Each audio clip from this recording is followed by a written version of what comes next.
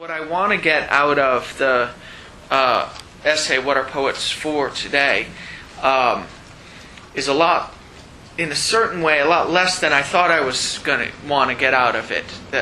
There's so much in there about a poet who he thinks really isn't doing in the best way what poets ought to do.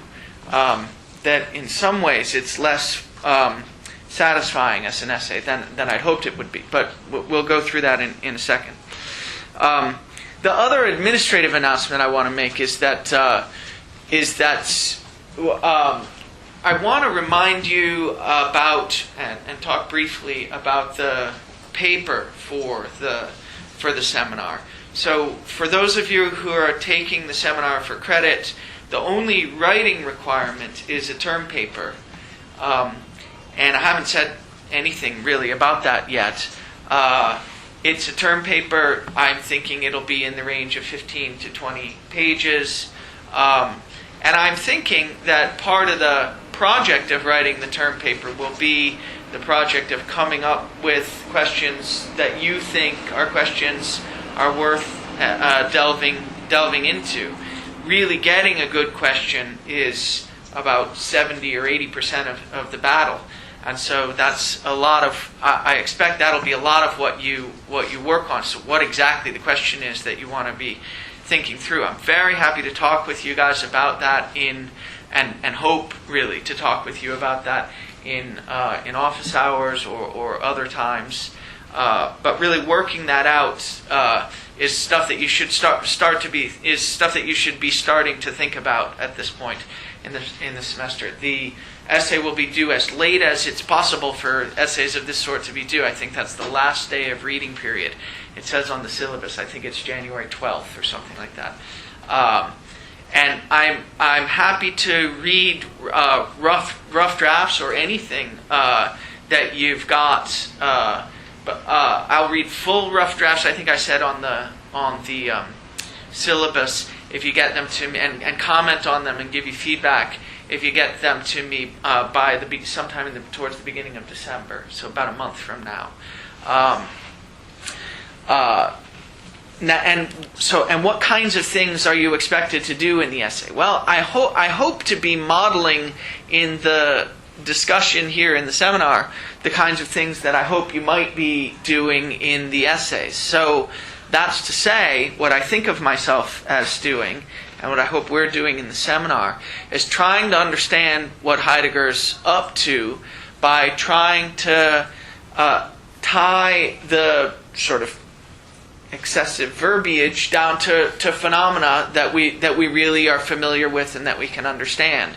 So I think a paradigm example of the way I think that has worked well so far in the seminar is the example of the Borgmann discussion of the wheelwright in the context of the Heidegger discussion of the four causes. But there are other options, and it certainly doesn't have to be that you tie it down to someone else's characterization of a phenomenon. If you can tie it down to your own characterization of a phenomenon that you're familiar with in your own life, that's good too. The phenomena shouldn't be, I think this is one of the things that Heidegger thinks is wrong with Rilke. The phenomena shouldn't really be personal phenomena, what Heidegger calls ontic phenomena. They should be ontological. That's to say, it shouldn't be so much about the particular emotion of love or the particular relation that people have to their own physical demise. It should be something about what in our understanding of ourselves in those contexts we learn about what it is to be the kind of being that we are, or we learn what it is for our culture to have the particular understanding of being that our culture has. Learn something about the style of the background practices in the culture.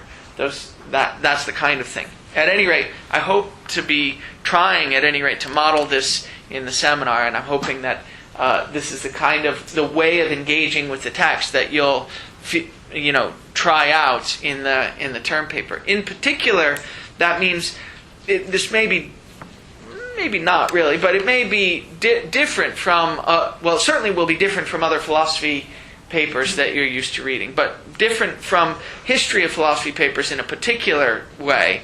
Namely, I don't really expect you necessarily, although you can if you like, I don't really expect you to be engaged so much with secondary literature. So one traditional thing to do when you're writing a history of philosophy paper is to say so-and-so has the following interpretation, and here's the text that shows you that that interpretation is wrong. That's a fine thing to do. It would be a fine thing to do in the case of Heidegger if there were lots of good secondary literature that engaged with the text in the way that it seems to me productive to engage with it. But unfortunately, a lot of the secondary literature doesn't try very hard to give a genuinely phenomenological characterization of the discussion that Heidegger is involved in. It tends to be a lot of pushing words around. And so I don't think that's particularly useful. So if you do find that, now I do think there's some useful secondary texts, and we have one or two of them on reserve, and I can point you in the direction of others. If you really want an interpretation to engage with and to contrast yourself with, I'm happy to talk with people about that in one-on-one. Questions about the term paper? Yeah. Should we engage in with one concept and idea, or are we sort of looking at more of a whole essay process that we're trying to do, or maybe that's up to us? It's up to you. I mean, some of I've chosen the essays so that particular themes run through them. So, for instance, the theme of the technological understanding of being, and it runs through, as we find it even in this essay. It's certainly been in the last three. It wasn't so much in the origin of the work of art, but that's a particular theme that runs through all of them. So if you pick that theme, you might engage with a variety of essays. But there are other essays like the origin of the work of art, where, as far as I can tell, most of the discussion of, say, the way a work of art works to create a unified understanding of being isn't found in other essays. So, yeah, it just depends on the question. Other concerns or questions about how it might work? But as you think about it, please do come by and talk to me, and I'll be happy to try to work up topics with you. Okay, what I want to talk about today is the essay "What Are Poets For?" Since one of the things that we're interested in the seminar is the question: what's the particular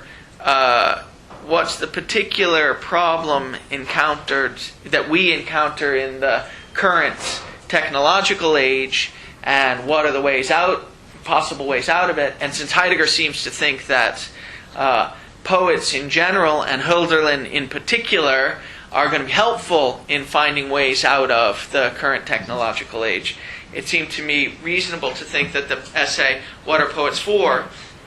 would be a good introduction to the way poets engage, to the relationship that poets can stand in to the turning of the culture, which is what we're interested in, to the saving possibilities of the culture. And Heidegger does talk about this in this essay, in about the first 5 pages of the 55-page essay, or whatever it is. It's a long essay.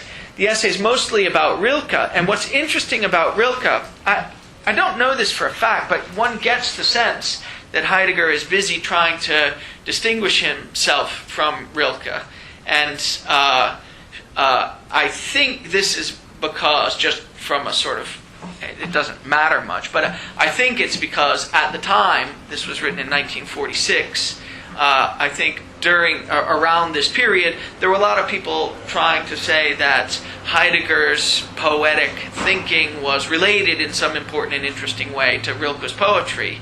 They were the great thinker and the great poet of the first half of the 20th century in Germany.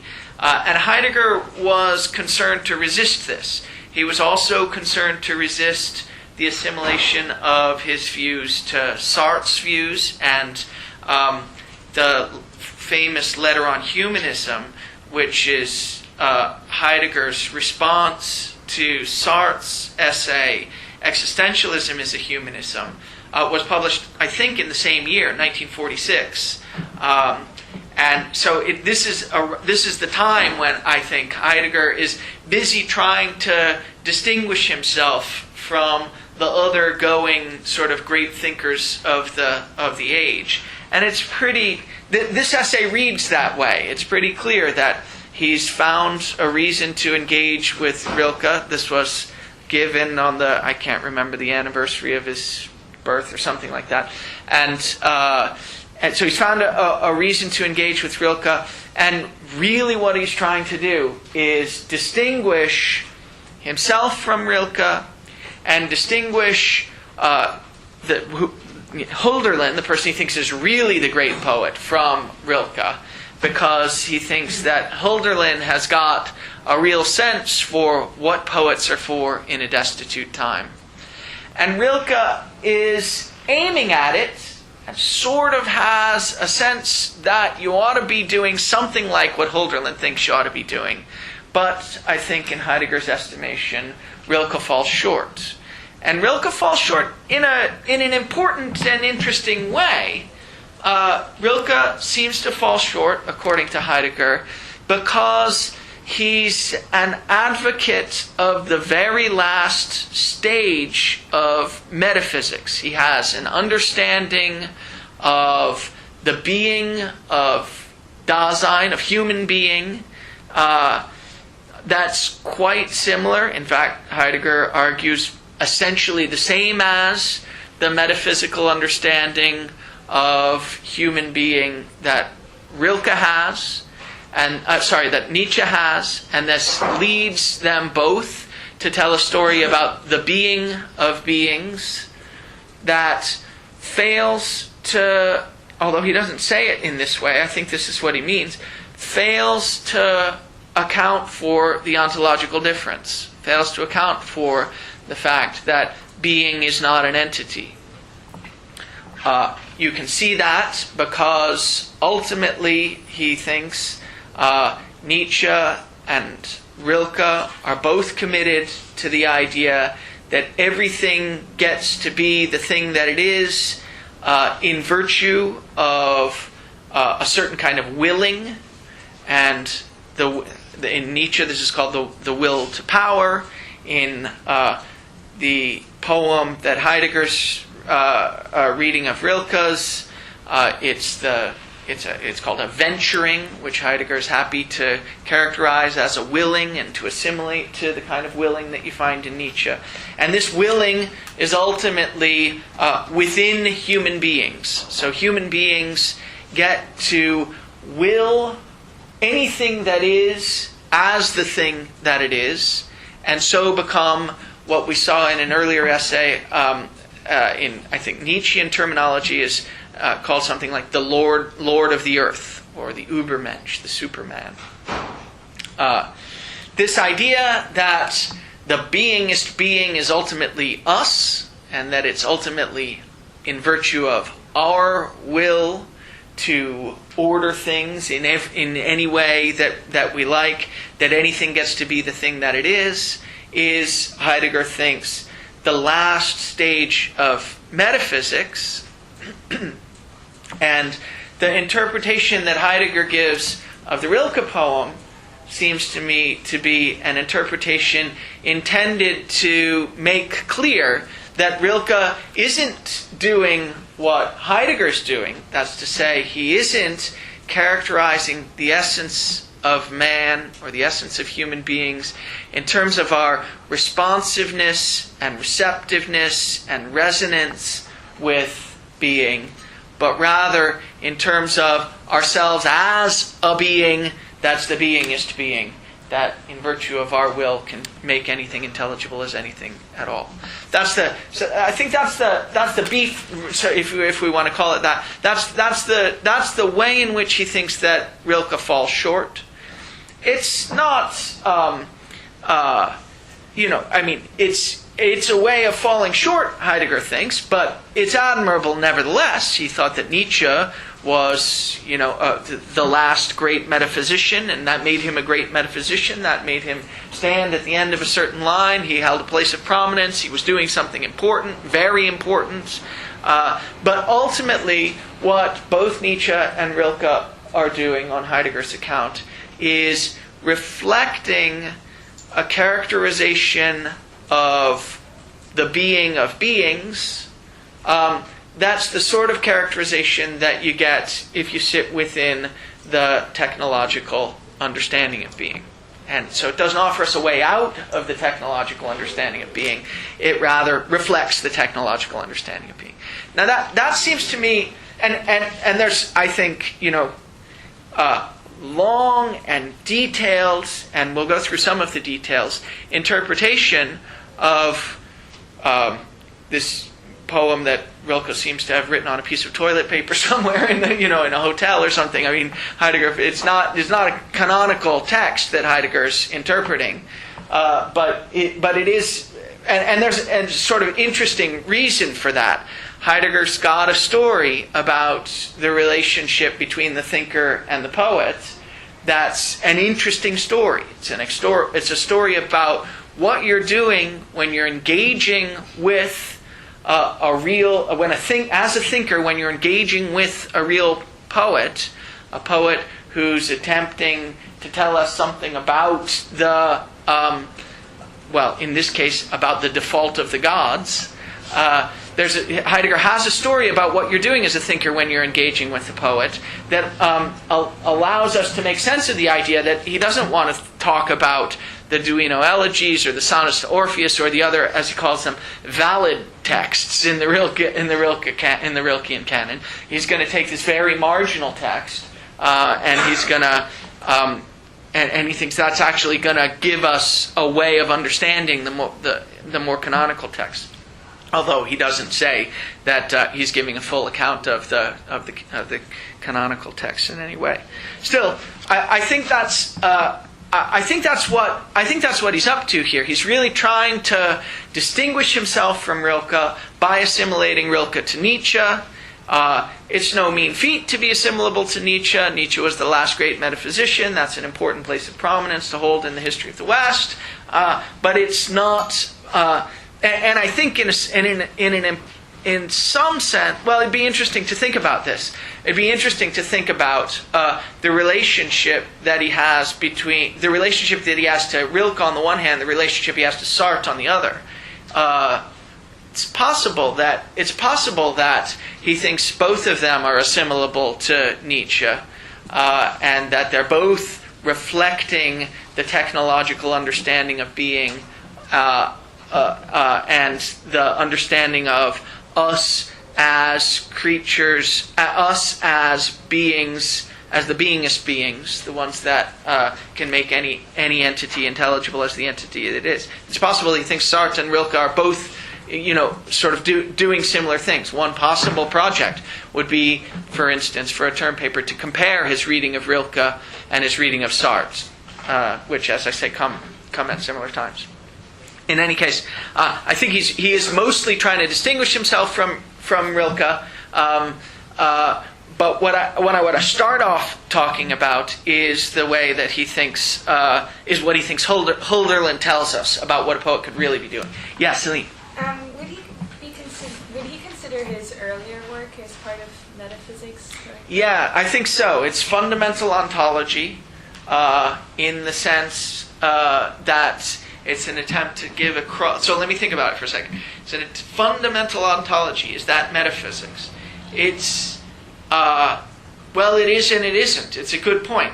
It's in fact, it's something like fundamental ontology instead of metaphysics, because what it doesn't, it respects the ontological difference.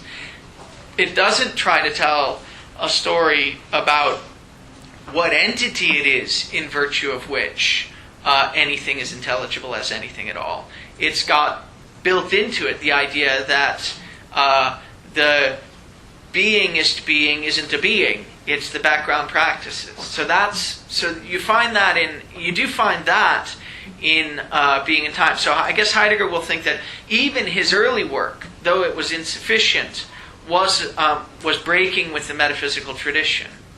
But then he'll say it doesn't break with the metaphysical tradition completely enough because it doesn't recognize in the full and dramatic way that he comes to recognize the historicality of being. Yeah, good question. Adam. Question too on that about so we can talk about excuse me on non-entities like beings. Are there any other examples of non-entities that we could talk about just as a means of reference? Non-entities like being. Yeah, not beings. Yeah. Being. Sort of things like earth and. I see. Yeah. So we. It's certainly true that earth and world in the origin of the work of art, even the work of art itself, although he says it's a being, it's not what it is in virtue of its being a being. It's what it is in virtue of its being the site of the struggle between earth and world. And that's a way of characterizing something that happens in the background practices of the people who live in the light of the work of art. So, yeah, earth and world are not entities. They are something like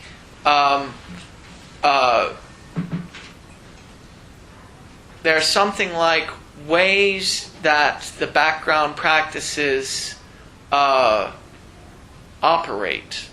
I don't know if operate is the right word, but there's something like ways that, let's use it for the time being, something like ways that the background practices operate. They're engaged in a struggle with one another, which struggle brings out each aspect of each of these two aspects in its best. And then later we'll see it's been referred to a few times in the readings that we've done already.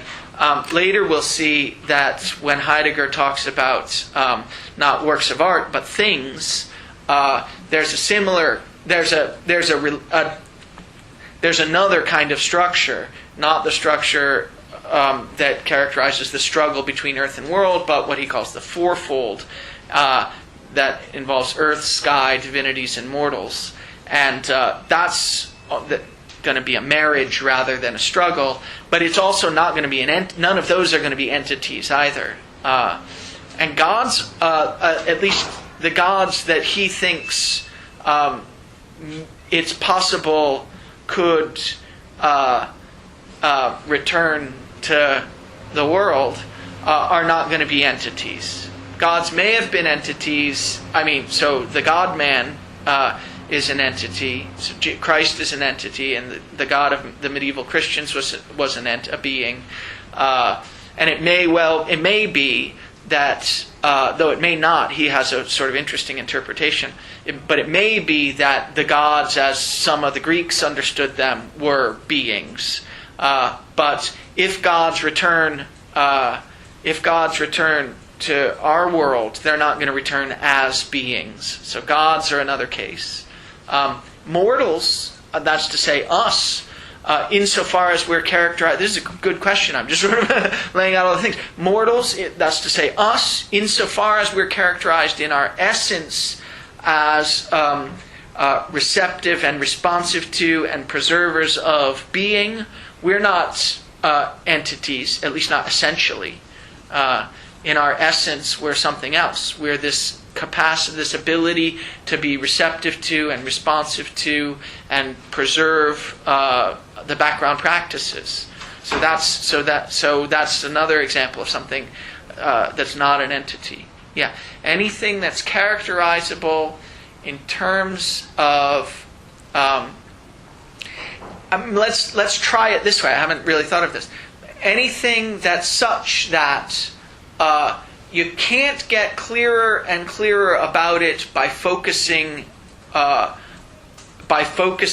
more and more directly on it is going to be something that's not in its essence characterizable as an entity.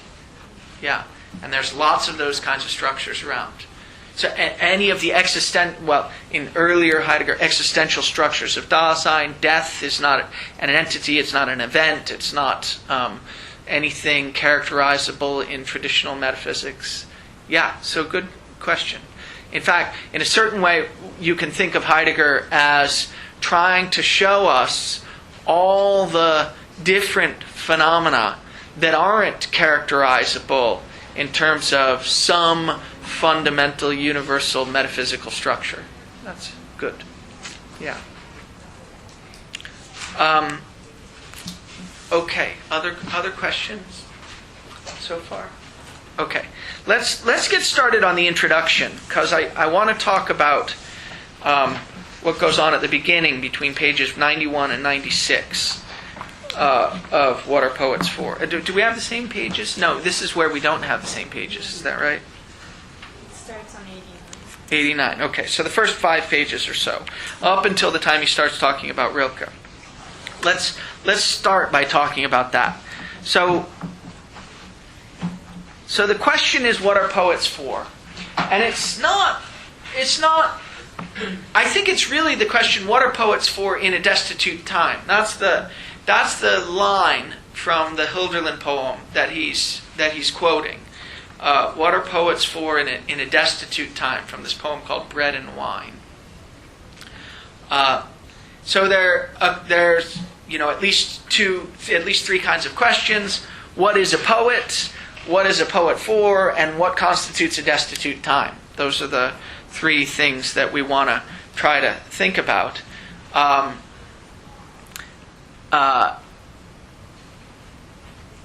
Just to have a sort of name for what poets are for, you can turn to 94.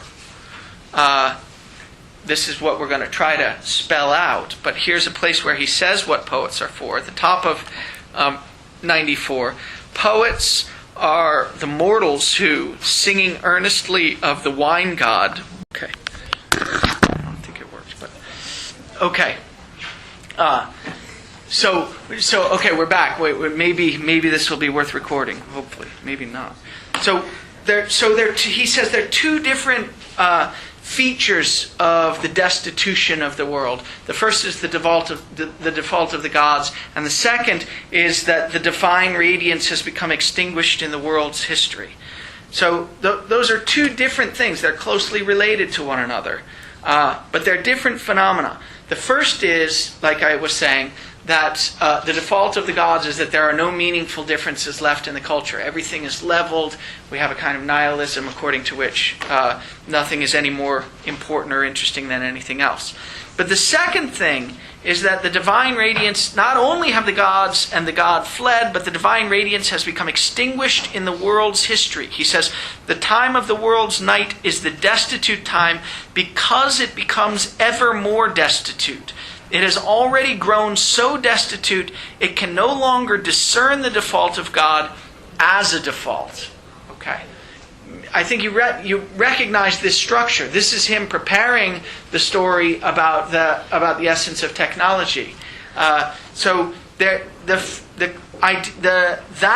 divine radiance has become extinguished in the world's history is not just that the gods have fled, but that we can no longer discern the default of God as a default. Right? So it's not just that there are no meaningful differences in the world. It's not just that nothing is any more intrinsically valuable or important than anything else. It's that seems like a necessary fact about the way the world is. It doesn't seem like a default. It doesn't seem like a lack. It seems like a fact. Maybe that's the way to put it. It doesn't seem like a lack, it seems like a fact. It just seems like it's true that there are no meaningful differences in the world. And that is the, so to speak, scientific, maybe technological characterization of the nihilism. We've discovered that, as a matter of fact, nothing is intrinsically valuable. We're left with that when we realize that there's no, say, Judeo-Christian God, and we can no longer believe in a Judeo-Christian God. We're left with that fact It's a sad fact, but those of us who are strong-willed enough will face up to it. It's not even worthwhile being nostalgic for the old days because we now understand the way things really are. That's the second aspect of the destitution of the current age. And the way to say it is, so that not only do we live in a time of the default of God where there are no meaningful differences, but the time is so destitute that it can no longer discern the default of God as a default. Okay. So you should recognize this structure from the technology essays. This is the structure according to which not the sort of sense in which the danger of the technological understanding of being is the supreme danger is that not only does it hide itself the way every understanding of being does, it hides that there are understandings of being at all, and so makes it seem that there not being any meaningful differences is just the way things are as a matter of fact. That's not given to us from without, that's the way things really are. That's a sort of cross-cultural, ahistorical, eternal truth that we finally come to understand that no culture in the history of the West has ever been able to understand. Now this is Heidegger's characterization of Hölderlin's characterization of the sense in which we now, Hölderlin writing in 1802 or whenever he's writing, we now live in a destitute time. So you can see why Heidegger would be excited about discovering this in Hölderlin. Now, we'll talk in a little bit about the sense in which one discovers the sense in which Heidegger thinks one discovers in a poet, something like this. But at any rate, it's not obvious that other normal readers of Hölderlin or any other poet would find this kind of structure in there. So it's a very particular kind of engagement with Hölderlin. But still, you can imagine his excitement in discovering, in finding something that he felt could be interpreted in this way in Hölderlin. So these two qualities, the default of God and that we can no longer discern it as a default, seem to me to relate to the qualities of enframing that Heidegger characterizes in the question concerning technology, because enframing not only levels all meaningful differences when it tells us that everything is understandable as an orderable resource, but also it seems to make it obvious rather than disturbing that meaningful differences are absent. Okay, so we get the very same structure there that we have here. So we've got a characterization of the destitution of the time, the need, the sense in which we live in a needy time, has to do with the default of the gods and our not being able to experience that as a default. And the question is, what exactly is the poet for in a needy time?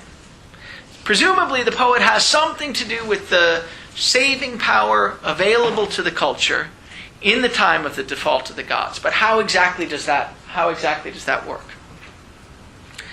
Well, so the first thing that we've got to notice is that what we're looking for is the turning of the age. We're looking for this turn away from enframing. I don't know how anyone could have understood this if they hadn't already read the thing he wrote later. I don't know how he understood it. It's sort of amazing.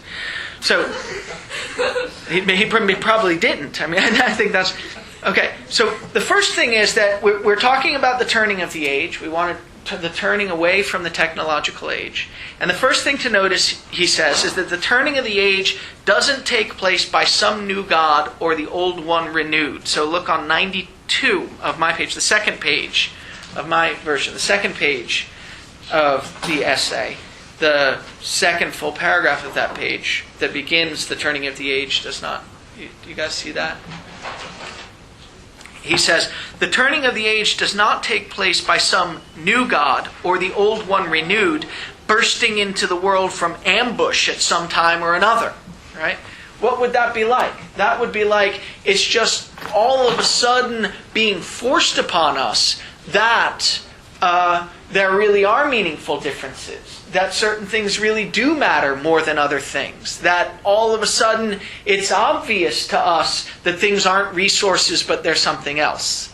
It's hard to imagine, given the kinds of beings we are, what that bursting onto the stage would be like, right? I mean, first of all, it's just hard to know how it could happen. You might think that it could happen by lots of arguments, say. Maybe lots of arguments of the sort that we have in politics about, something's really being more meaningful than something else because it's life, say, and we're going to define it as life. And now we'll understand that it's more. But I think everyone realizes that those kinds of things, if they make any progress at all, they don't burst onto the scene, right? They make progress eventually over a long time, and probably not through a series of rational arguments, which is the way we like to think that they're going to make progress. But anyhow, it's not going to be something that's totally unrelated to us and bursts onto the scene from completely outside of us. Rather, he says, it's going to, in the first place, it has to be a turn with mortal men. So he says, I'm just going to read this whole paragraph. So the turning of the age doesn't take place by some new god or the old one renewed, bursting into the world from ambush at some time or another. After all, he says, where would he turn on his return if men had not first prepared an abode for him? I mean, that won't make sense unless you understand that his understanding of what it is to be us and what it is for us to have an understanding of being and to get meaningful differences in the culture doesn't allow for the possibility that we could have an understanding of being by someone, say, tweaking some neurons. It's got to happen as a result of the progress of the background of the style of the background practices. The background practices have to change, and the style of the background practices has to change. And only once the style of the background practices has changed is it going to be possible for things to be intelligible to us as more or less meaningful in some way. So where would he turn on his return, this God come ambushing us from nowhere, if men had not first prepared an abode for him?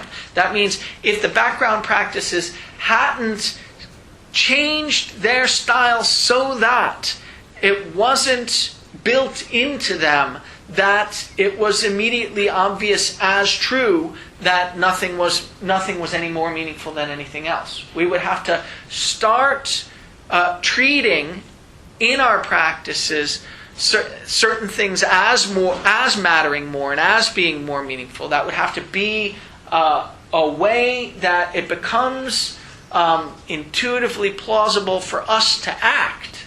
It has to be sort of given to us as a background datum that it's plausible to act as if certain things are more meaningful than others. And only once that happens is it going to be possible for it to become clear to us the way in which, the particular style in which certain things matter more than others.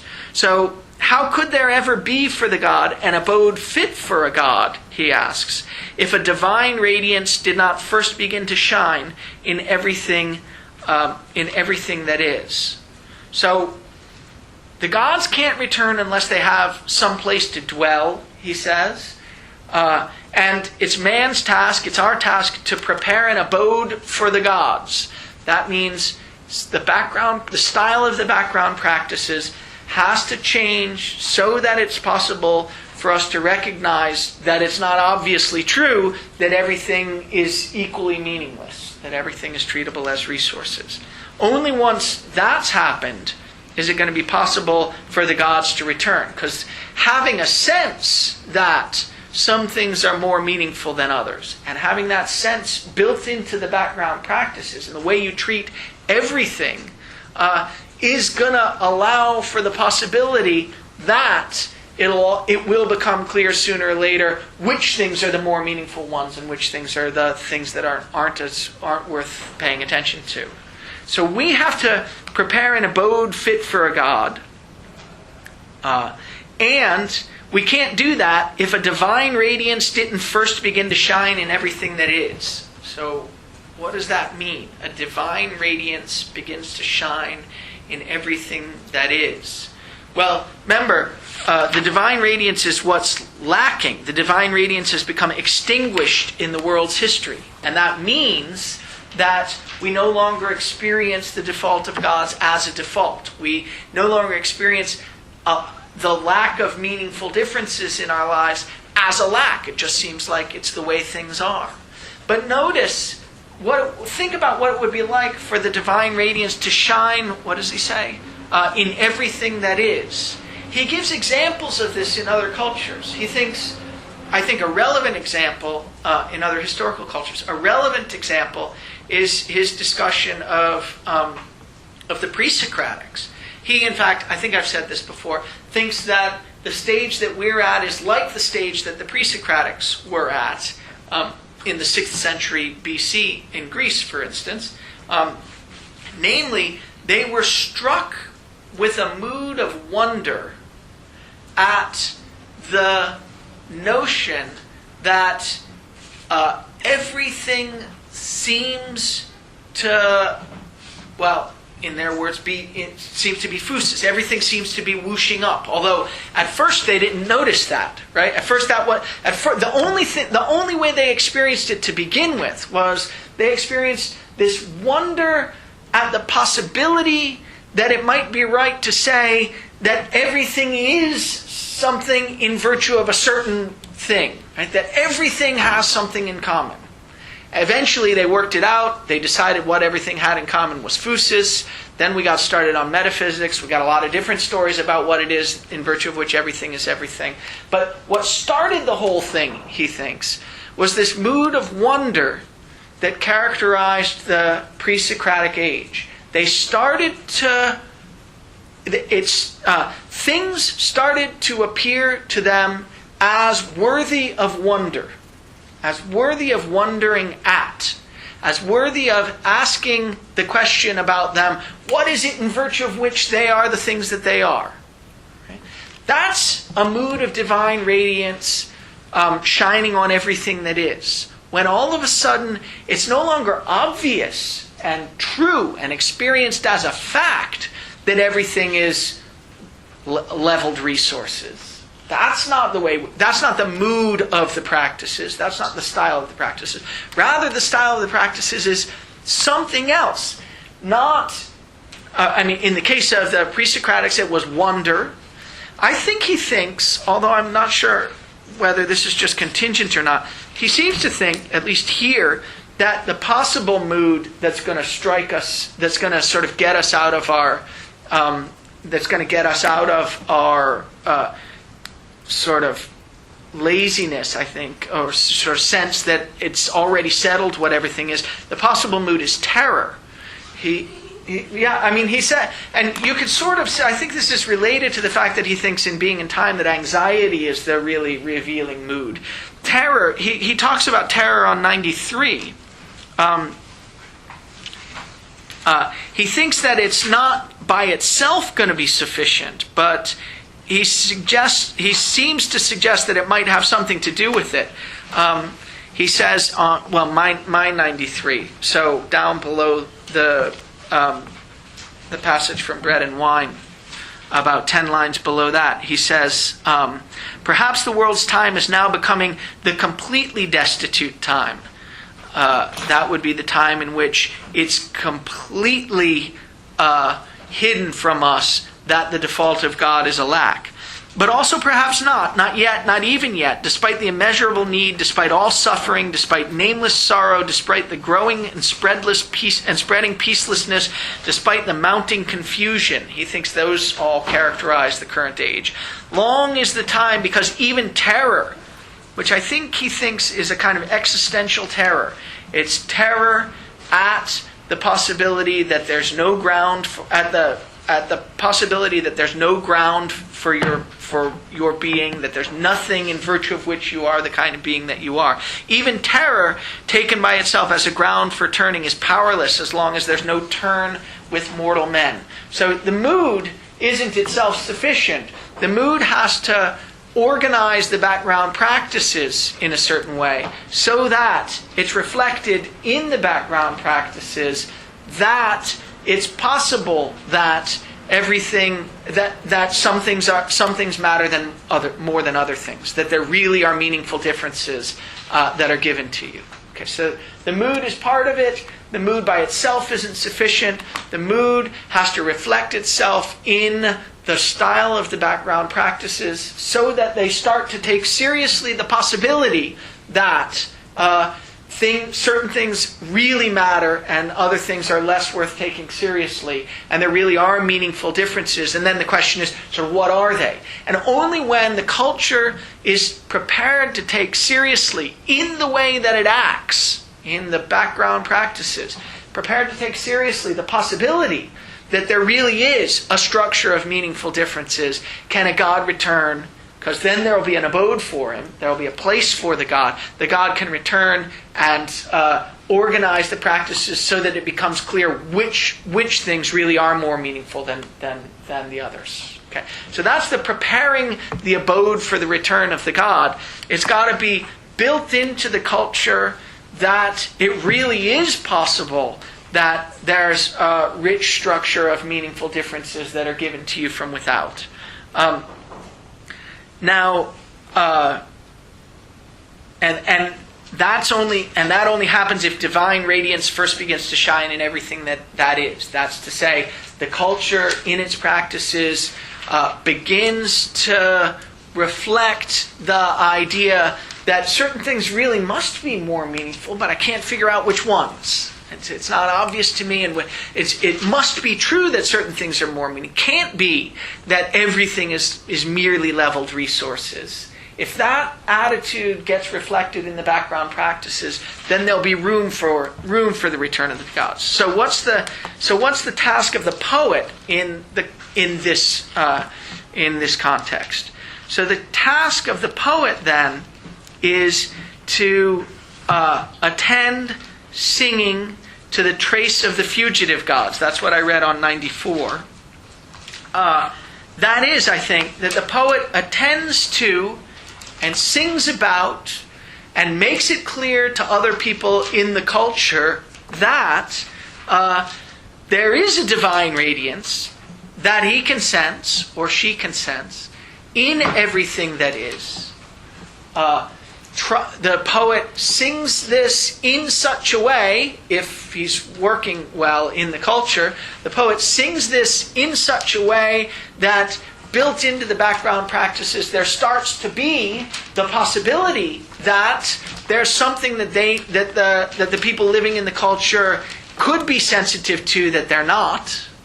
And when the background practices change, the style of the practices changes in that way, then the culture will have prepared an abode for the return of the return of the God. And then some other poet or some work of art or some series of things singing or something will make it clear what either sort of as a unified story or on local occasions what those meaningful differences really are, what they amount to.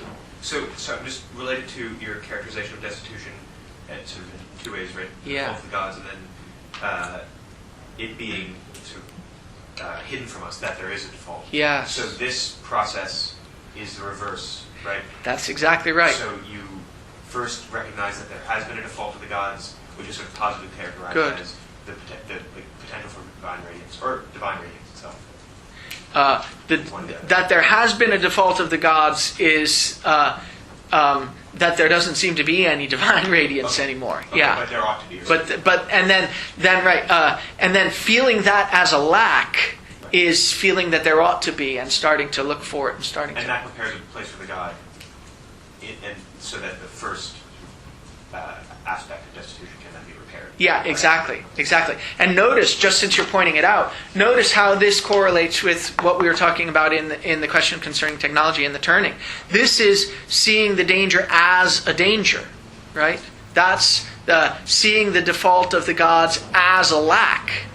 That it's the poet who who sees it as a lack, and even more so, the poet who senses, despite this lack, senses a divine radiance in everything that is. I guess it's worth distinguishing these. Those are two different stages. There's seeing the danger as a danger. That is experiencing the default of the gods as a lack. That's one thing. And then there's the stage beyond that, which is the stage of that he thinks the poet is capable of. Nevertheless, despite this lack that you experience as a lack, seeing a certain kind of meaningfulness in the background practices, seeing a divine radiance in everything that is. And that coincides with the return of the God. That prepares the abode for the return of the God. Yeah, once it gets instituted in the culture. Yeah, because the experience might be this. The experience that the poet in the needy times has might be this. I experience that some things really are, that it's really not true that everything is just leveled resources. That can't be the way that it is. That there is some sense in which some things are more meaningful than other things, and there's really a structure of meaningfulness that's given to me from without. It could be that experience without us being the experience that the structure of meaningfulness is as follows. That's what you need the God for. Yeah. Okay, good. So. This is what the poet has to do. He has to sing of the divine radiance that he or she can sense in everything that is. I take it that, we'll see. It's not, I guess I think that Heidegger thinks, we'll see. Here's a question that we have to keep in mind. Does Heidegger think that that's what Hölderlin is doing? Does Hölderlin sense the divine radiance in everything that is? Or is he doing the lesser task of noticing the default of the gods as a lack? Those are two possibilities. Is he just sort of refusing to give into the nihilism and take it as obvious that everything is equally meaningless, and rather sort of seeing that as something that couldn't possibly be true, though he doesn't know how to do it? I think he's probably doing more than that. I think he's, in addition, sensing that things really aren't just meaningless resources. Sensing that things aren't really, in the earlier sort of stage of it, merely objects with properties. That they have something that goes beyond that, some of them at any rate, and those are the things that he's singing about. For instance, the various rivers that he sings about, and various traditions, like the traditions in bread and wine, and so on. Is that a question or a stretch? No, but isn't that the distinction he makes between Wilk and Real? Because Real does manage to notice the lack, I would say, and because he is very aware that man is turning into this technological being, and that's something that Heidegger points out very clearly. And then, but the reason he criticizes Wilk is because he doesn't go far enough to take us to the place of turning. So I think at least that's how I read. Yeah. Maybe is there a passage you had in mind? We can look at it, or I can just think about it. I can look for it. Okay. All right. But even when there's the place where he talks about all the mountains. There's a poem that he quotes of. Real quick. Yeah. On page 112. So it'll be a little beyond that on mine. This, yeah, Oh, yeah. Oh, right. He likes this from the Book of Hours, which is very early. The last hours, homesick and yearns to leave the coin and leave the wheel that teaches leader life and age. The factories entail from petty forms of uncongealed, return to the open mouth and speaking to audit the mouth and will close again.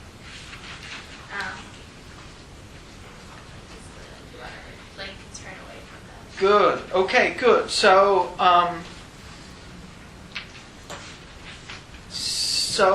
good. So I think So he says, the object character of technological dominion spreads itself over the earth ever more quickly, ruthlessly, and completely. It does all this stuff.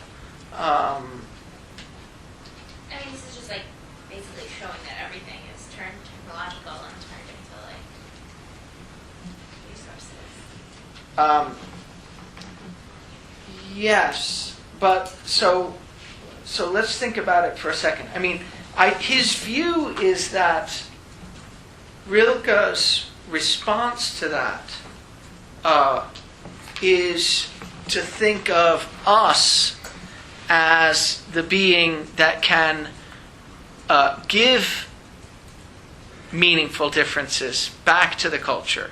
So I take it that's what he's saying when he says Rilke's poem thinks of man as the being who has ventured into a willing, the being who, without as yet experiencing it, is willed in the will to will. We can set ourselves up as the end and the goal of everything. And so you're right that he thinks of Rilke as sensing a kind of lack in the onset of the technological practices. So I'm happy with that. I think that's right. He does seem to think that, I think you're right too that he thinks that Rilke doesn't experience. Well, it's funny. The divine radiance shining in everything that is. He sort of does experience that. That's the story about the angel. But he experiences it in the wrong way. He experiences it as a story that reveals our being as the being who is the goal and end of everything. And ultimately, this is just the final expression of the technological understanding of being, not the way out of it. So it's a funny, complicated thing. He's got a kind of story, but he's got the wrong. He's got the wrong divine radiance, and it's got the wrong relation to him, and it gives him the wrong understanding of what it is to be us, and so it gives him the wrong understanding of what it is for anything to be anything. That's, I think, it's all too willful. It's the final expression of the subject-object story, of the story of us as subjects positing facts and truths about objects, except it goes beyond that, there's no object to a place where there's no object at all. There's nothing that stands against us at all. That's what object is in German. The Gegenstand stands against us. There's nothing that stands against us at all. It's just us as the goal and expression of everything. That's through our will. That's the Nietzschean story. That's why the Nietzschean hero is the Übermensch, is the one who constantly gives to things a meaning through the pure force of his will, which he overcomes after a time, so that he can give to things a new meaning through the pure force of his will, without any constraint from outside. That's the Nietzschean story about the kind of being that we are. We are the final entity. We are the final sort of beingist being on this story. And he thinks that Rilke's got a version of this story, even though he's got a sense of the lack as a result of the default of the gods. Roughly, the Rilke version of the story is, yep, there's a default of the gods. Fortunately, we can come back as the God-man. That's the Rilke and Nietzsche version of it. It is interesting to wonder, whether this is the right reading of Rilke or not. How many of you are fans of Rilke or know some Rilke? And are you squirming in your seat? Are you thinking, gosh, I first read this when I was a real fan of Rilke, and I noticed I'm just constantly saying, says who? How can you be so bold as to... and part of the... Well, isn't it sort of a nationalist thing a bit? Tell me.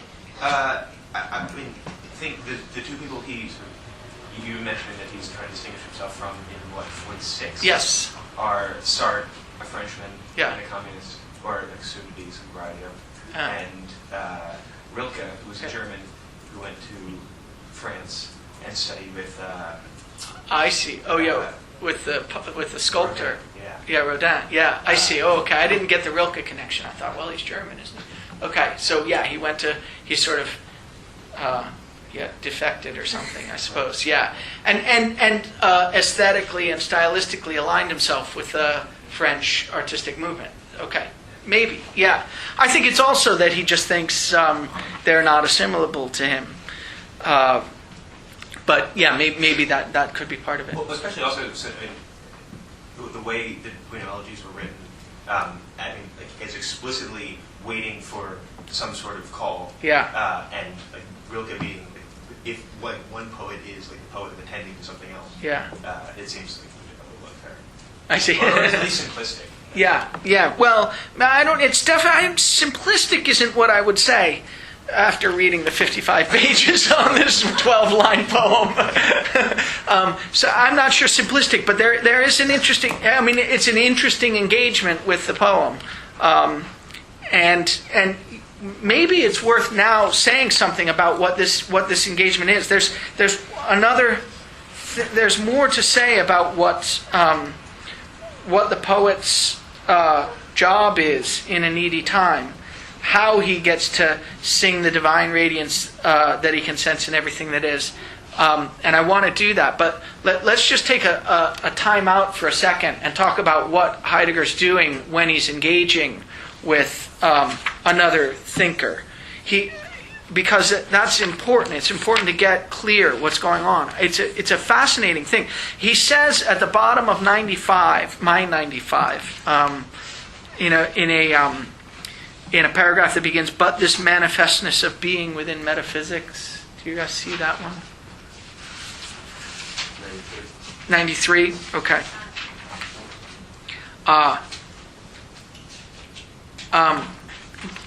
Let me read this paragraph, because this is where he's characterizing his story about the dialogue. He calls it a dialogue. I think that's Auseinandersetzung. It's a sort of each person standing against the other.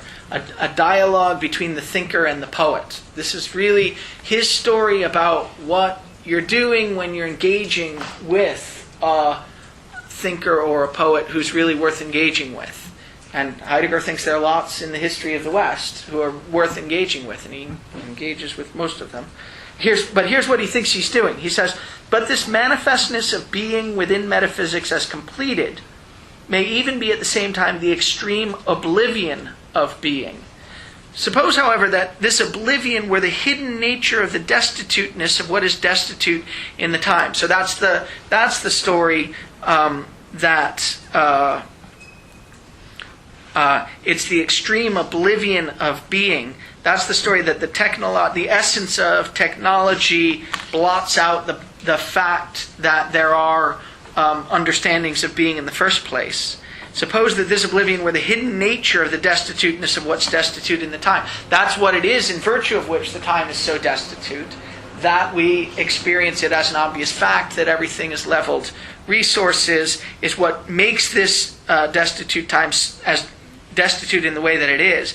There would indeed, suppose that were the case, which he thinks it is, there would indeed be no time then for an aesthetic flight to Hölderlin's poetry. So whatever we're doing when we're reading Hölderlin, it's not going to be an aesthetic interpretation, an interpretation that highlights what it is in virtue of which the poetry is beautiful, say. There would be no moment in which to make a contrived myth out of the figure of the poet. So we're not going to tell a story about the poet that's sort of biographical and try to, spend a lot of time talking about these sort of fascinating personal details of Hölderlin's life. We lived with Hegel and Schelling or something. Is that right? Hegel and Schelling, I think. For 3 years they were roommates, sort of around 1800. Anyhow, you wouldn't do any of that. There would then be no occasion to misuse his poetry as a rich source for a philosophy. That's not what we're going to do. But there would be, and there is, the sole necessity, by thinking our way soberly into what his poetry says, to come to learn what is unspoken. That's what he thinks he's doing. You're learning what is unspoken in the poetry by paying attention to what he says, but more importantly, by paying attention to what he fails to say, paying attention to what he's avoiding, paying attention to what he can't bring himself to say, paying attention to what he says but wrongly, even though he should know better. That is the course of the history of being. That's the course of the history of being. A real poet is speaking out of being. That's to say, a real poet is receptive to and responsive to the style of the background practices. The style of the background practices is something you could never get clear about, but you're speaking out of it insofar as you're receptive to it and responsive to it.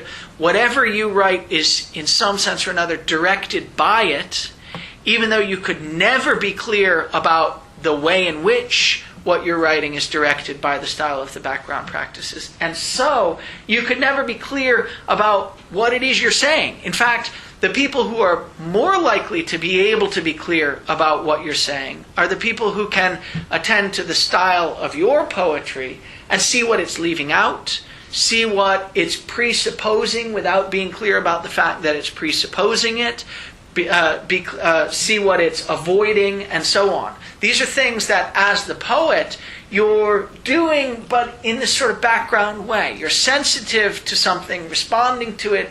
It's allowing you to write the things that you do, but you could never be clear about what it is in virtue of which you're writing them. That takes someone else. It takes a thinker.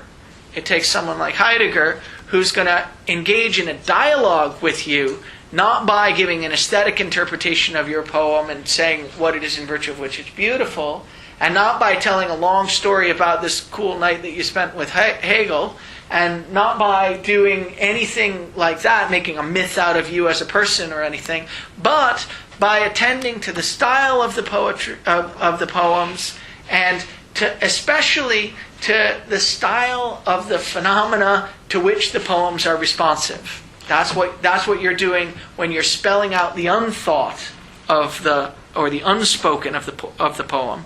It's the right thing to do when you're engaging with a poet, because it takes seriously the kinds of beings that we are as beings who are receptive and responsive to being, and takes seriously that poets are those kinds of beings. It takes seriously our essence in terms of our relation to being, and it itself speaks out of a relationship to being. So the thinker is someone who also is receptive to and responsive to the style of the background practices. So if we reach and enter that course, it will lead thinking into a dialogue with poetry, a dialogue that is of the history of being. Scholars of literary history inevitably consider that dialogue to be an unscientific violation of what such scholarship takes to be the facts. So any normal scholar of literary history is going to think that this is really sort of uncareful scholarship. But Heidegger is going to say, look, what you're doing when you're engaged in this dialogue is you're trying to ferret out the background thing, the background understanding that's so taken for granted by the poet that he could never be clear about it himself. That's what you're trying to ferret out. And so, of course, he's going to, since he can't be clear about it himself, he's going to say things that contradict it. He's going to say things that he shouldn't say if he were hewing more clearly to it. He's going to be sloppy and ambiguous when he says things that are on the track, except for maybe every once in a while. You're going to be ferreting out what's not clear to him, but that's that out of which he's speaking. And to the regular literary scholar, that's going to look like sloppy scholarship. But Heidegger's saying, no, it's really thinking engagement with the poetry. Philosophers literary scholars consider it to be unscientific violation of what the scholarship takes to be the facts. Philosophers consider the dialogue to be a helpless aberration into fantasy, but destiny pursues its course untroubled by all that, right? Nevertheless, we're going to go ahead and do it because that's what real thinkers do when they engage with other thinkers or with poets or with works of art or with anything that's receptive to and responsive to the background style of the practices. Yeah? I guess before we get too much further specifically into the poetry, is poetry supposed to stand apart from other forms of art? It seems like a common or natural way to describe all forms of art is that they sort of look to find and assign meaning to things, a bunch of things. Well, it's not. I'm not. Let's see. I mean, maybe you don't even need to. I don't even need to go down that road. But is this supposed to be sort of a standard for various different ways of expression that could also serve this purpose, or is poetry more specific? Well, no. Poetry is not. It's a good question. So, what are poets for, and what is poetry? What exactly are we talking about when we talk about poets? Certainly, there's some relationship, although I'm not sure at all how to characterize it. But there's some relationship between what the poet's doing when the poet is writing poems that are sensitive to, this particular kind of poetry in a needy time, when they're writing poems that are sensitive to the, what does he say, the divinity that they experience in the divine radiance that he can sense in everything that is. There's some relationship between what the poet's doing when they're doing that and what, say, the artist is doing in creating a work of art that focuses an understanding of being. There's some relationship, namely, both of them are engaged with a background style, a style in the background practices, either by way of noticing something about it, that's what the poet who notices the divine radiance in everything that is doing, or by creating the opportunity for those practices to gather in a certain way. That's, say, what the artists who created the Greek temple are doing. So there's certainly some relationship between these.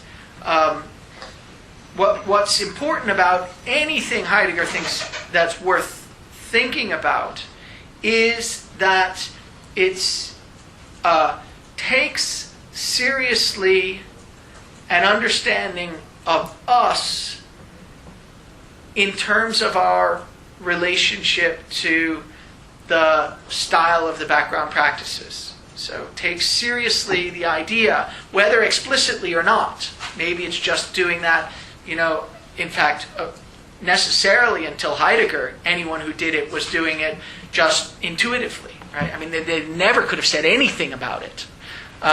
And in fact, they were doing it, so to speak, against all odds because they lived in, metaphysical parts of the history of being where everyone explicitly thought that being was something else. So they were nevertheless preserving being despite, this sort of bad metaphysics in the culture that they lived in. But anything that's worth taking seriously is going to be a manifestation of that understanding of the essence of us, of the essence of human beings. Now, so works of art will be it. Thinging, as we'll see later, will be it. Poets will be doing that. Thinkers will be doing that.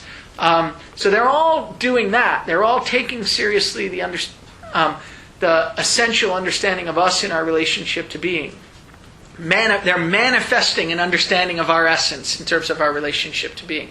But they're not. But they may not all be doing it in the same way.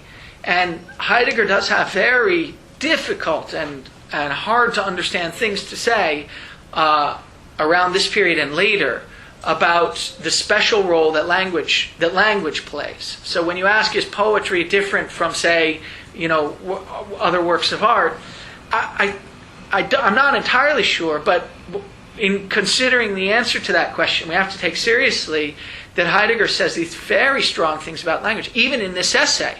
So the famous place where he says it is in the letter on humanism, which, as I say, was, I think, written in the same year. But he repeats it here.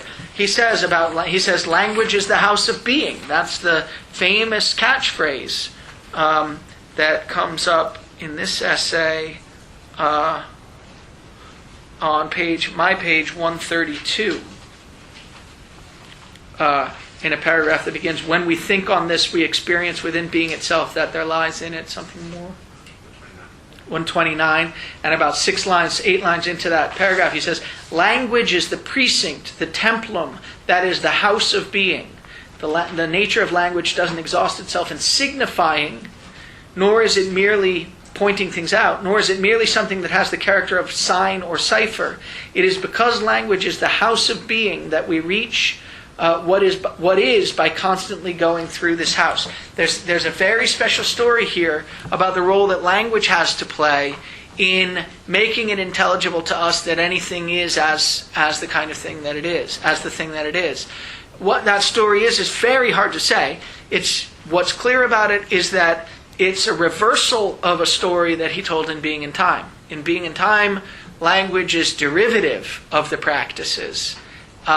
In Being in Time, in the early work, first you have the background practices that manifest an understanding of being, and only as a result of those do you get the capacity to make assertions in a language. Here it looks like it's going the other way around, although it's a little bit hard to say. If being is the style of the background practices and language is the house of being, it looks like first you got language and then you got being, rather than the other way around. So whatever the story is about language, it seems to be the reverse of the story about language and Being in Time. And poets and thinkers, especially what Heidegger considers himself to be by this time a kind of poetic thinker, who engages with language in a way that takes seriously the fact that it's the house of being.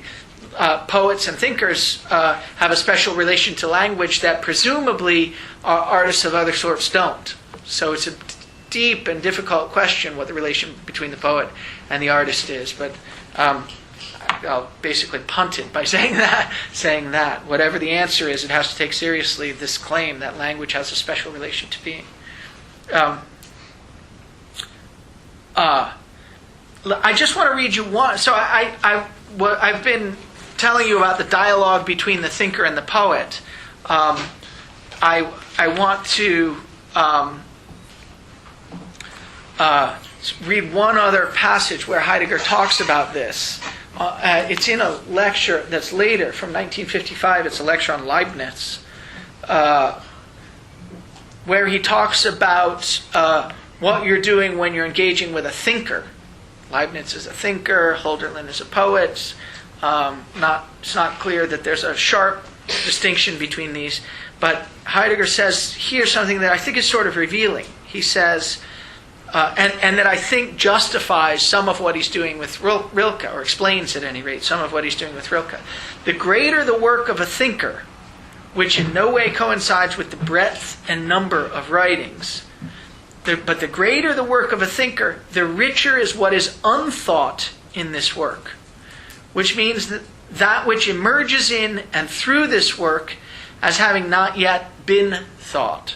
So the unthought here is the unspoken in the paragraph that I just read about Rilke. It's, of course, this unthought has nothing to do with what a thinker has overlooked or not mastered, which wiser descendants would then have to make good on. It's something like, when you're a thinker, you're speaking and developing your views out of a sense of what's called for and required by the phenomena as you experience them. But insofar as you're speaking out of that intuitive sense, you're speaking out of something that you could never be clear about.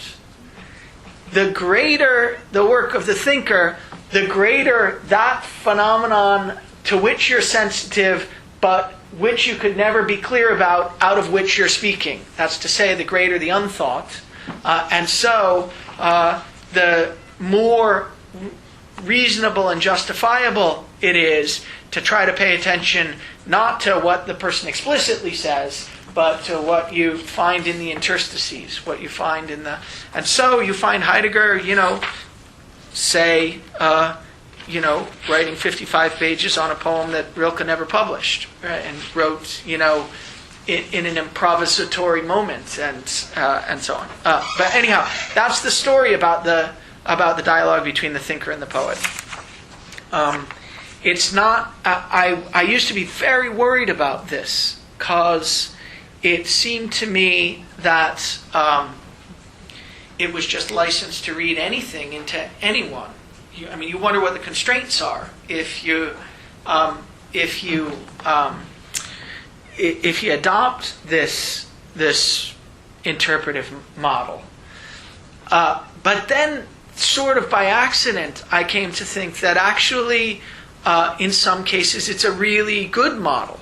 And it happened by accident because I was trying to write an essay on a passage by this French phenomenologist named Merleau-Ponty, and I was struggling. He said these sort of crazy things that you wouldn't say unless you felt like you had to say them. It's just weird. It would be weird to say these things.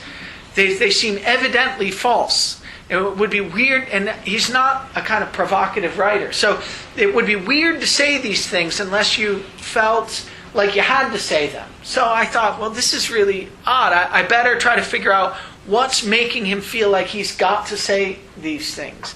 And I discover, I felt like I had an account of it. It took a long time, but finally I felt like I could explain why you would be driven to say these things about the way the perception of objects works. And everything about my story came not from reading other things in Merleau-Ponty, but came from thinking about the phenomenon of the experience of objects and trying to figure out why, if you were thinking hard about that phenomenon, you would say these apparently crazy things. And so I finally got a story about what I thought should drive him to say this. And on the basis of this interpretation, I predicted that he should say all sorts of other things in the rest of the text. And he didn't say any of them. He said, he just sort of, in fact, he said the opposite of them. He said things that were sort of blatantly contradictory with respect to the thing. And I was so depressed. I thought, oh my God, this is obviously I've gotten the interpretation wrong. I'm going to have to go back and rethink this. It really doesn't make sense. And then, through some help, through the help of a friend, I sort of actually was given the idea that maybe this is what happens when you feel driven to say bizarre things, but you really feel driven to say them, and so you say them nevertheless. What's driving you to say them is a sensitivity to some aspect of the phenomena that you can't really get clear about. It's what drives you to say these things in these very weird ways. And because you can't be clear about them, you're not able to say consistent things about them. But someone else who's paying attention to what you say and thinking about the phenomena that are driving you to say them might nevertheless be able to get at what's motivating you in this kind of case. And I think it's interesting. It depends on the idea that Merleau-Ponty says it in some other place. He actually adopts this as an interpretive method when he's reading Husserl. He says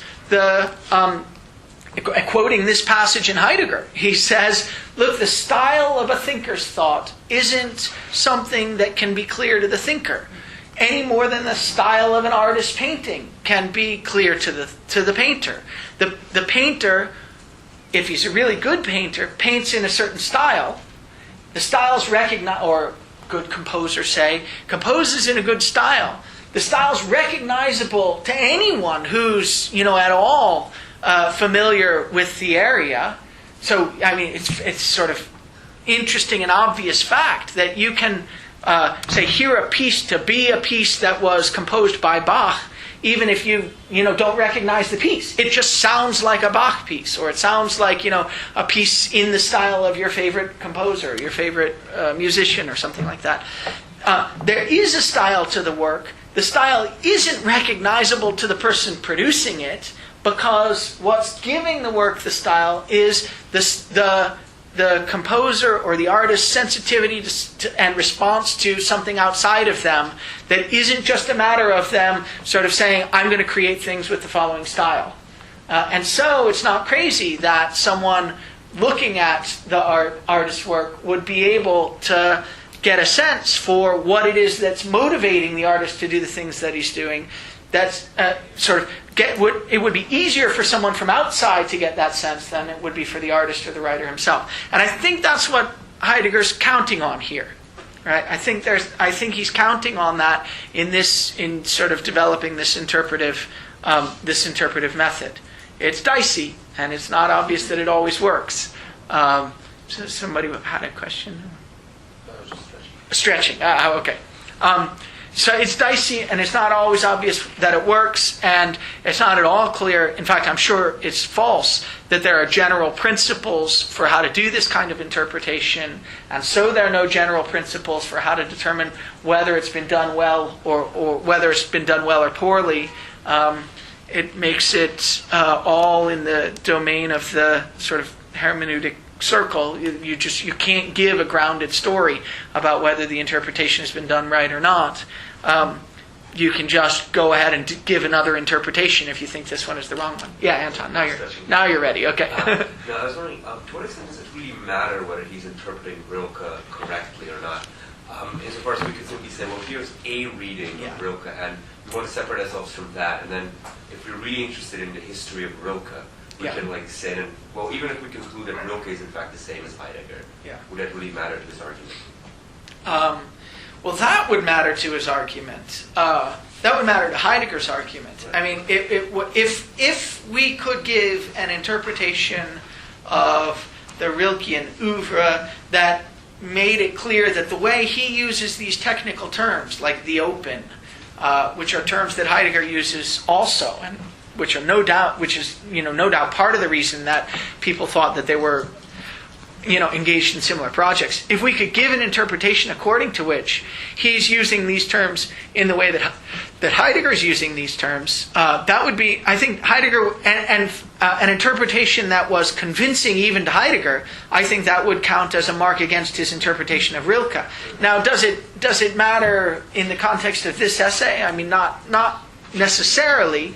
It depends on what the goal of the essay is. If the goal of the essay is to spell out what the last metaphysical stage of thinking in the history of the West is, whether Rilke was the one who was devoted to it or not, then it won't matter. Insofar as it makes that clear, then it's done its job. But if it's really meant to be an interpretation of Rilke, then it does matter. And a lot depends on how much you feel compelled to defend Rilke. Like I said, the first time I read it, I really felt compelled to defend him. Okay. That was the side note on the dialogue between the thinker and the poet. So now let's go back to this question about what the poet is doing in a destitute time.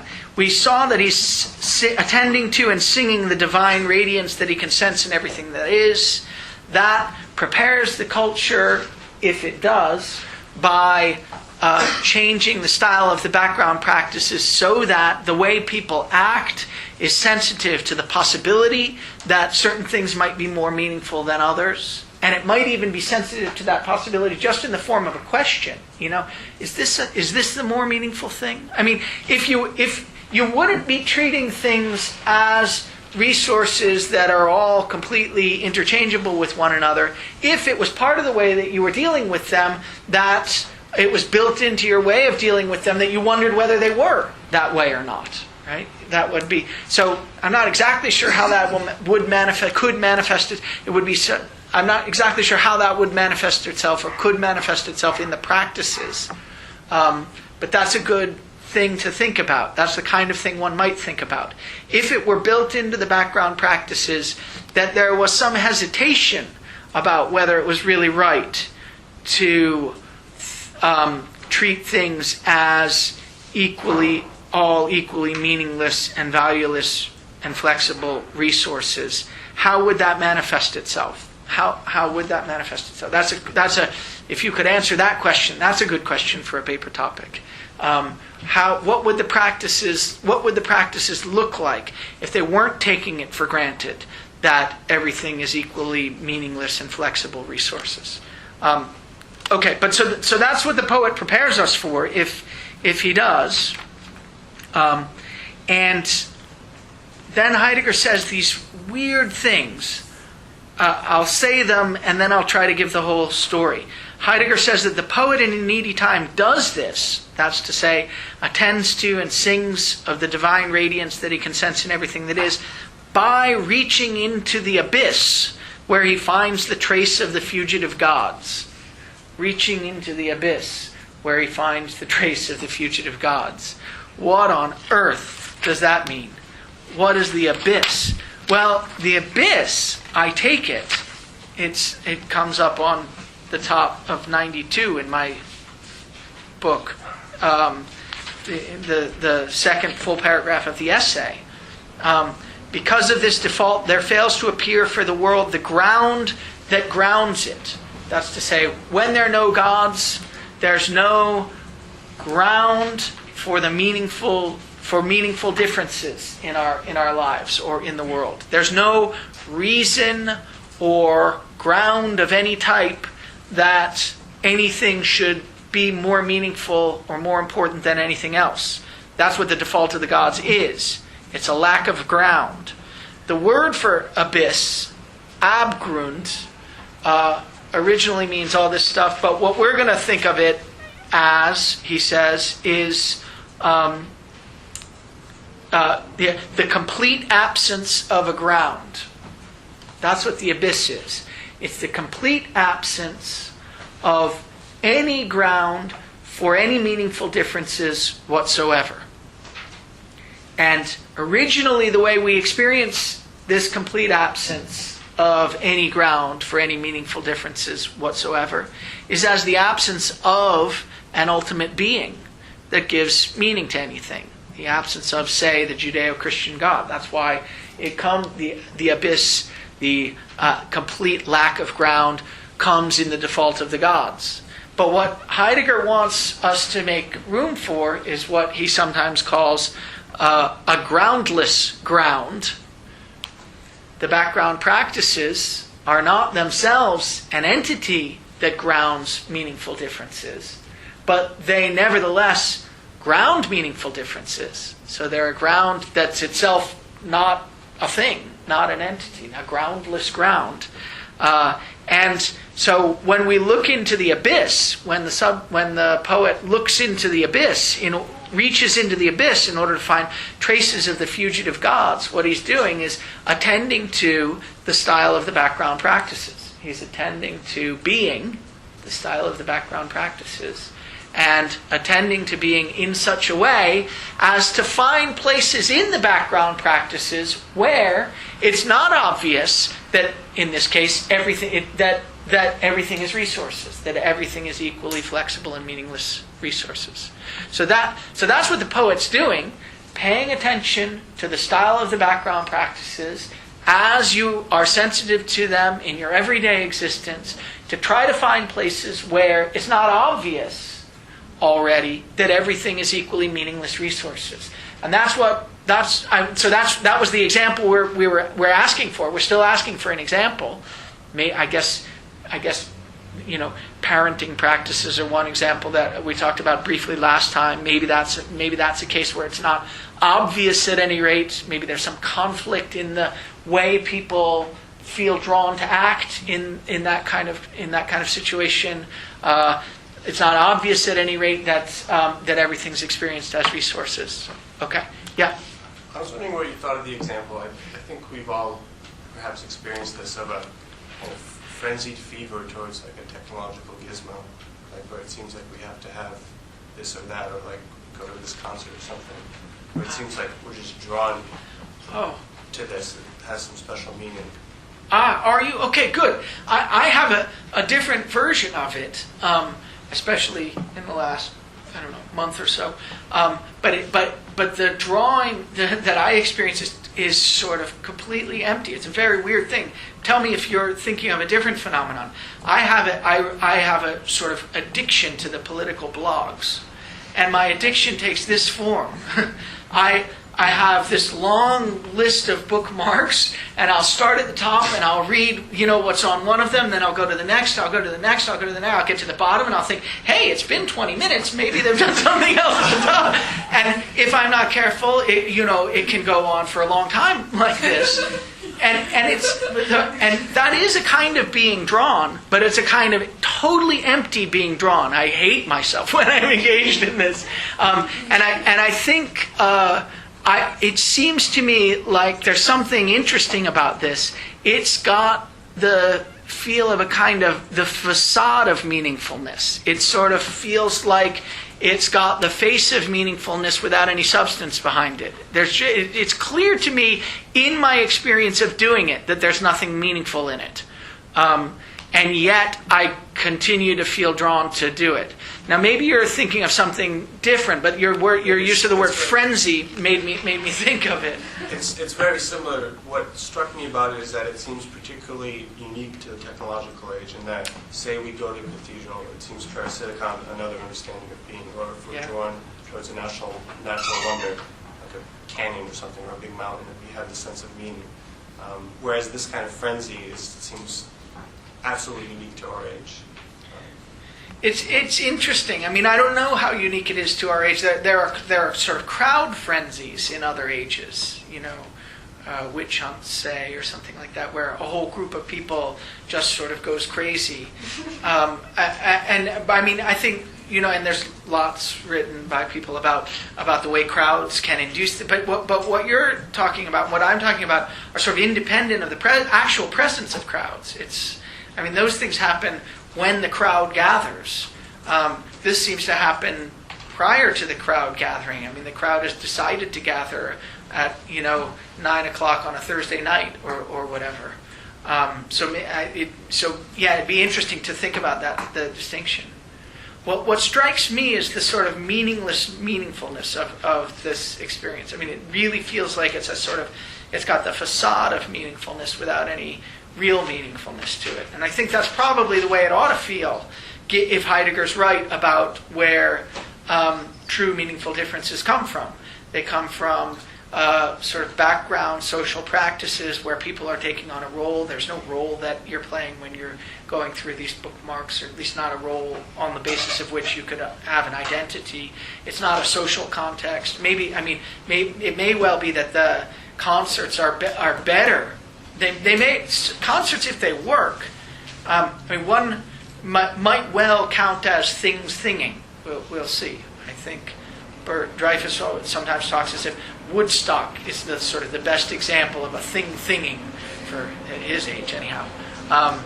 That might be right. There are people take on roles. They're temporary roles. They're superseded later, but they nevertheless seem to give a sense of real meaningful differences, a sense of you're really being up to something at a moment in the context of a particular event.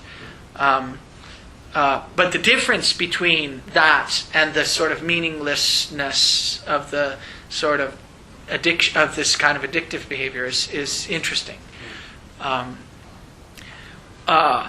Okay. Amazingly, we didn't even get to my summing up of the first 3 pages. I'm not sure it's all that helpful anyway, but maybe I will try to start next time with my summing up of the first 3 pages. That tells us what it is that the poet's doing when reaching into the abyss to find traces of the fugitive gods, to sing of the divine radiance that he can sense in everything that is, to prepare the way for the culture, to change the background practices so that they can prepare a fit abode for the return of the gods. I think I can say all that in the first 5 minutes or so, and then we'll try to move on to the remembrance essay, where Heidegger's actually engaging with the guy he thinks really did it best. Okay, great. All right. So this is, in a way, what we've been heading towards the whole semester. We've been laying the groundwork to try to figure out why Heidegger is so interested in Hölderlin and what he thinks he's going to be able to get out of his reading of Hölderlin's poetry. So in a certain sense, this is a very exciting moment we've reached. And yet, I don't know how clear we're going to be able to get with respect to what he's doing. I can say some things, and I'm going to hope that you guys will be able to help out.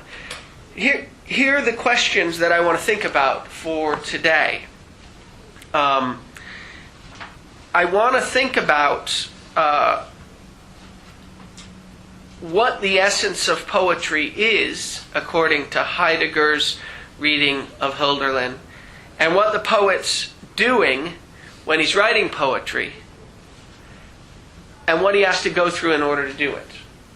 Those are the sort of three guiding questions for today's seminar. Now, it's sort of clear from the essay that we read, and it gets much clearer in other places, that Heidegger thinks that Hölderlin is not just any old poet. He's a very, very special kind of poet. There are two aspects to his specialness in Heidegger's reading, one of which I don't really want to pay very much attention to. The part that I don't really want to pay very much attention to has to do with Heidegger's reading of Hölderlin as an especially German kind of poet. This is, I think, important for Heidegger, especially writing at the time he's writing. Remember, this essay is written in 1942, 41, 42, 43, and that's the period during which he's spending a lot of time thinking about Hölderlin. And not surprisingly, he's thinking during that period in the middle of World War II about the question, what's special about Germany? And in particular, about the question, what's special about Hölderlin as a German poet, as maybe the greatest lyric poet of Germany. I think, in a certain way, it's illegitimate not to focus on that. And I want to say that what we're doing is illegitimate because it's important for Heidegger and for Heidegger's characterization of what poetry is, that it comes out of a particular place. It can't just come out of anywhere. Poetry, if it's really getting at something important about what it is to be our kind of being, has got to, like we are, be situated someplace in history and in the particular history of a particular people. So it's not crazy in Heidegger's own view that he's trying to think hard about what makes Hölderlin a particularly important German kind of poet. But I think that to focus on that forces us to focus on a lot of the details of the poetry that's, again, maybe this is illegitimate, so let's keep an eye out for it, but seem to me like we don't have to focus on, like the particular course of the Ister River and which parts of it were called the Danube and which were the Ister, and how it goes, from the Black Forest all the way to the sea in the east. And I spent a lot of time with maps this morning, and I almost spent a lot of time, photocopying maps. But I don't think that's what we need to. That's what we need to do. I don't think that's what we need to focus on, because although it's true that the poet, if he's going to be doing anything that reveals something important about the essence of our kind of being, or about the essence of being in general, or about the essence of the clearing and these other terms that Heidegger has for talking about the way the background practices gather. If the poet's going to be talking about any of that kind of stuff, it's true that he's going to be talking about it in a particular context. But what the context is doesn't need to matter, I don't think. I don't think it has to matter. I think you can talk about what the essence of poetry is, and I think to some extent Heidegger does, by talking about what poets do with respect to their particular location, although you don't necessarily need to talk a lot about the location. Now, we will talk some about it, because I think you can't get completely away from it. You shouldn't be giving a totally universalizable story about what the poet's up to. But I don't want to emphasize the German aspect of Hölderlin. So there are two things that Heidegger's saying: that Hölderlin is, the greatest German poet, and that Hölderlin is the greatest poet. So I want to emphasize the last part. What makes him the greatest poet? And as I was saying, even in the essay that we've read, Heidegger says some things about this, but he's clearer about it in the essay that we're going to read for next week, called Hölderlin and the Essence of Poetry. And I'm just going to read. You part of a sentence from there on page 52. He says, Hölderlin is for us in a preeminent sense the poet's poet. And he's the poet's poet for the following reason. He doesn't just write descriptive poetry that describes the way things are or any particular kinds of beings. He doesn't just write about his own experiences, like the experience of traveling to the southwest of France. Rather, he writes poetry that brings out the very essence of what poetry is. That's what I think Heidegger means when he says that Hölderlin is the poet's poet. Now we got to figure out what that means, but let me just show you some places where he's saying things like this. So, for one thing, on page 52 in Hölderlin and the Essence of Poetry, he says, I did not choose Hölderlin because his work as one among many realizes the universal essence of poetry, but rather because Hölderlin's poetry is sustained by his whole poetic mission to make poems solely about the essence of poetry. And that's what makes Hölderlin, for us in a preeminent sense, the poet's poet. So he writes poems solely about the essence of poetry, solely about what it is for poetry to be poetry. And what we've got in the Remembrance essay is an interpretation of this one poem as a poem about the essence of poetry, as a poem about what it is that poetry does. So we know that Hölderlin is doing this. Heidegger sort of lays it out in various places, but towards the end of the Remembrance essay, on page 156, Heidegger's making the case that Hölderlin doesn't just write descriptive poetry. Like, he doesn't just paint pictures with his poems. So you remember this on the bottom of 156. He says, according to 5 lines from the bottom, we have the same pagination, don't we? According to Plato, the hen, the one, is only visible in the synagogue, in the bringing together. But the poets bring together like painters. They let being, the idea, appear in the aspect of the visible. Like painters. Now he's going to tell you what painters do. Like painters does not mean that the poets depict the real. They don't paint pictures of what there really is. Painting in its essence is to project the one aspect in whose unity beauty is shown. So as the same preface says, poets are not reporters in pursuit of ever new facts hidden behind apparent transformations. He's telling us what Hölderlin thinks poets don't do. The comparison of poets with painters is in no way to defend descriptive poesy, that Hölderlin had an aversion to descriptive poesy is shown in a distich which originated immediately after Hyperion. Listen, Hölderlin writes, Apollo has become the god of journalists, and his man is the one who faithfully reports the facts to him. That's not what the poet ought to be doing, according to Hölderlin. And you can see why Heidegger would be struck by this.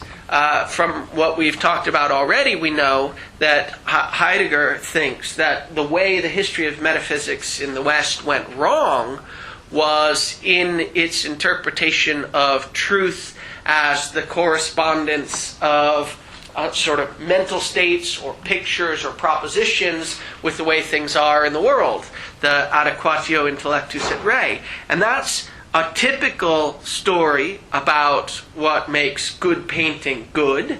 It's a good adequation of it's a good image of what there really is. And insofar as poetry has become mere descriptive poesy, then it's just a matter of reporting the facts, and it's good insofar as the report that it makes corresponds with the way things really are. So that kind of poetry, descriptive poetry, would be based on a bad understanding of truth as correspondence with the real, and that's certainly not what the essence of poetry is, according to Hölderlin. So you can see why Heidegger would be happy with the idea that Hölderlin isn't, when he's writing poetry that brings out the very essence of what poetry is, he isn't using poetry to describe the way things are. It's not mere descriptive correspondence or adequation to the facts. So that's good. It's not just descriptive poetry. Likewise, Hölderlin, when he's writing poetry about what poetry is, isn't just writing about his own personal experiences. Apparently, this is the typical way to interpret the poem that Heidegger's talking about here, this poem, Remembrance. Evidently, it was written around the time of Hölderlin's journey to the southwest of France, and one of the standard, I gather from what Heidegger says, interpretations of it is as, sort of fond remembrances of the trip that he took. And Heidegger says, look, whatever poetry is in its essence, if it's going to tell us something about being, and it's going to tell us about the kinds of beings that we are, then it's not going to just report on our subjective experiences either. It's not going to be a report on the way things are out there in the world, and it's not going to be a report on the way things are inside of us. It shouldn't be either of those two things. And so Heidegger's rejecting the second of those, that poetry is just a matter of describing your inner experiences, on page 107, right at the beginning of the essay, about a quarter of the way in. He says, and this is related, by the way, to what you're doing when you're doing history as what Heidegger calls historiography. Right? You're going back to the sources, you're reading lots of journal entries, you're trying to figure out what kinds of experiences people were having and reporting on, and out of that you're trying to figure out what events occurred and how people experienced those events. All of that is a bad characterization of what the past is, and in particular a bad characterization of the way the past informs the present, which the past always does for Heidegger. And so it's not telling us anything important or interesting. And if you interpret Hölderlin's poems that way, you've gone awry. So he says, if we follow the thread of these sources, these historiographical sources, the journal entries, the letters to his friends, and so on, and look through the content of the poem, look through the particular events it's talking about, and try to trace them, track them back to events that he's describing in prose in the letters to his friends, to track down Hölderlin's recollections of his stay in France, we shall discover many things. Would it not seem obvious that the poem gives shape lyrically to the very same subject matter as that which the second letter to Behlendorf mentions prosaically in the form of an account of his journey? According to this obvious opinion, the poem bears its title with clear and apparent justification. this is always this is Heidegger sort of being ironic, right? I mean, according to this obvious opinion, you have to hear it said in the right way. This is not what he thinks the right way of thinking about the poem is. But suppose that the content of the poem, in scare quotes, is not the same as what's been composed into the poem. Suppose, too, that the title of the poem names what has been composed into his poetry, rather than the contents that also occur in it. Then, through a hasty attachment to subject matter, our attention to the poetic word would be immediately led into error. So this, he thinks, is more on the right track. If we're to think about the poem in this other way, then trying to figure out what it says by tying it down to the things that he writes in his letters around the time he's writing it is going to lead us into error. The same striving for content also leads us astray if we mistakenly treat the cited letters as nothing more than sources for Hölderlin's biography. Instead of that, what should we do? We ought to perceive in the words of these letters one particular mode of address, which undoubtedly expresses in a different though no less decisive manner the poetic character of this poet. So we should read the letters in light of the poetry rather than the poetry in light of the letters, because this is a guy living a poetic existence. Poetically man dwells, Heidegger's is fond of quoting. He's living a poetic existence, and so we ought to interpret even the prose stuff that he writes in terms of the poetry. So we need to figure out. So we know that the poetry isn't just insofar as the poetry is about what poetry is.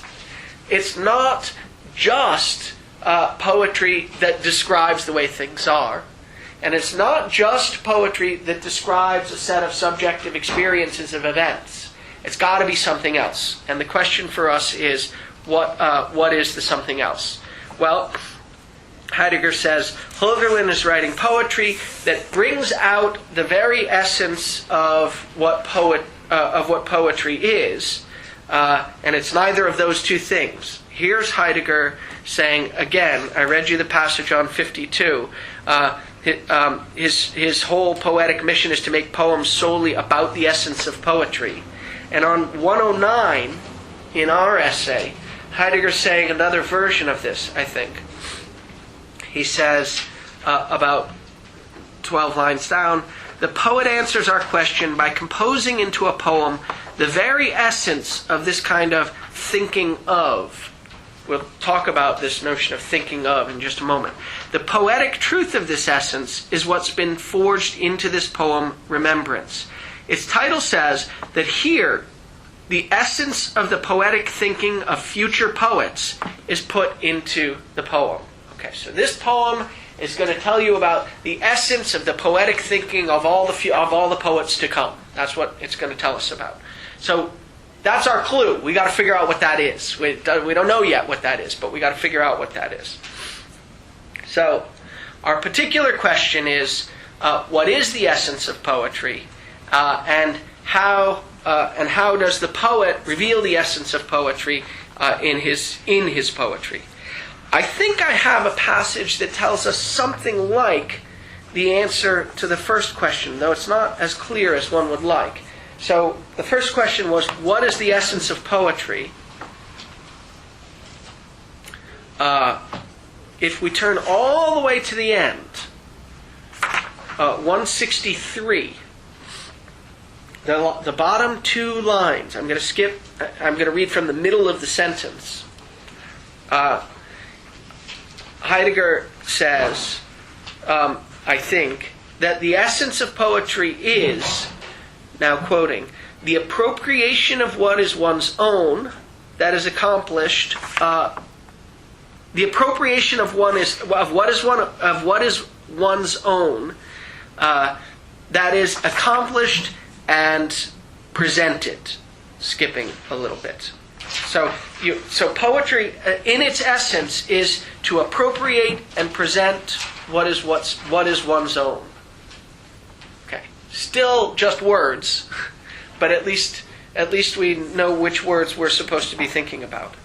Okay, so hopefully by the end of today we'll be clear on the sense in which poetry appropriates and presents what is one's own. That's what poetry is supposed to do. And how, in this poem, Hölderlin is telling us that that's what poetry does. Okay.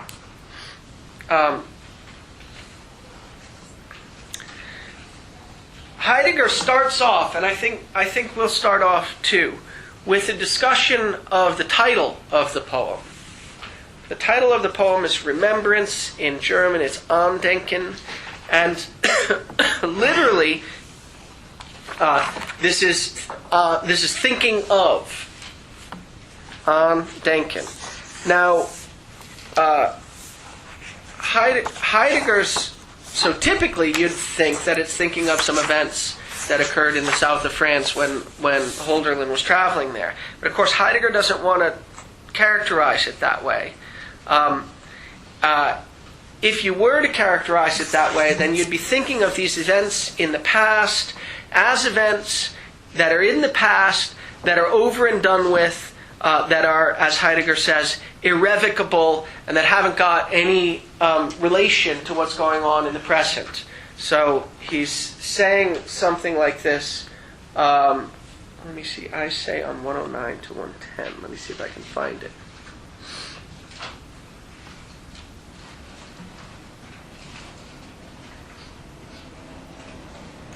At the bottom of 108. So Heidegger quotes from the poem Remembrance, but what remains is founded by the poets. Is the poet thinking here of, denken an, something past which remains simply because it's left over? Then why would there still be need to be a founding? Doesn't the founding think rather of what is yet to come? Heidegger says. This is not exactly what I thought he was going to say.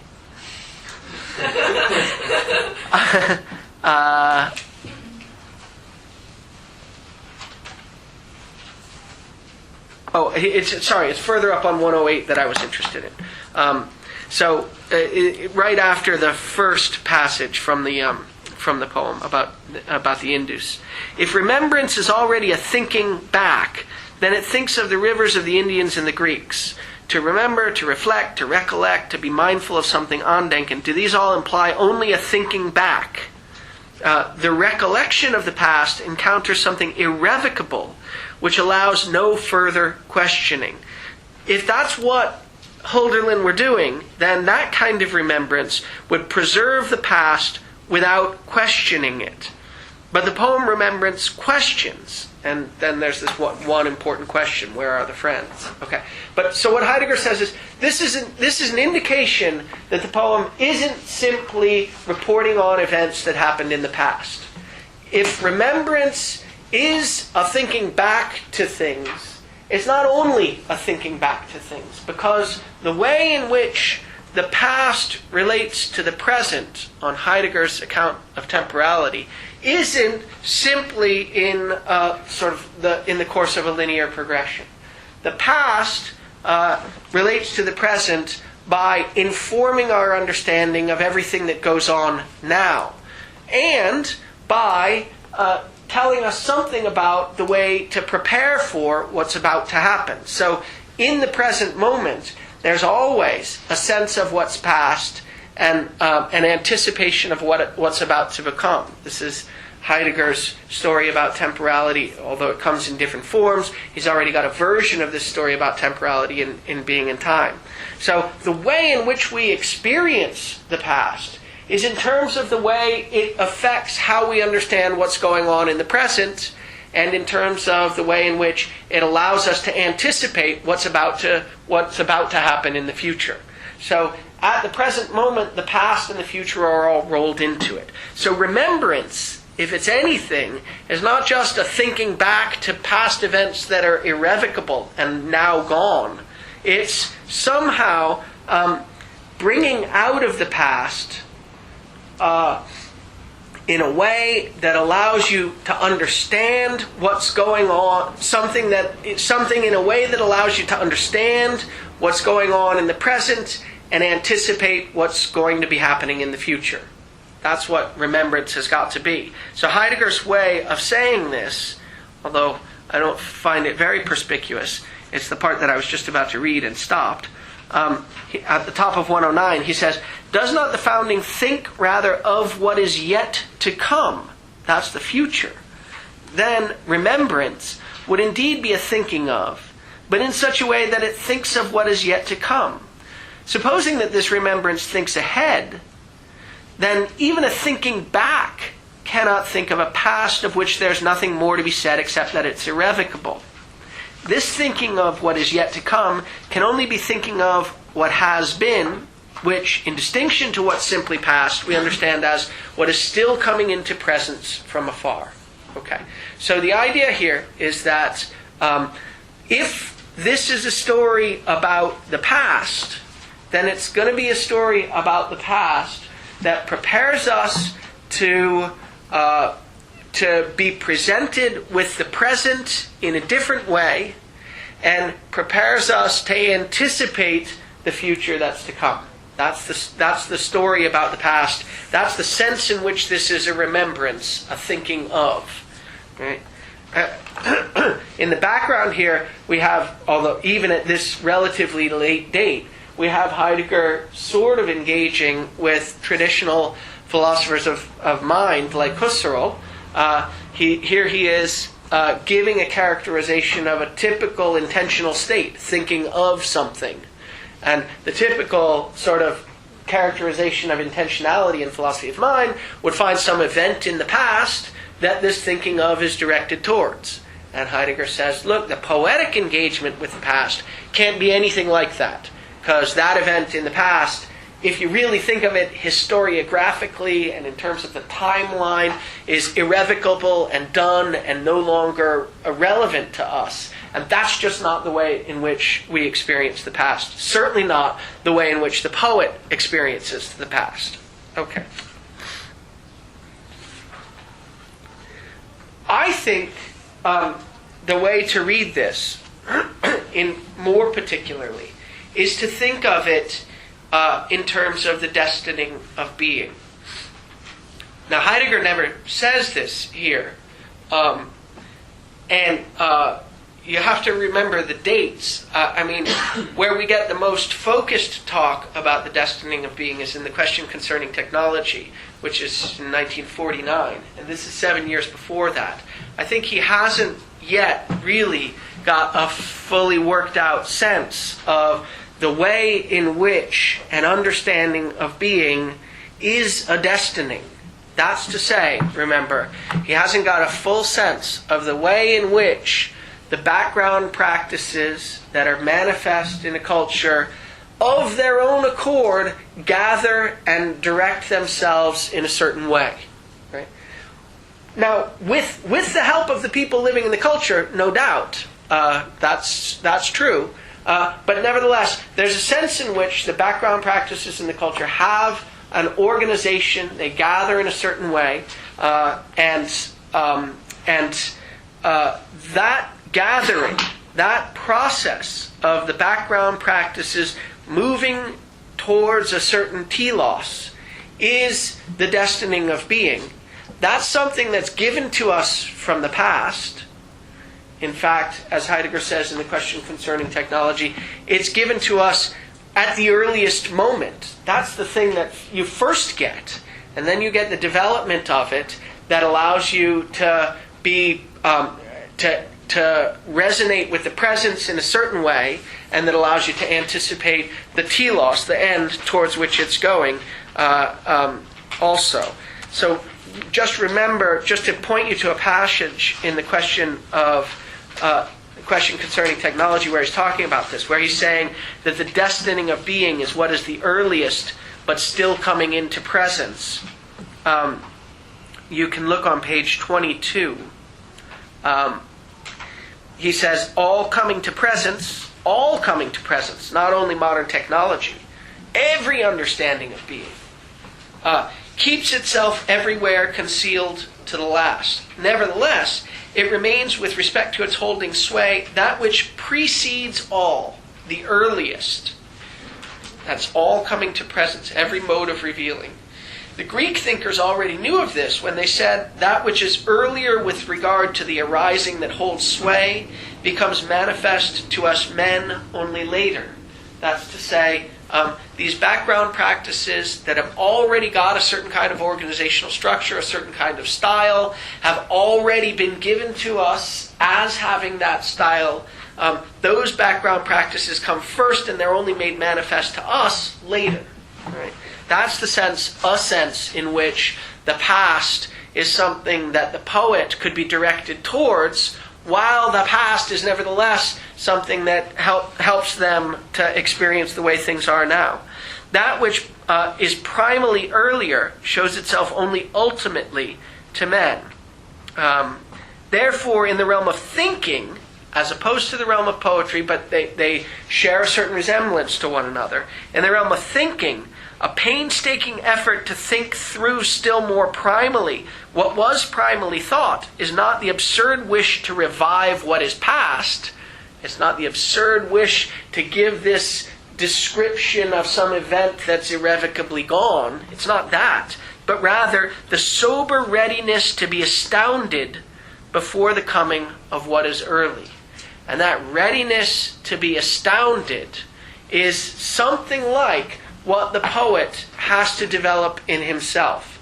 The readiness to be astounded by what's already given.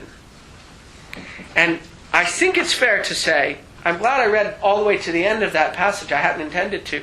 I think it's fair to say that that process of preparing yourself to be astounded by what's already given and what's most near to you is the process that the poet has to go through in order to, as we said before, appropriate what is most his own. Make it his own. Okay? He has to be ready to be astounded by it. And I think that all this discussion about travels to foreign lands and things like that you get in Remembrance is, on Heidegger's account, Hölderlin's discussion of the process that the poet has to go through in order to let himself be astounded by what's most natural to him in the first place, what's most near to him, what's most his own.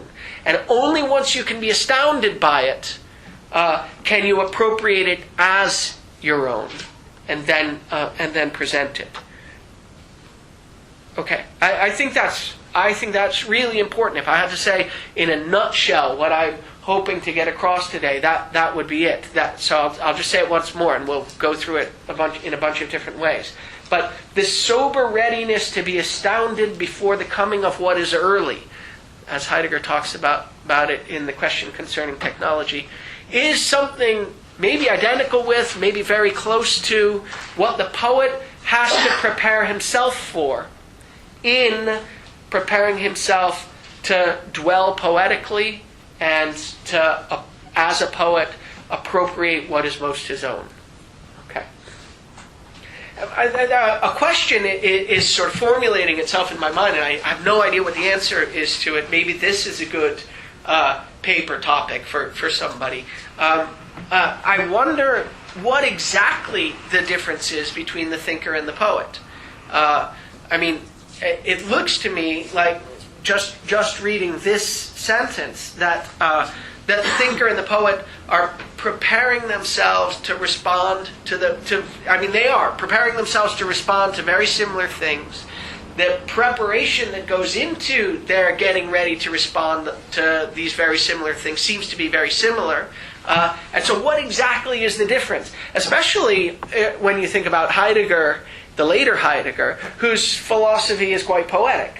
Sort of self-consciously poetic, right? But nevertheless, he does have this distinction between the thinkers and the poets. And uncharacteristically, I think, he's pretty clear that what he's doing, namely thinking, is sort of parasitical on something else.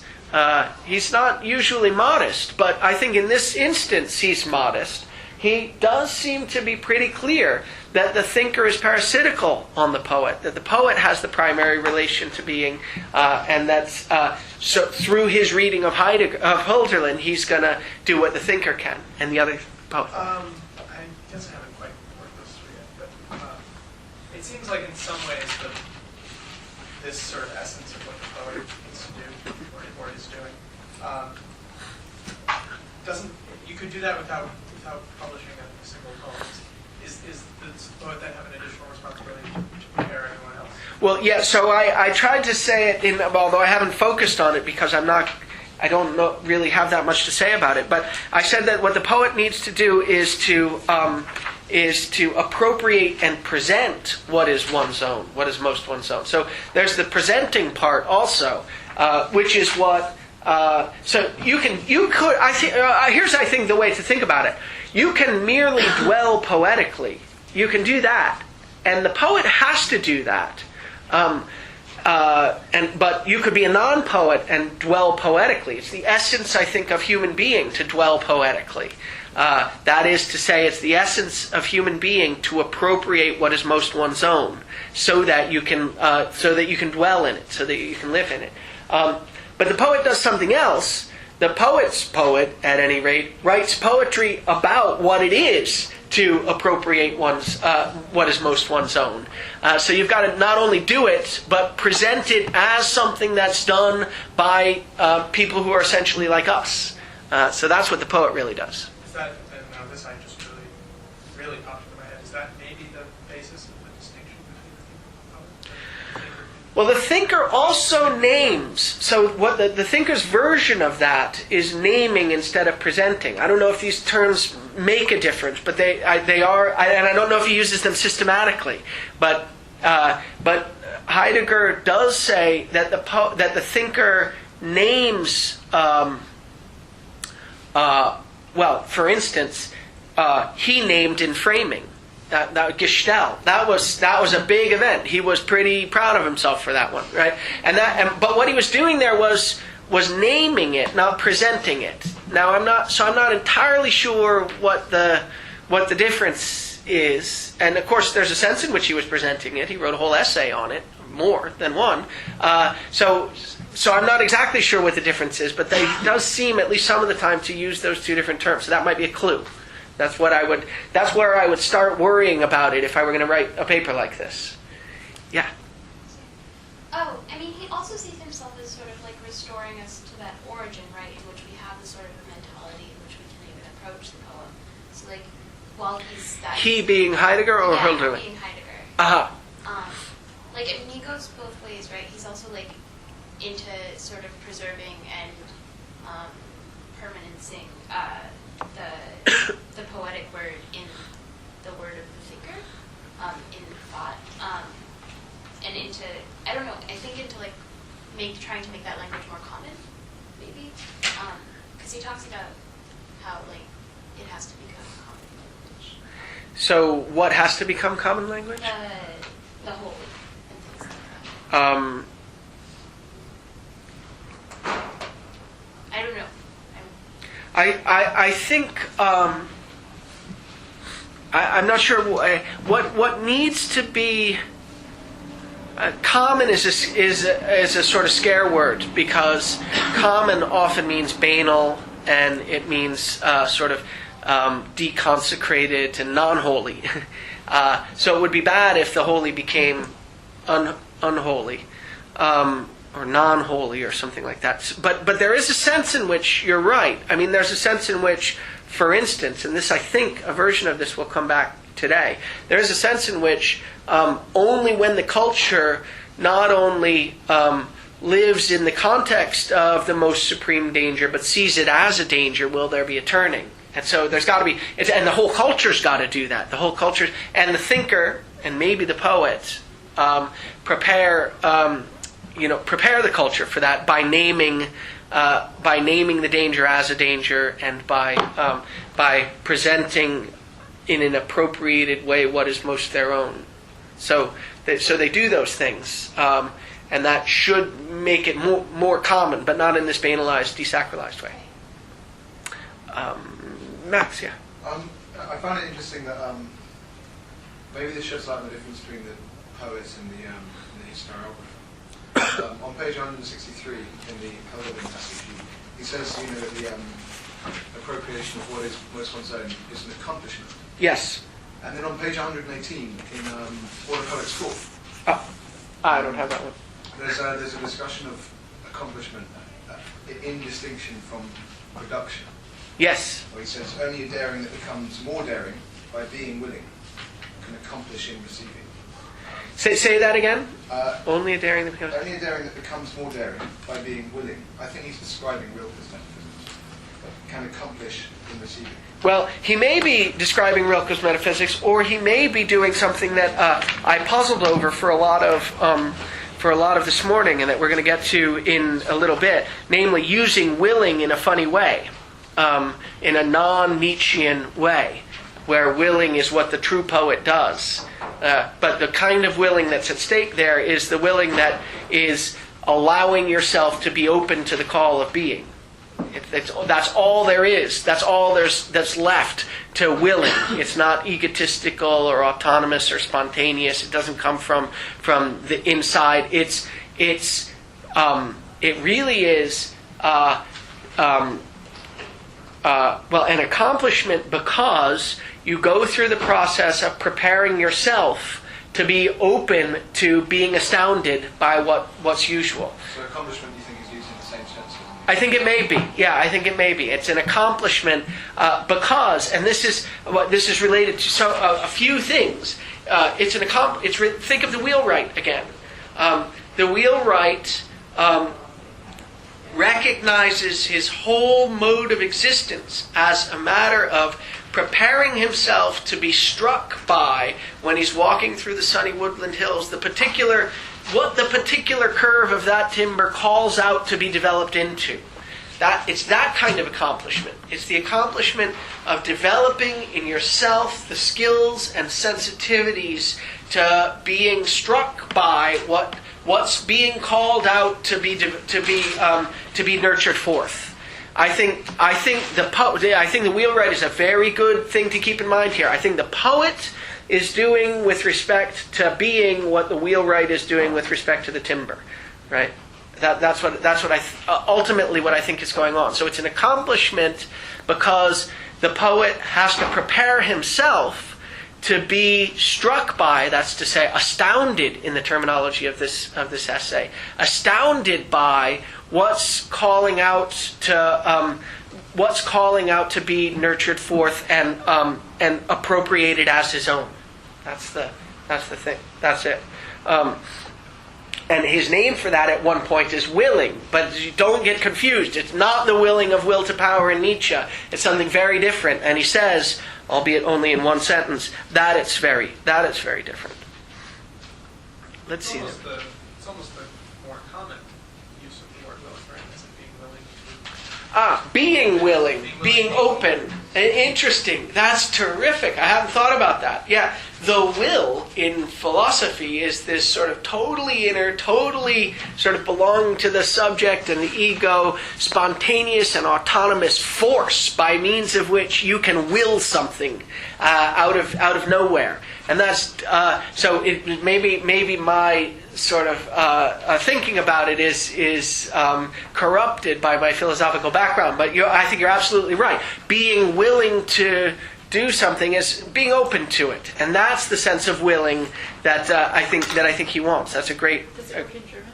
I don't know, Villa. Who knows enough German? What is the German? Villa, I suppose. Oh, will. Willing, be willing, not really. Not really. I have to see how exactly it's phrased. Yeah. Well, we'll get to it in a second. Is there one other question? And then, yeah. I just had a question about the way that he used poesis in the question concerning technology. Just in terms of, is that the same then as willing, or is it like the step before willing?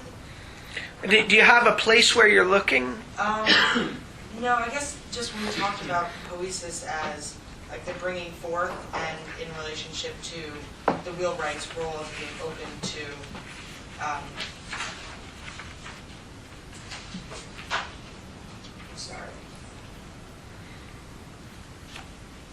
I guess when we talked about the poetic being appropriate because of the relationship of the poetic to nature in the wheelwright case, then it's parallel to what we're talking about as the poet's relationship to being. Yeah. And so I guess I just don't, since I don't know that I totally understand the term poesis, what's the relationship between poesis and willing? Okay, so poiesis, the way it gets used in the question concerning technology, it doesn't get used so much in here, interestingly, in the sort of in the essay on poetry. But the way it gets used in the question concerning technology, he says it's a bringing forth as opposed to a challenging forth. So what's crucial about poiesis is that it involves the poietic mode of revealing involves, I guess we said it the way we were talking about it before, it involves a sort of, how did we say it, a back and forth between, say in the case of the wheelwright, between the wheelwright and the timber. The timber calls out to, the particular curve of the timber calls out to be developed or nurtured forth in a certain way, but it doesn't call out to everyone. It only calls out to the wheelwright who's developed himself a sensitivity to being struck by the curve of the timber and skills for nurturing it forth. So it's really this back and forth relationship between the world and us, in which part of what you do when you're in that mode of revealing is constantly develop yourself so that you're more and more open to what's called forth by the world. Well, right, I guess I'm asking this question because he does on 108 refer to the poesis of this poet. Oh good, just okay. Really briefly, but I guess I'm just trying to think of that in terms of the distinction between the thinker and the poet, in terms of, the thinker being, the poet being innately more creative in bringing forth. And so that's kind of what we're going with that. Great. Okay. So I wish I had the passages, but aren't there? Maybe you guys can help me. There are places where he rails against the idea of the poet as creative. Did someone say it? Maybe it's in a different. Maybe it's in. I've been reading so many things. Maybe it's in a different place. But he thinks the wrong way to think about the poet is as a creative genius. That's the bad story about what the poet is doing. Where is it possible that I've seen this lately? I think that would then call into question the definition of creative, then, because for bringing forth, that's a nurturing. You're bringing forth. It is a kind of. It's like as you said, it's that tension. We have a role. We absolutely in the creating. Yes. But it is a tension. Is a role in tension. Yeah, that's right. It's a role. It's a role that we can only play in the presence of the thing. So just keep your eye on the wheelwright. He's struck. The first part is that he's struck by the curve of the timber as something that calls forth to be developed into the tail of the wagon for Farmer Joe, given the that's the way it strikes him. Oh boy, that's really it strikes him. That's the crucial thing. It strikes him. He doesn't create it at all. The first step is that the thing speaks to him. Now, it only speaks to him because he's developed the sensitivity, he's got the skills, he's got the experience, he's got the background, and so on. But all of that, building up all of that, that's what the Greeks called paideia. That's what the Greeks called development of character. That's how you get second nature in Aristotle on Heidegger's reading. It is developing yourself so that you've got the right kinds of sensitivities to be open to what's being given from without in some particular domain. Yeah, Jason. I think the whole thing with him not wanting to refer to the poet as the creative genius because it's too much romantic baggage and that's just too much subjectivity. So if he's trying to argue with the poet, it's not. That's right. No, that's exactly right. Not, subjective. Yeah, that's exactly. So that's why he's going to want to push that out the door. That's exactly right. So the idea that the poet is a creative genius is the bad romantic idea, because creation has this overtone of creation ex nihilo. It comes from nowhere. What it is to be a genius is to produce these things out of nothing. right? It's magic. It's you're a genie of some sort, and that's where the root for the word genius is the same. So you're really creating things out of nothing, and that's what he's against. He's for the idea that the poet develops a sensitivity to responding to what's called for from without. Yes? On the subject of sort of the difference between the poet and the thinker, in a letter to Roland Dorff, I think, well, Heidegger cites it, Hilderlin mentions this duality of the and then the ideal. So the proper, one's own, Yes. and the foreign. Yeah. And this is like a really crux issue for Holderlin, his Yeah. dialogue with Greek antiquity. And Greek antiquity being Absolutely. sort of this foreign, sort of the foreign tradition that Holderlin encounters, and that enables him to come into his own, enables German culture and German poetry to come into its own. So, and he, in another letter to, I don't think it's before, he says that, finally being freed of the tyranny of, the Greek classical model. So there's an element of like this, the tyranny of tradition, like the extent to which tradition sort of informs the poetic sort of presenting what is one's own. So I think that perhaps tradition has a little, the poet has to deal with this, confront it a little more often and intensely than does the thinker. I'm thinking of like Gadamer as I see. such. I see. Oh, okay.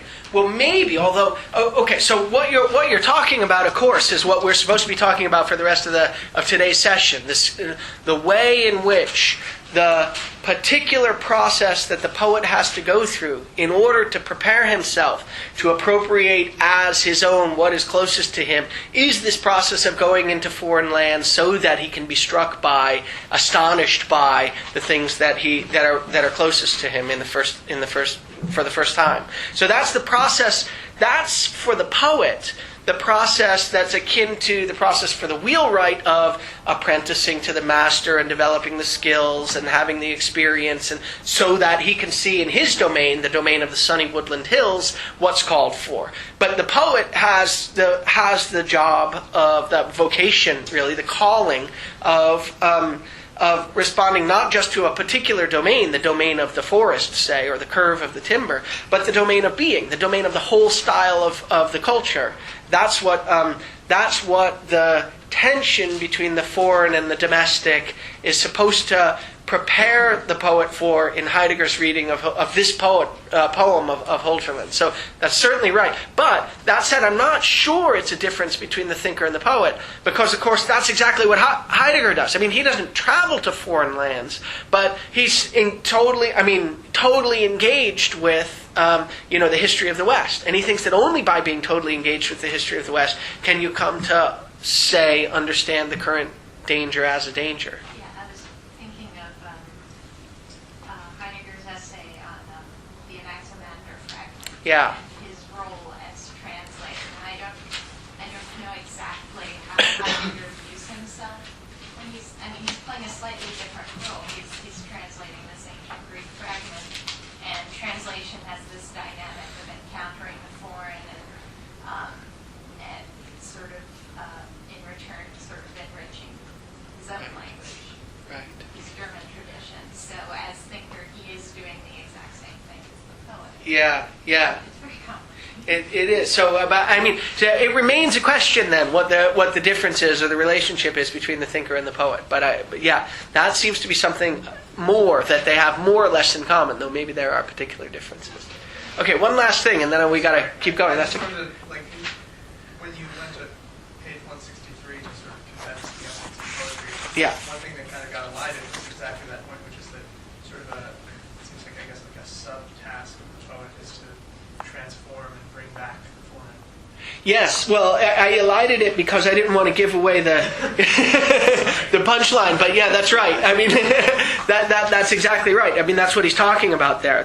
What you have to, in order to bring forth, to allow yourself to be open to and astonished by and appropriate what is most your own, you have to pass through the foreign lands. And that's the process that allows you, that prepares you for that kind of openness. That's exactly right. Yeah. And I'll just note one other thing.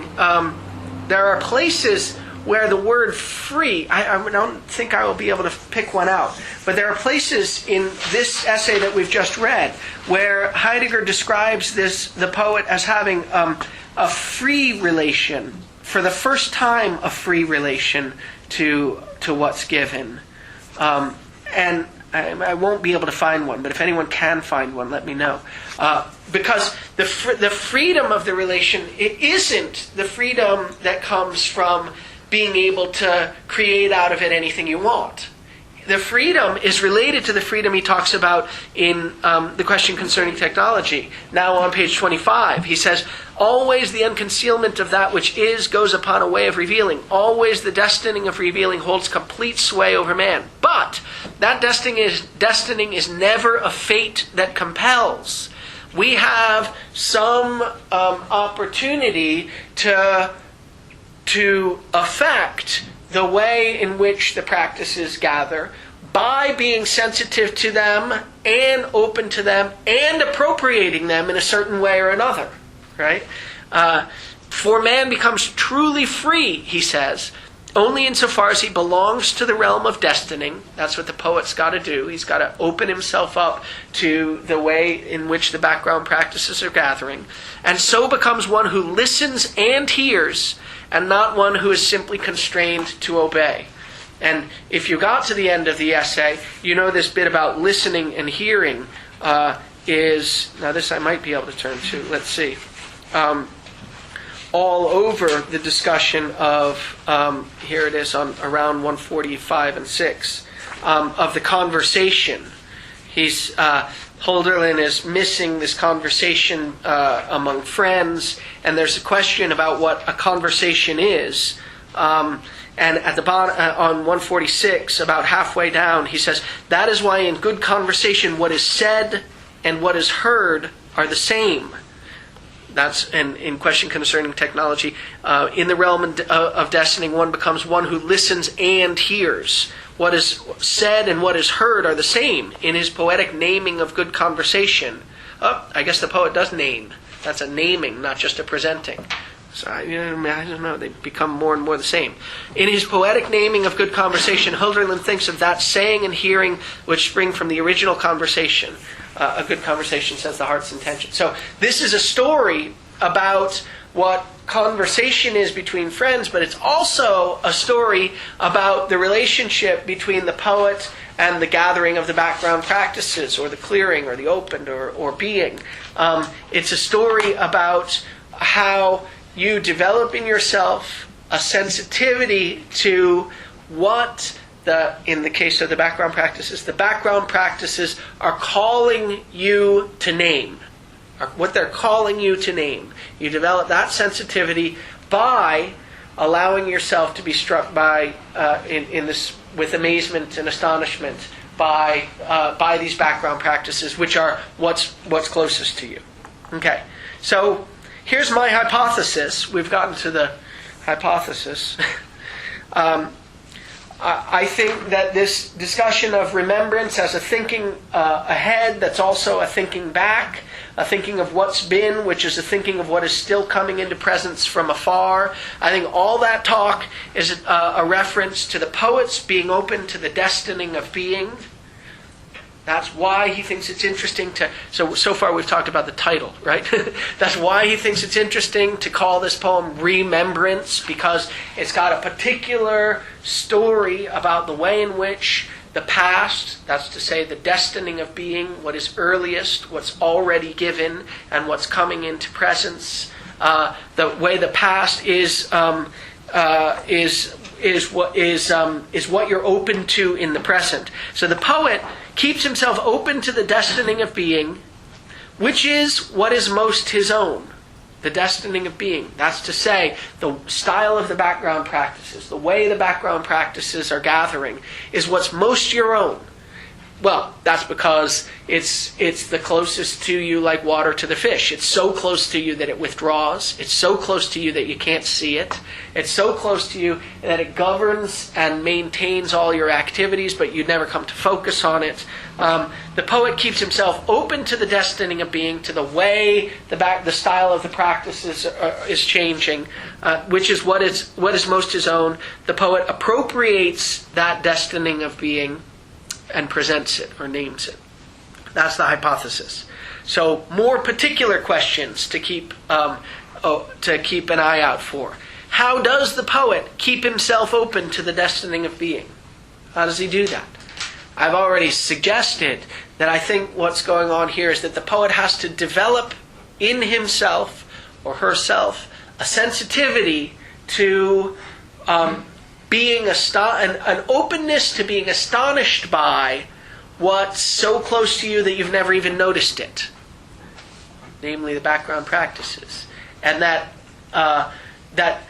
developing that sensitivity on the part of the poet is analogous to what the wheelwright does when he develops his sensitivity to what the sunny woodland hills are calling forth for him to nurture. And that the poet develops that sensitivity by traveling to foreign lands. Then how does he keep himself open to it? By traveling, seeing it through foreign eyes, I think, traveling to foreign lands. How does he appropriate it? That's to say, how does he make it truly his own? I think something like by going back and dwelling in it after you've been to foreign lands, and then how does he present it or name it? I guess in a poem. I don't know what the answer to that question is. Okay, so the idea then, this is the end of the introduction. The idea then is to think of poetry as a thinking of what's yet to come. Think in the context of the modern technological age. What's yet to come may be the turning to a whole new style or understanding of being. A thinking of what is yet to come by thinking of what is still coming into presence from afar, from the destiny. Heidegger says, that's actually, I think, a quote from Heidegger. That's why it was so unclear. On 109, that was a quote. This thinking of, this denken an, what is yet to come, can only be a thinking of what has been, which in distinction to what is simply past, we understand as what is still coming into presence from afar. And then this is an ambiguous notion of remembrance, he says, that we don't quite understand, but now we've got a hypothesis about what it means. It means something like preparing yourself to be open to the way in which the background practices are gathering, the style of the culture is changing, so that you can appropriate it for yourself and present it. Okay. So that's what he thinks Hölderlin teaches him. Hölderlin, that is a characterization of a poetic way of being, a poetic mode of revealing, that we see in the particular case in the wheelwright. And Hölderlin's, what makes Hölderlin the poet's poet is that he writes poetry about that, about what that is, about that process of preparing yourself to be open to and appropriate for your own the gathering of the practices. Okay. Now, how do you do it? So we've said you do it by going into foreign lands. And this gets Heidegger off onto a whole discussion of the first line of the poem. Remember the first line of the poem, the northeast blows, of winds the dearest to me, because a fiery spirit and a good voyage it promises to mariners. I think those 4 lines are about all we have a hope of getting through. So the northeast wind blows. It travels down from the northeast to the southwest. Yeah, The northeast blows. And Heidegger on 111 gives a long story. On 109 to 110 to 111, gives a long story about all the characteristics of the northeast wind. Now this is one of the places where it really does become particular to the location of Germany, because you look on the map and you realize the northeast wind in blowing towards the southwest blows towards Greece. That's where it goes, right?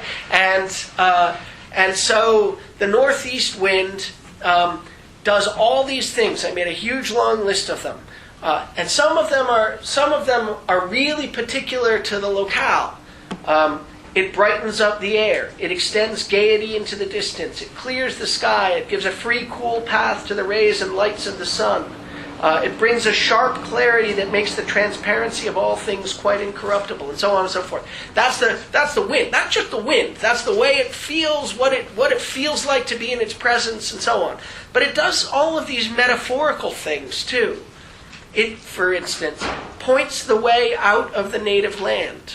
So there you are in the Black Forest, which is roughly where Hölderlin was from also. And there you are at the source of this river of the Danube, that's called in ancient times, part of it is called in ancient times the Ister. There you are, and the northeast wind blows, and it points the way out of the native land. And which way are you going? Well, you're going back down towards Greece, right? You're going to the southwest, towards Greece. It leads in one direction. Heidegger, these are all quotes, I think. They're from 109, 110. It leads in one direction toward the southwestern sky and its fire. The southwestern sky and its fire. This is Heidegger telling us why the northeast wind is the dearest of all winds to Hölderlin. Because he says, look, this is why. Because it does all of these things. It leads in one direction toward the southwestern sky and its fire. Its fire becomes very important. Its fire is the fire of the southwestern sky. It later becomes called, in Heidegger's terminology, the heavenly fire. And it's the sun as it's experienced in the land of Greece. Okay, so that you might think, hot sun. Right? Pretty hot down there in Greece. But it's more than that. It's the sun as it plays its role in Greek philosophy. And in particular, it's the sun as it, I think, although Heidegger doesn't say this, I think it's fair to read it into, because he says it in other places. It's the sun as it plays its role in Plato's philosophy, in the allegory of the cave. The heavenly fire is the sun. The sun in the allegory of the cave stands for, is a metaphor for the form of the good. It's a metaphor, that is, for what it is in virtue of which anything gets to be intelligible as anything at all. Yeah, Jason? Could you also read it in the Heraclitean sense?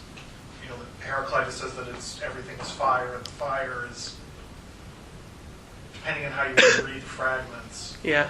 you know, it is God, and sometimes it's separable from the divine. And Yeah. knowing that Heidegger had read Yes. Heraclitus, that Yeah, so it's the heavenly fire of the Greek sky, of the southwestern sky, the sky in Greece, and that is whatever it is that the Greeks were most sensitive to, because it becomes clear in a little bit. We'll see that the heavenly fire is what the Greeks are most sensitive to. So it's the way it plays its role in the pre-Socratics. It's in particular what gets transformed in Plato. So the role that it plays in Plato isn't the role that Heidegger thinks Hölderlin is pointing towards, but it's what it gets transformed from in Plato that Heidegger discusses in a famous essay on Plato's allegory of the cave that I'll read a little bit from. It's what it gets transformed from in Plato that Heidegger thinks Hölderlin is pointing towards when he says the northeast wind is dearest to me. I mean, this is quite a stretch. I mean, this is really, you get this all out of this one line, and I mean, it's an intriguing reading. But I think there's insofar as I understand anything about Hölderlin at all, it seems to me that I can imagine it's a reading that's bringing out something that's really there in Hölderlin. To help us out, is it or not? In some of his theoretical essays, Holderlin mentions this heavenly fire Yeah. that's really proper to the Greeks and not to the Germans. Right. And I think he calls it like an openness to the aortic or aortic. So in other words, like this absolute that's like absolutely not individuated. So like sort of the opposite of the Apollonian kind of clarity of presentation. Yes. That is proper to the Germans. So, so like this heavenly fire that's in the south, that's in Greece, is also kind of like this radical openness to the absolute. That's exactly what it ought to be. It ought to be aletheia. It ought to be the unhiddenness of everything that is. That's what it ought to be.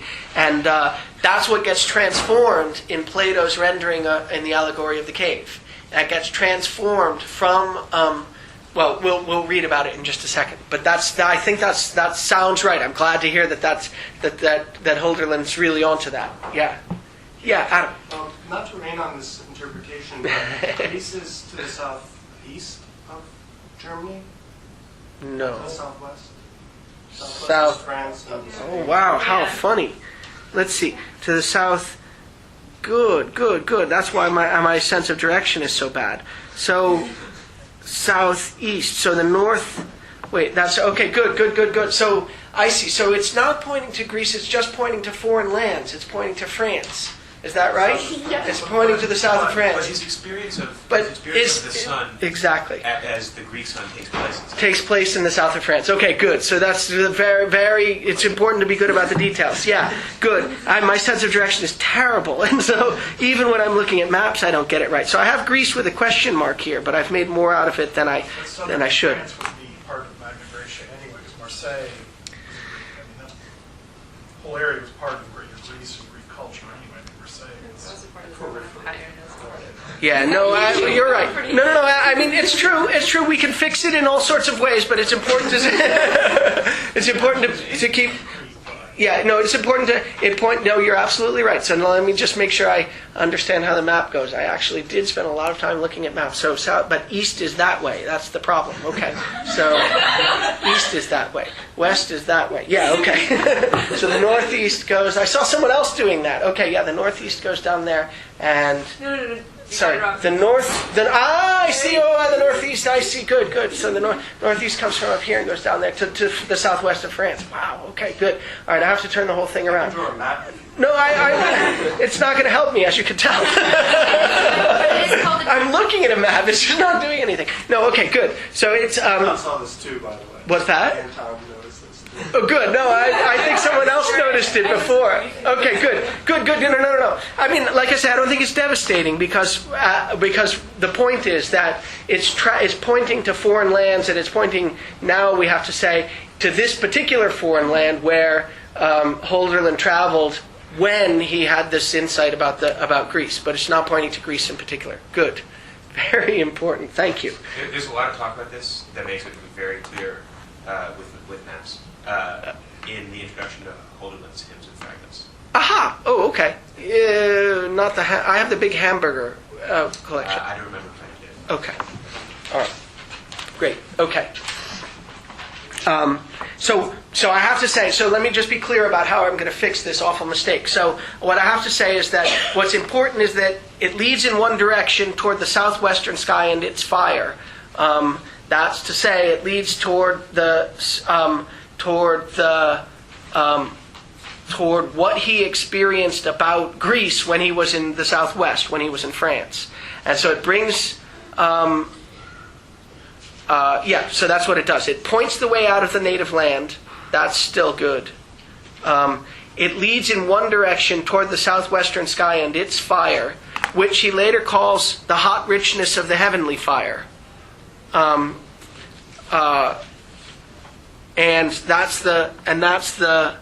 that's what he experienced in the south of France. This is important. And it is, the heavenly fire is the fire of heaven, which is what's proper to the Greeks. This is it's not. So Heidegger says this. It's not just me. But Heidegger probably understood the geography of the whole thing. So had probably depended on his readers to understand it too. So yeah, right. So Heidegger says on 112, what we're going to get to, that what's proper to the Greeks is the fire of heaven, the heavenly fire. And that's what you're pointed towards by the northeast wind. So confusingly, you're pointed towards let's just see where, yes, towards the experience, on 111 now, the experience of the fire of heaven in the foreign land is promised by the northeast. So it's really Heidegger's led me to this mistake, but as I say, it's fixable.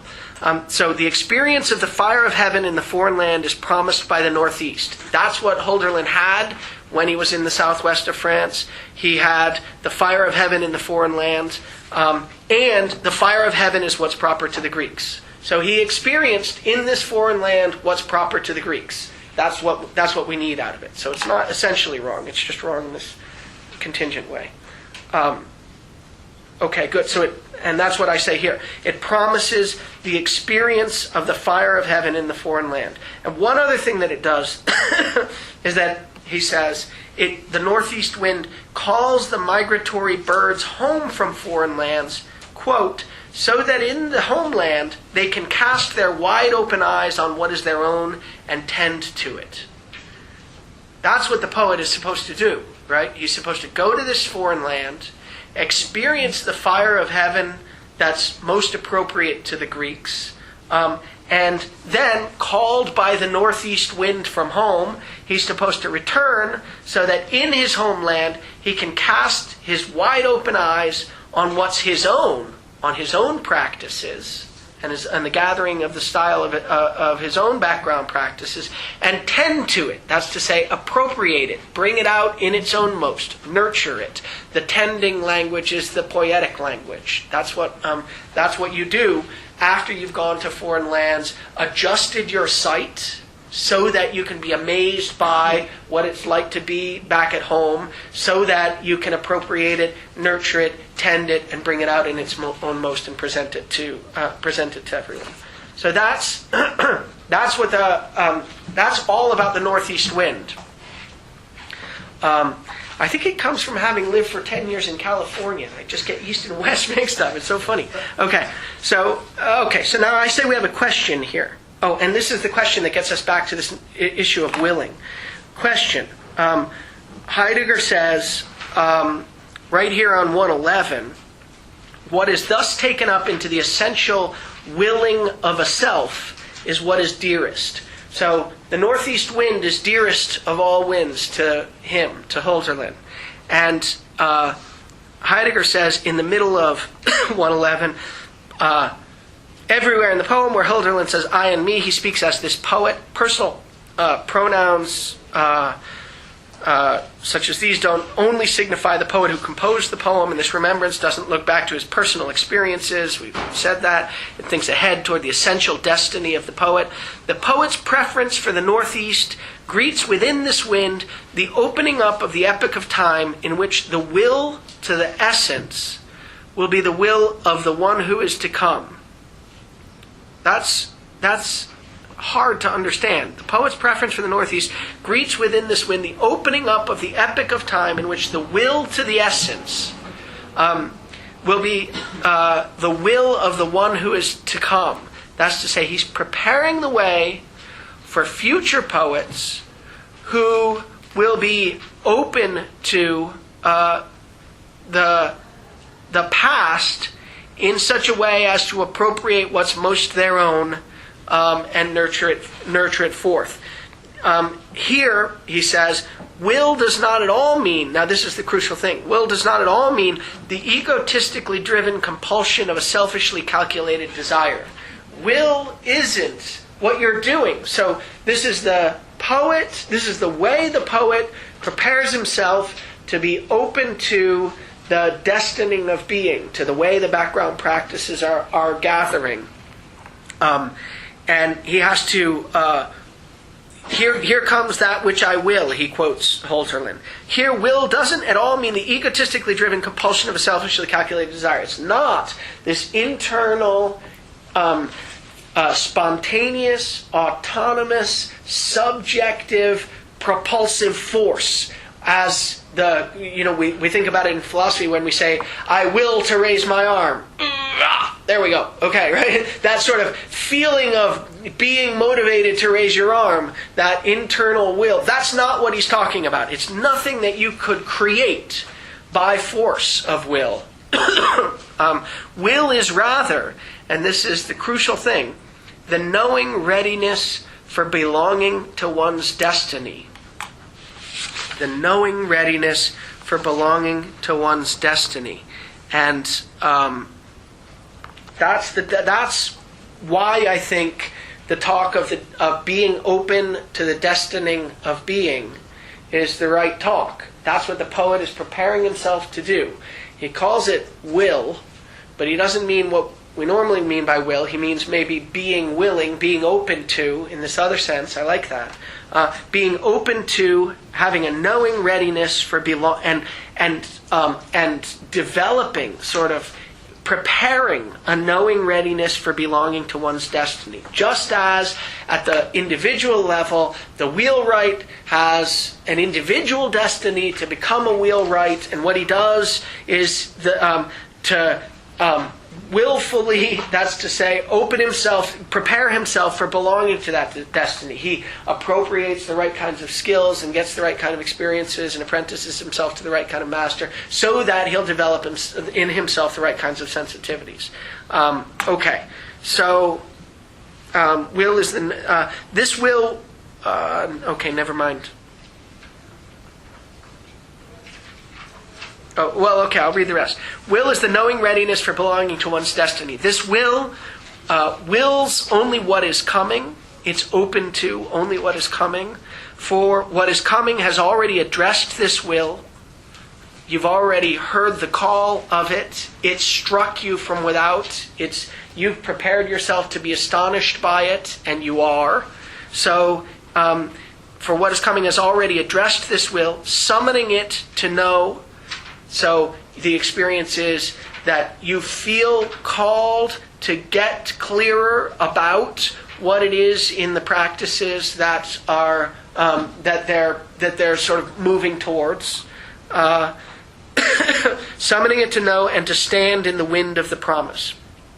Now remember, Heidegger's idea is that Hölderlin doesn't do this for a culture. Hölderlin talks about what it is for anyone to do this at all. Right? He doesn't talk about the particular understanding of being of and framing, say, that's developing itself even in the early 1800s. Rather, he talks about what it is for any future poet to do that. That's why he's preparing the way for all future poets. He's telling them what they have to do in order to prepare themselves to be open to the way the practices are gathering so that they can go to foreign lands, be astonished by them, appropriate them for one another, for themselves, and present them to us. And it's crucial that they do that, of course, in Heidegger's view, because the understanding of being that we're in is the supreme danger, and only once it's named as the supreme danger does it become the saving power. So if there aren't these poets for whom Hölderlin has prepared the way, then there's no possibility of saving the culture. That's why Heidegger thinks that Hölderlin is such a special guy, and why we really need to pay close attention to what he's talking about. In this preference for the Northeast, there reigns the love for the experience of the fiery spirit in the foreign land. Okay, that gets us to the fiery spirit. I'll just say, Heidegger thinks that in this poem, there's a name for all the future poets that Hölderlin is preparing the way for. They're all called mariners. The mariners, he says, that's who Hölderlin is talking about in the 4th and 5th stanzas. Hölderlin knows that he's preparing the way for these future poets, and in the 4th and 5th stanzas, they're the friends. They're the ones that he wants to have this conversation with, right? he wants to be speaking with. So the mariners are the poets. Heidegger tells us that they say the holy. So the poets are going to tell us they're the ones who are going to be open to the return of the gods. Hölderlin's preparing the way for them to be open to the return of the gods by telling them how they need to prepare themselves. And they must therefore, Heidegger says on 111 or 112, know the heavenly bodies and be masters in reading the quarters of the skies. That's why they're mariners. They have to travel into foreign lands, and they have to be the way mariners do, and they have to be sensitive in the way mariners are to the heavenly bodies, so that they can navigate and be masters in reading the quarters of the sky. That's the kind of open. That's both what mariners actually do, and what the poets as mariners metaphorically have to do. They have to travel into foreign lands, either by becoming maybe by becoming sort of reading lots of the history of being, or maybe by actually traveling, and they have to know the heavenly bodies. That's got to be what becomes later in the essay called The Thing, the sky. In the essay called The Thing, which we're going to read in a few weeks, Heidegger talks about a fourfold of earth, sky, divinities, and mortals. This takes the place of what we saw in The Origin of the Work of Art as the struggle between earth and world. By the time we get to The Thing, we have, rather than a struggle, a marriage, and a marriage among the fourfold, which is earth, sky, divinities, and mortals. And the poets of the future have to know the heavenly bodies, that's open to the sky, and be masters in reading the quarters of the sky. Okay, so the mariners are the poets to come. The northeast wind calls the poets, Heidegger says, to find themselves in the destiny of their historical being.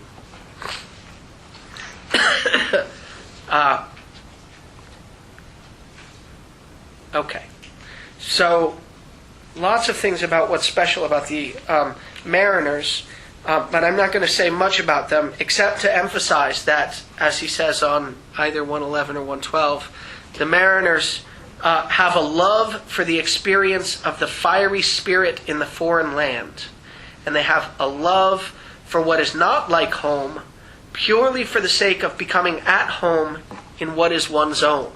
So the mariners are the ones who travel to foreign lands. And they travel to foreign lands in order to prepare themselves to be astonished by what's most close to them. Okay. Now we get this interesting story about the relation between the Greeks and the Germans. Although which I gather is, in part in Hölderlin, and in part Heidegger's reading it out of this part of Hölderlin. This poem of Hölderlin. So we have to figure out what's going on here. There are two things. There's the fire of heaven and the clarity of presentation. And Heidegger says, I think following Hölderlin, that what's proper to the Greeks on 112 is the fire of heaven. But at the beginning of their history, they're not really at home in this fire.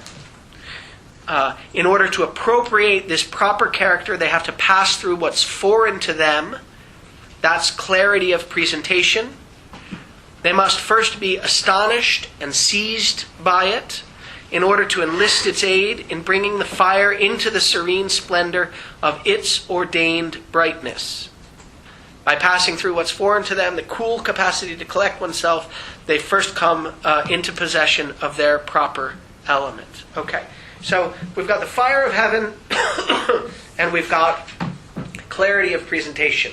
And the idea is that each of these is foreign to one of the cultures and each is home to one of the cultures.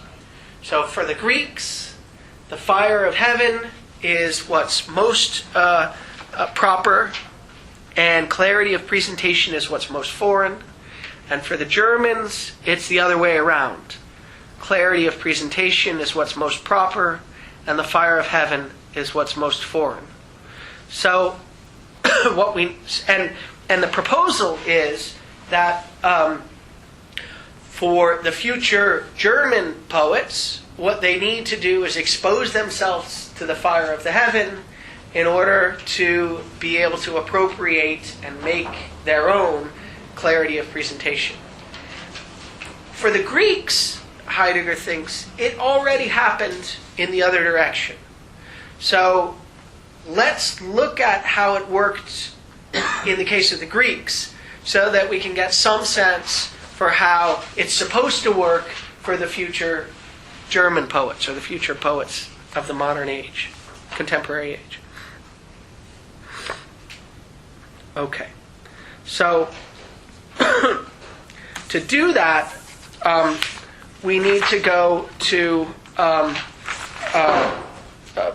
a lecture series called Basic Questions in Philosophy, which was a set of lectures given in 1937-38, so 4 or 5 years before the Hölderlin text that we're reading. Okay, so what does Heidegger say in Basic Questions? Well, he tells us that, let me see if I have a good passage. He says that this amazing thing happened in the beginning of Greek, in the beginning of the history of metaphysics. Before there was metaphysics at all, and we've heard a version of this. Before there was metaphysics at all, there was in the pre-Socratic Greek culture a sensitivity to. Let me just see if I see. I need to. Well, I'll do it in this other order. Okay. So before before metaphysics began, in the pre-Socratic culture, there was a sensitivity to beings as entities, as things that presented themselves to you. That was the Phusis understanding of being. They whooshed up and made themselves, they struck you in the way that I think the curve of the timber strikes the wheelwright. They made themselves known. That's, I think, I want to try to argue, that's something like what the fire of heaven is. The fact that things call out to be seen. To say the fire, so I want to read my notes. To say the fire of heaven is proper to the Greeks is to say that they have a sense that things call out to be seen, and that in this process of things calling out to be seen, things reveal themselves most clearly to those who have prepared themselves to be struck by them. So Heidegger talks about in Basic Questions, talks about the mood that prevails in the pre-Socratic culture that allows people to be not just struck by things presenting themselves, but struck by the fact that things present themselves. There's a move there. In Homer, people are just struck by things, right? Things call out to them, and people respond. In the pre-Socratic culture, there's a development. It's a development from things presenting themselves to you, to your being struck by the fact that everything seems to do that. So it's the move from things presenting themselves to it's being clear to you that everything is such that it presents itself. Things presenting themselves as presenting themselves. Exactly.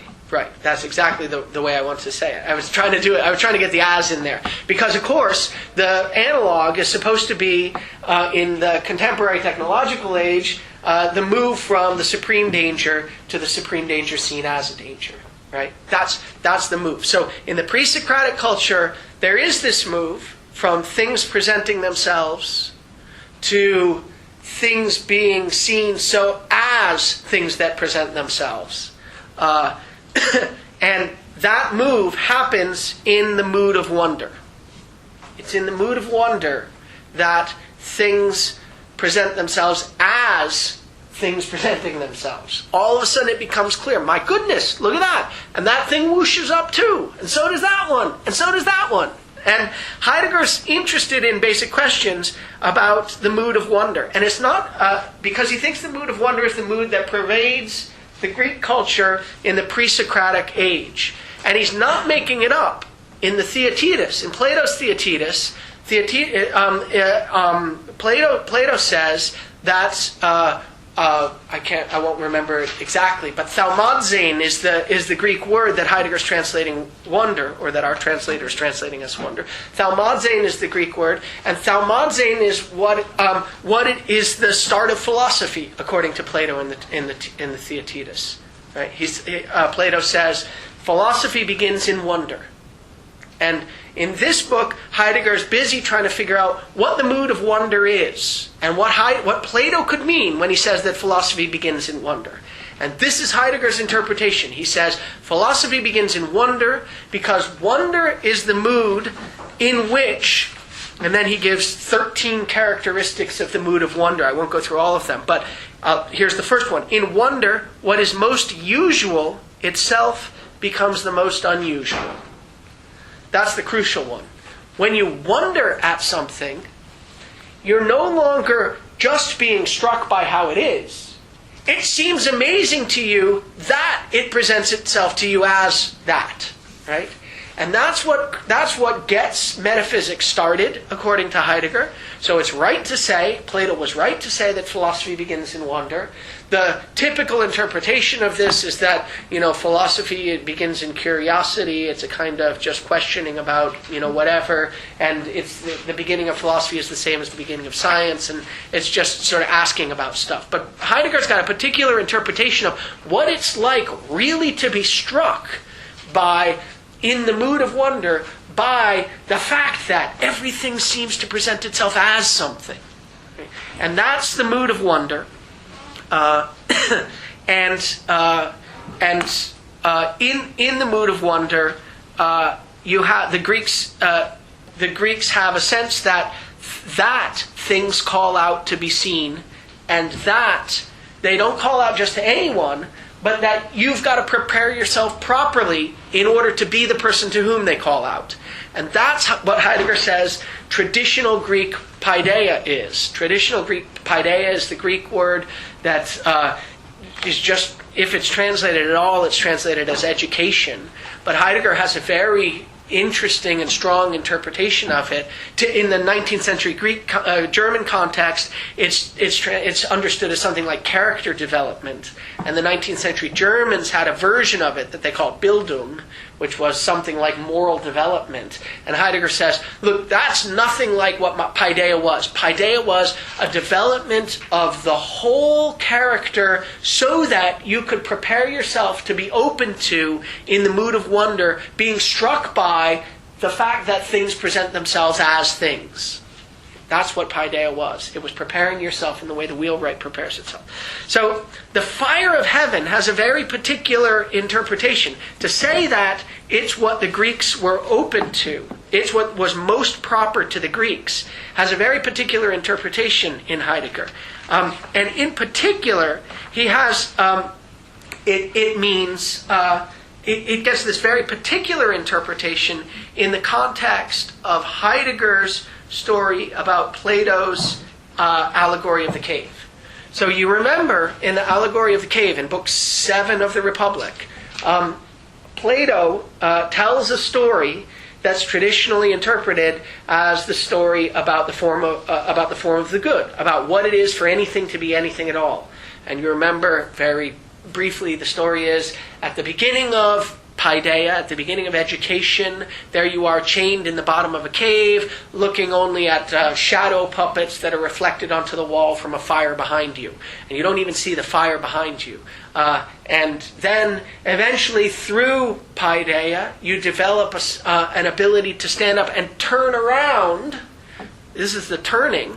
I mean, it's amazing how all these metaphors keep coming back. This is the turning. So you turn around and all of a sudden you go from understanding everything that is as shadows to understanding everything that is as having a source in the fire. Right? And that's the first turning.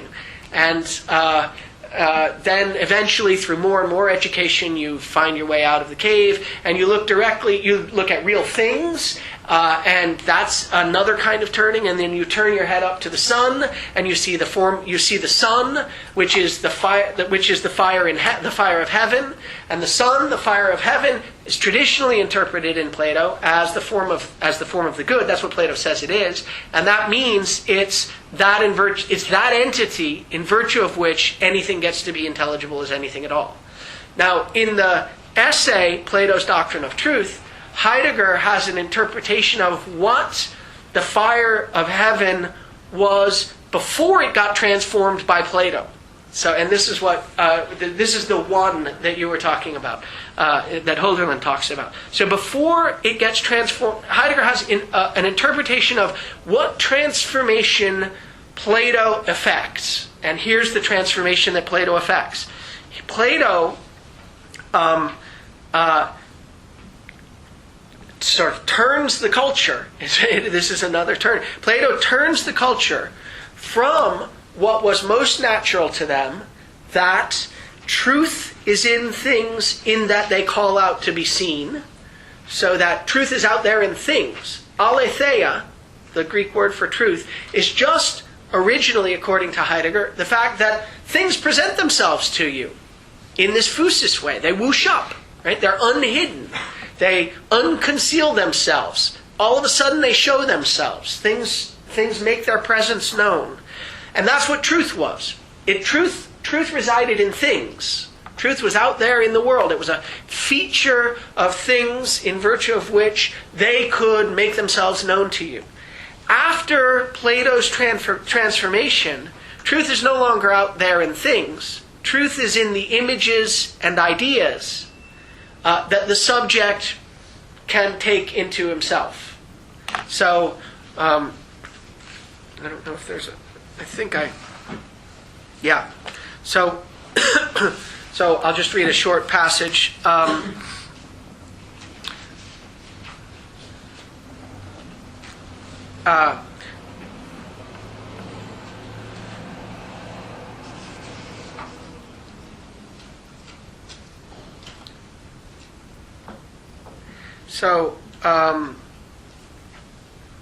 So Plato's allegory, the allegory puts into images what Plato says about the idea of the good, namely that she herself is mistress in that she bestows unhiddenness, aletheia, truth, on what shows itself, and at the same time imparts apprehension of what is unhidden. Aletheia, under Plato's sort of rule, comes under the yoke of ideas or forms, according to Heidegger. And that's not where it was before. It wasn't in ideas or images. Truth didn't live under the yoke of ideas and images, and it wasn't it's sort of fundamentally resident in the fiery in the form of the good, which is the sun, which is the fire in heaven. The fire in heaven has been transformed into an entity. Before, the fire in heaven was just the fact that things presented themselves, they whooshed up, and they showed themselves as things. And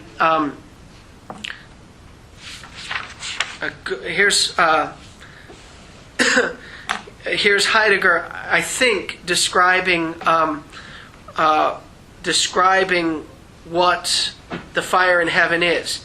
Sees the sun as source of light lends visibility to whatever is seen. But seeing sees what is visible only insofar as the eye is helioides, that means sun-like. The eye has to be fit to the sun. The eye has to be appropriate to the presentation of the images. The seer has to prepare himself to see, to be presented with the things as they are. By having the power to participate in the sun's kind of essence, that is, its shining. The eye itself is helioides, is sun-like, in that it emits light on Plato's view, and it devotes itself to the shining, and in this way is able to receive and apprehend whatever appears. So things present themselves, they unhide themselves, they whoosh up in the pre-Socratic era. That's the fire in heaven that's perfectly, and it's everywhere.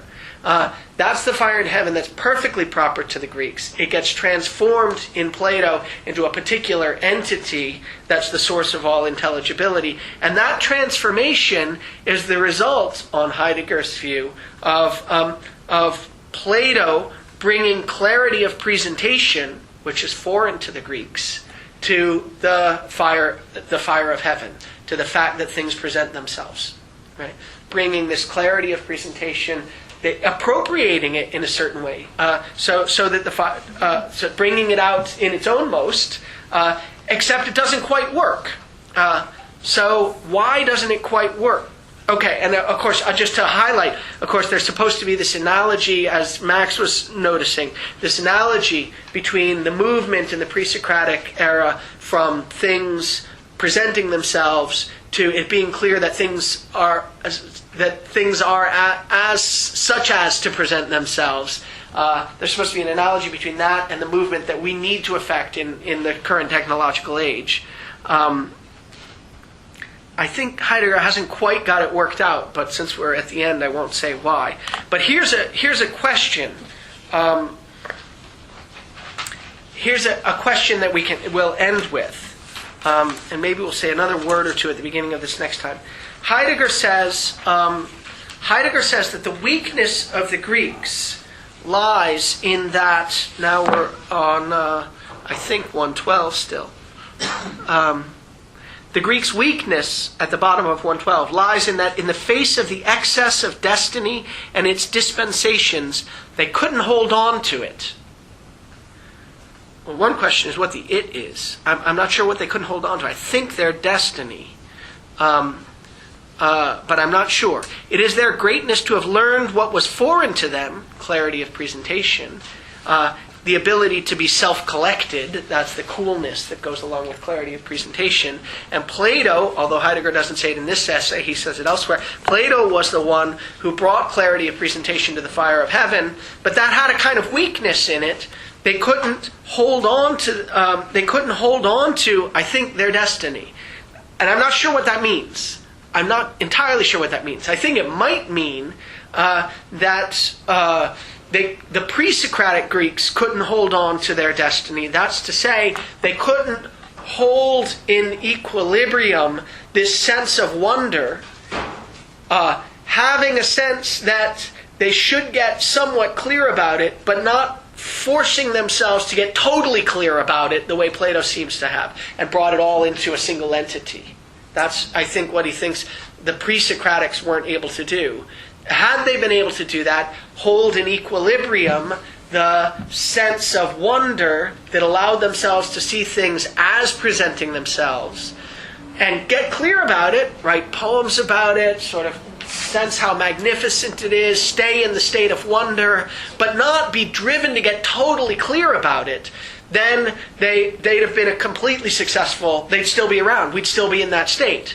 But they couldn't do that, just as you might worry that we won't be able to stay in a nurturing kind of relationship with being if we manage to avoid the danger of the current technological age and become non-human in the first place.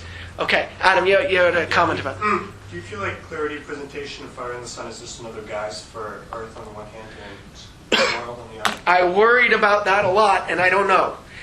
He hasn't really got those terms in the way that they. It's a good suggestion, a natural suggestion. He hasn't really got those terms in the way they're going to come out in the Thing essay 7 years later. So Earth and Sky, but world itself is about clarity. So you might think Earth and World in the 1935 work of art essay are like Fire of Heaven and Clarity of Presentation. And I just don't know. I think he's in the midst of moving from a story about the struggle between Earth and World to a story about the unity of the fourfold. There's a discussion here about the wedding song and the poet at the wedding feast where things are married, and what gets married in the Thing essay, literally married, is the fourfold: earth, sky, divinities, and mortals. And they get married, in presumably when things are thinging at these celebratory kinds of occasions. So I think he's moving towards that. But I couldn't make them quite map. And I couldn't make them quite map, I think, because he's in a transformational stage. But it's a good issue to worry about. Maybe another possible paper topic. Great. All right, terrific. So maybe I think we'll probably move on. Maybe we'll refer back to this a little bit, but next time let's move on to Hölderlin and the Essence of Poetry, and if we can, to the Way to Language. So we read two things for today. We read Hölderlin and the Essence of Poetry, and we read The Way to Language. They're pretty far separated in time, it turns out. If you looked at the little reference stuff, you noticed that Hölderlin and the Essence of Poetry was written in 1936, right around the time of the origin of the work of art. And The Way to Language was written in 1959, so much later, almost 25 years later. In fact, there's a footnote in The Way to Language about the term Ereignis, which says, I've been using this term for almost 25 years now, and I think he might well be referring to the use of the term in this essay, Hölderlin and the Essence of Poetry, because it does show up once there, and there's a footnote to it from Heidegger saying later in 1951, well, I wasn't using this, I was using this in an intentionally ambiguous way, but if we rewrite it in the following way, then it really means what I mean now by the term Ereignis. So the two are connected, but they're separated by a big chunk of time. And I think a few things happen as a result. Things in some ways get clearer as time goes on. In some ways get more obscure because he seems to be writing in more and more gnomic prose. And so the Way to Language is clearly dealing with issues that are similar to the issues that are getting dealt with in Hölderlin and the Essence of Poetry. But it's sometimes harder to understand what's going on. On the other hand, I found Hölderlin and the Essence of Poetry itself a bit light. I mean, it was sort of jaunty. If you, I mean, it wasn't very long, and it didn't seem to me to say all that much. But it hints at things that get talked about a lot in other places. So what I'm going to try to do is go through Hölderlin and the Essence of Poetry, drawing out some of the themes by showing where they get developed in other parts, especially in the Remembrance essay and in the Way to Language essay. So that's the goal. The first question that you might ask is, well, aren't these about rather different kinds of issues? After all, the first is about poetry and the essence of poetry, and the second is about language.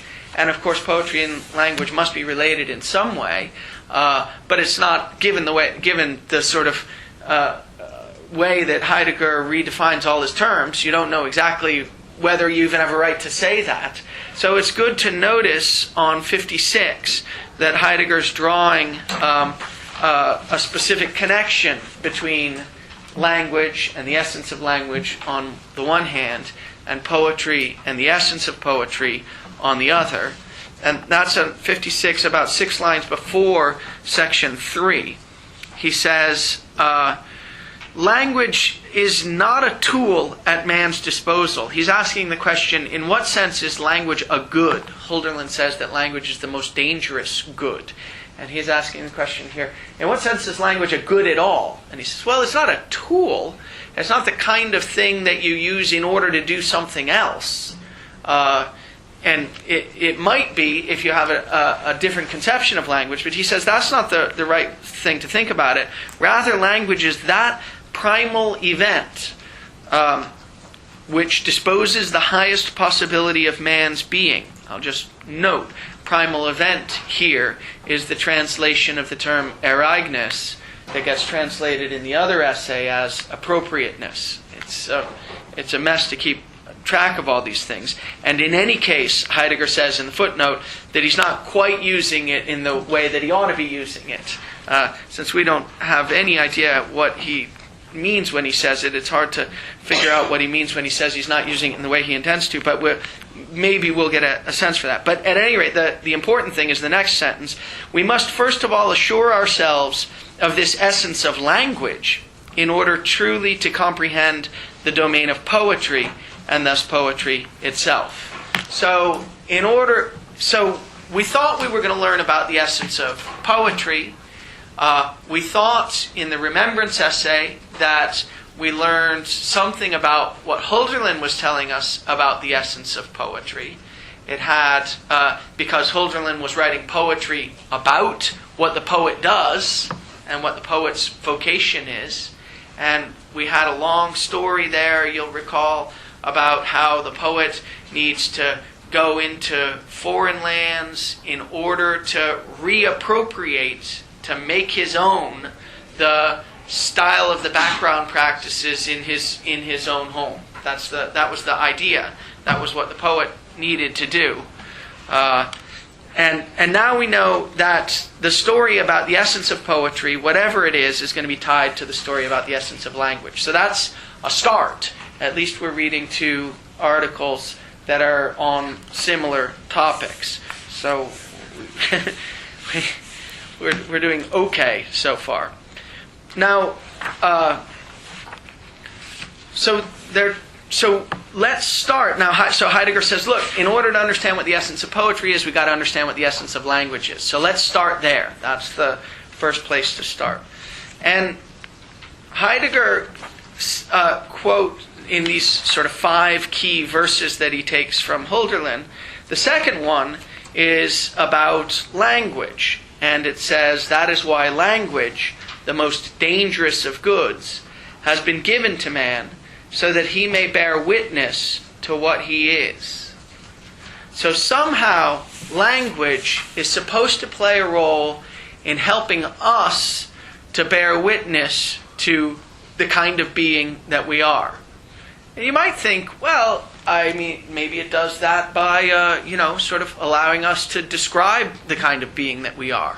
Maybe it does it, for instance, by allowing us to give a kind of medical description of us as a certain kind of physiological being. Or maybe it does it by allowing us to give some other kind of information theoretic description of us as a kind of functionalist kind of mental entity, say, or something like that. But of course, that's nothing like what Heidegger has in mind. Yeah. Sorry. So just looking at on the way to language on 128 and 129. Oh, good. Okay. It says appropriation is the law because it gathers mortals into the appropriateness of their nature and holds them. Yeah. So that seems to be at least parallel to what's going on. Absolutely, it is. That's exactly right. That's a passage that I thought I had some sense of because it looked like it tied into this. It's language is going to be. It's not going to be a tool, but it's going to be something in virtue of which we're capable of bearing witness to the kind of being that we are. Heidegger's spelling it out in the Hölderlin essay on 54, but I think it's related to what goes on in just that passage in The Way to Language. So he says, he's talking about the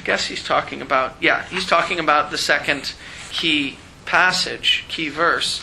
And he says on 54 in the second paragraph, first of all, we have to take note of where this key verse about language is found in the draft of a poem which is supposed to say who man is in distinction to the other beings of nature. So language is given to man. It's the most dangerous good of goods. We have to understand what that means. But it's given to man so that he may bear witness to what he is. So Heidegger says, look, the context in which this or some related passage, I can't remember, takes place is a context in which Hölderlin is talking about who man is in distinction to other beings, distinguishing man from the other living creatures. The cited fragment begins, this is a fragment, but man dwells in huts. Dwelling is something important that we'll get to when we talk about the thing. But then he goes on, he says, who is man?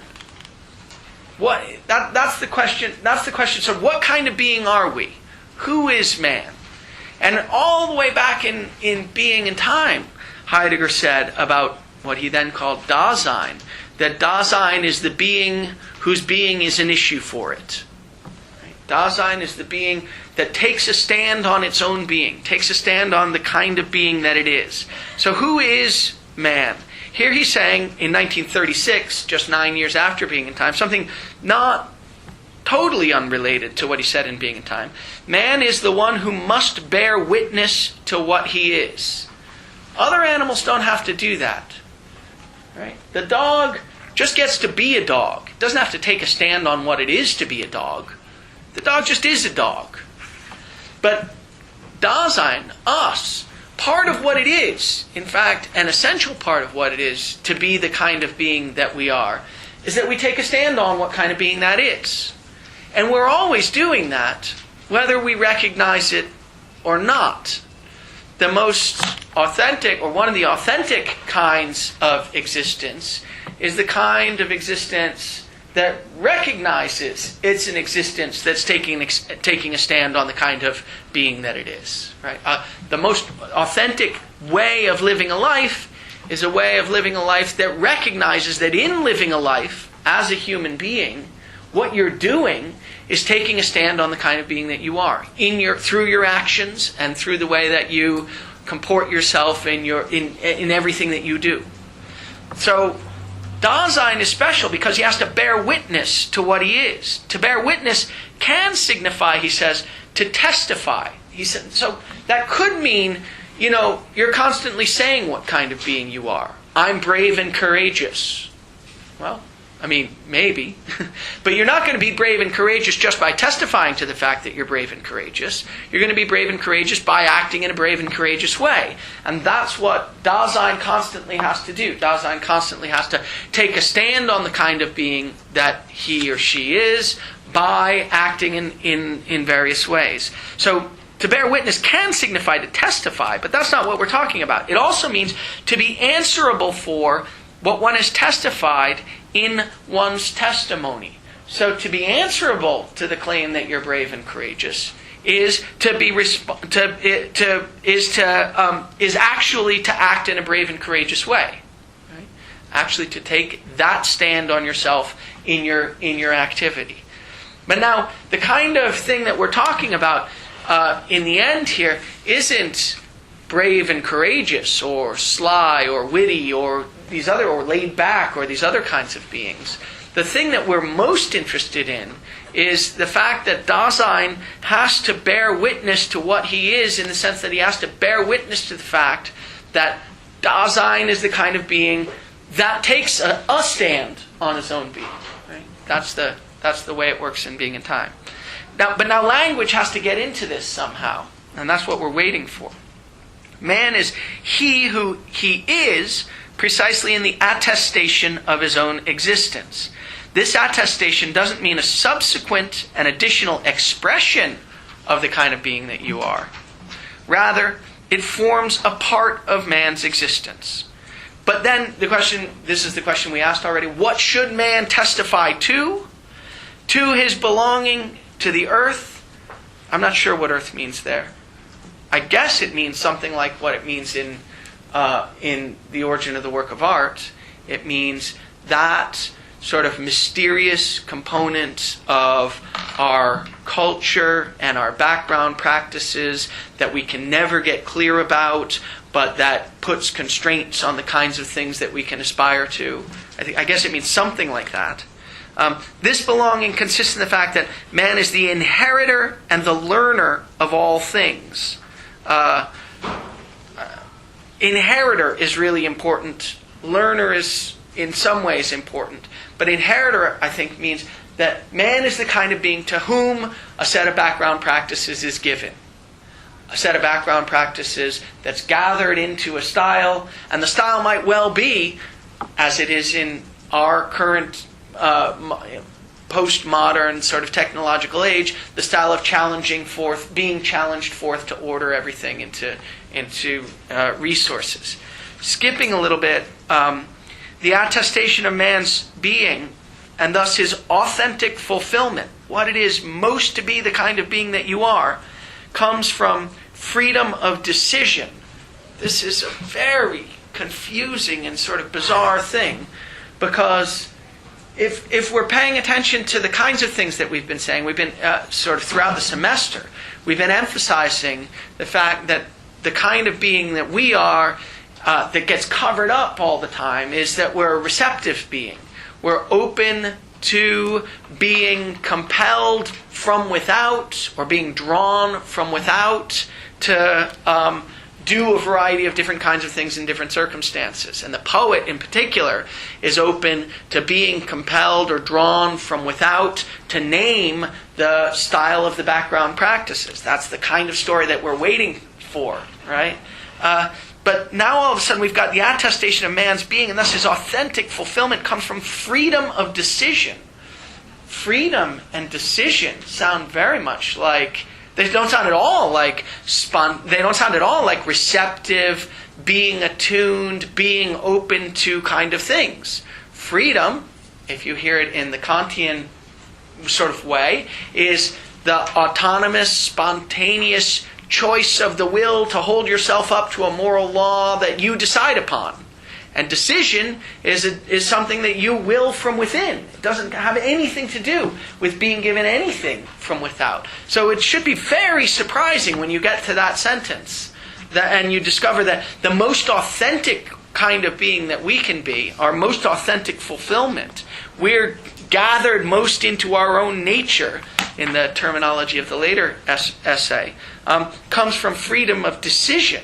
That should be weird. That should sound awful to you. You ought to be confused, and you ought to be thinking, what on earth is he talking about? And you ought to sort of be looking around in the text for places where he tells you that freedom and decision don't really mean what you thought they meant. Right? That's what you ought to be expecting at that point.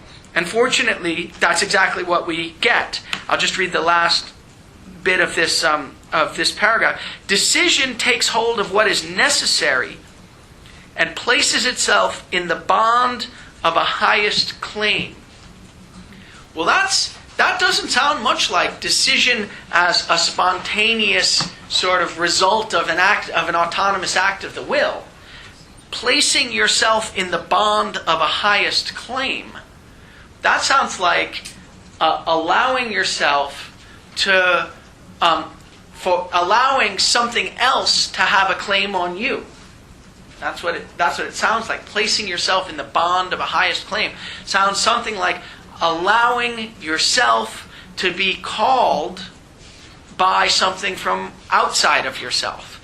And that's exactly what it turns out to mean. So let's not do the last two sentences. But that's exactly what it turns out to mean. I'm not sure which of these we need to go to.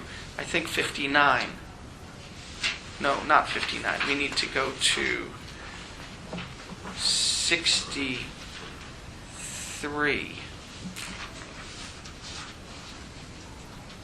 Well, on 63 we learn that freedom isn't a spontaneous act of the will. I'll just read 63, the second full paragraph. To be sure, every founding remains a free gift, and Hölderlin hears it said, poets be free like swallows. Never mind what founding is, and never mind what kind of gift we're talking about. But just focus on the fact that poets have to be free, in some sense of free. And now Heidegger tells us what freedom means. This freedom, however, is not unrestrained arbitrariness and headstrong desire, but supreme necessity. It's allowing something outside of yourself to have a claim on you. And that's the kind of it's not at all what we think of as freedom. In another place, even earlier, Heidegger was sort of onto this already. Heidegger talks about it relatively early. He talks about it as the phenomenon of letting oneself be bound by something outside of yourself. And it's the letting yourself be bound, which is something like holding yourself open for something else to make a claim on you.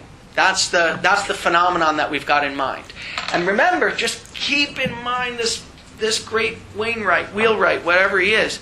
That's what he's doing, though not with respect to the gathering of the background practices, but with respect to the timber and the curve of the timber. What he's doing when he goes in this very ontic case, what he's doing when he goes walking among the sunny woodland hills is holding himself open in readiness to be grabbed by something from without. Something meaningful, something that calls for him to do something to it, to develop it in a particular way. The curve of the timber calls for him to develop it into the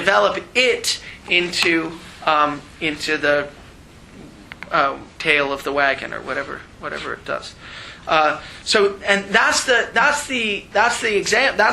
phenomenon that we've got, except that we've got it for poets who aren't holding themselves open to be claimed by the curve of the timber, but are holding themselves open to be claimed by the way the background practices are gathering into a particular style.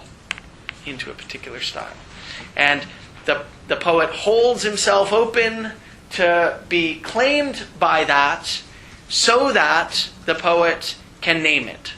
That's what the poet is supposed to do. And that act of naming, Heidegger says later in The Way to Knowledge, is what the poet in the most basic case does. He names the gods. He names what appears. He names... Let's see. No, maybe it's not there. Where's the naming the gods?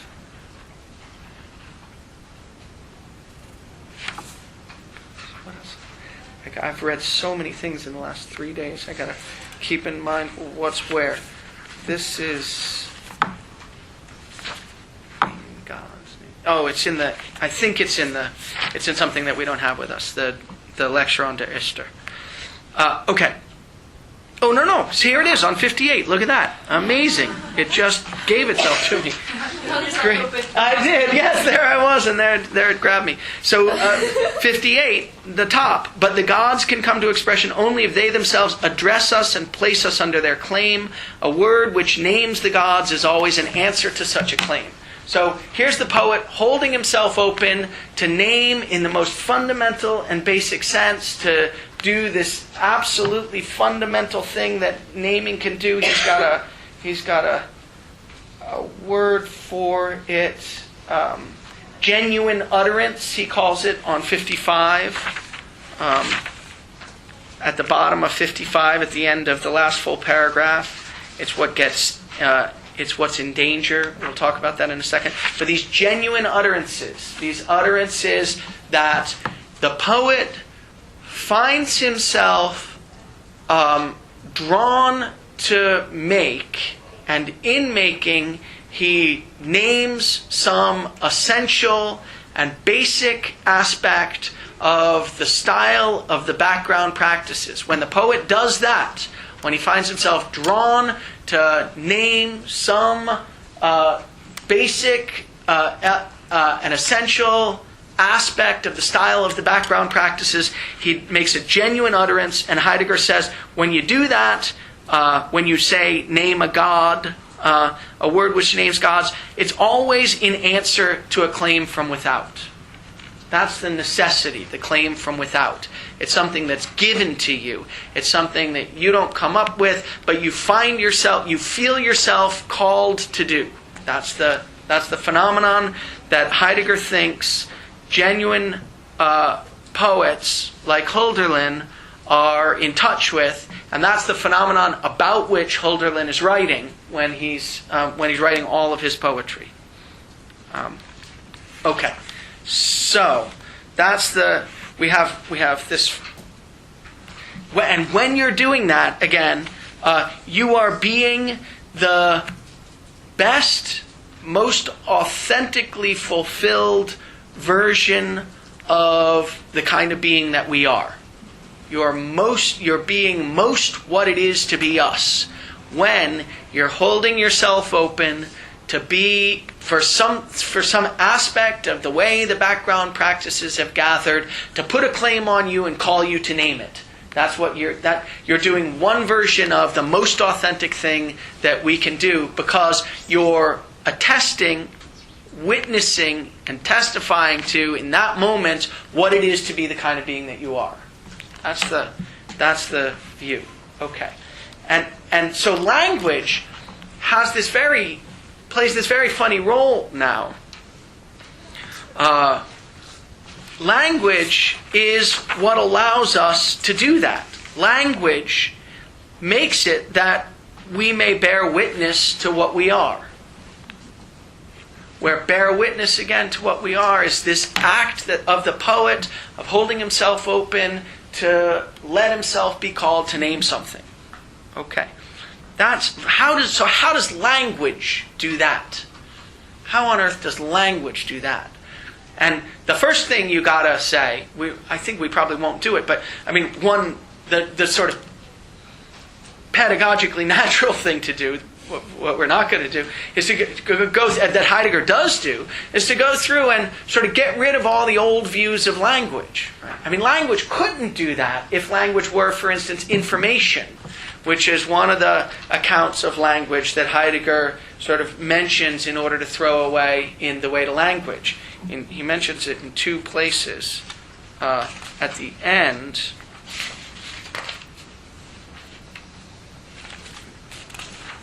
on 132,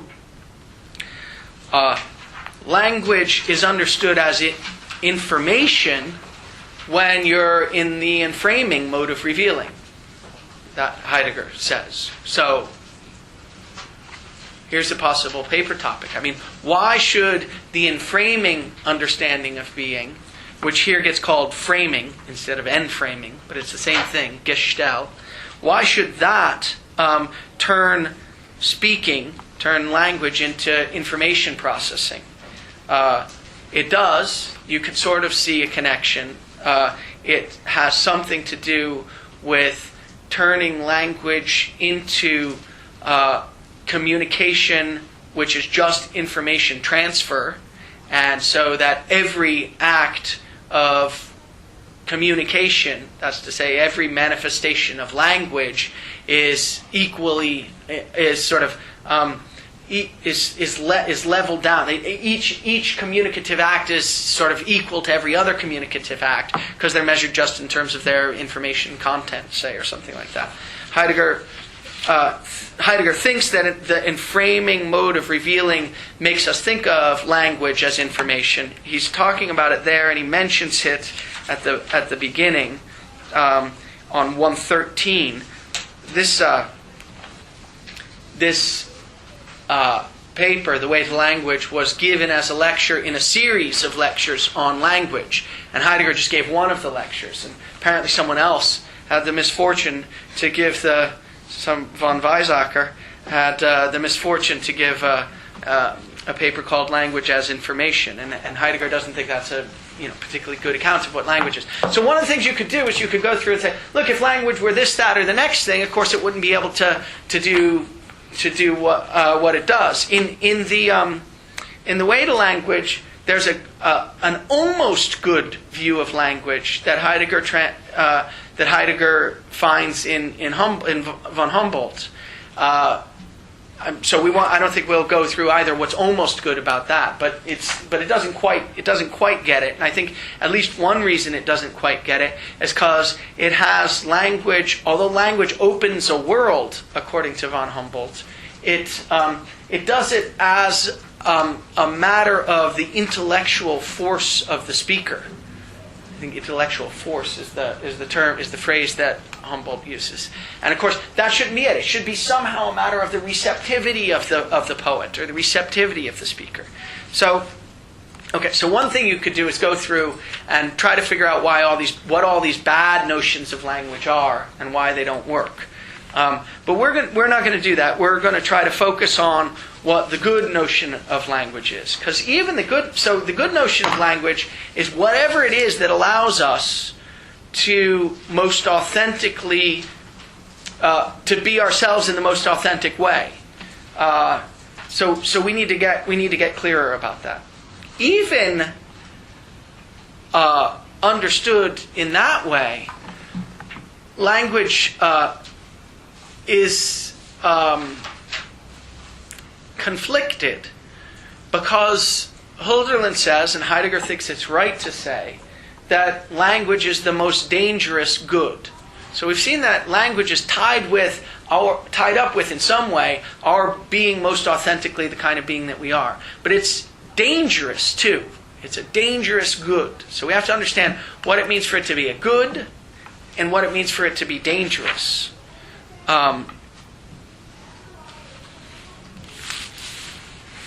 Let's do the danger first. The first thing, what do you think of when you hear that? Language is the most dangerous good. Well, Sorry, both of you. Either of you. Yeah. I just said saving power.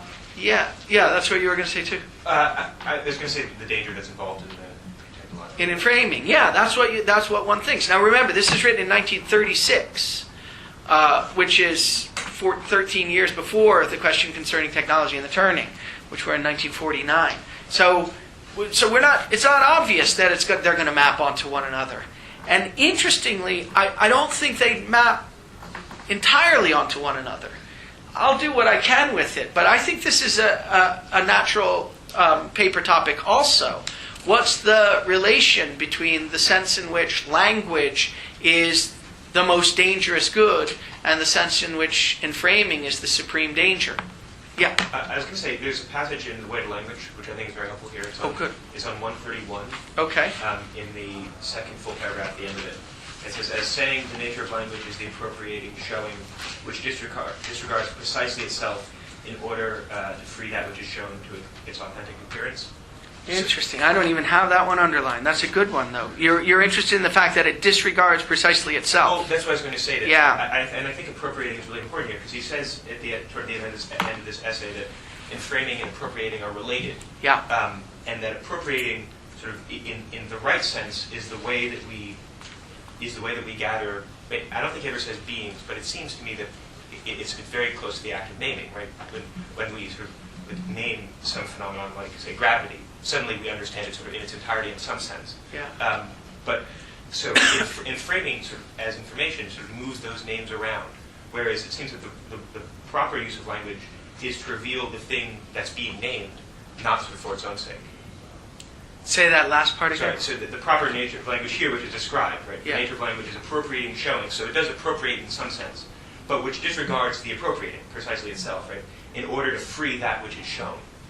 Whatever is being named is freed by being named, rather than being co-opted in some sense. And what's the case in which it's co-opted? In the technological age. Yeah, and so what does it mean for it to be co-opted? To be inframed. Or sort of to be the important thing about is to regard precisely itself rather than disregard precisely itself. It sounds like, it sounds like there. I mean, I'm willing to believe there's something there. I don't quite understand it yet. I think there. What I thought you were going to focus on here is that when is the appropriating.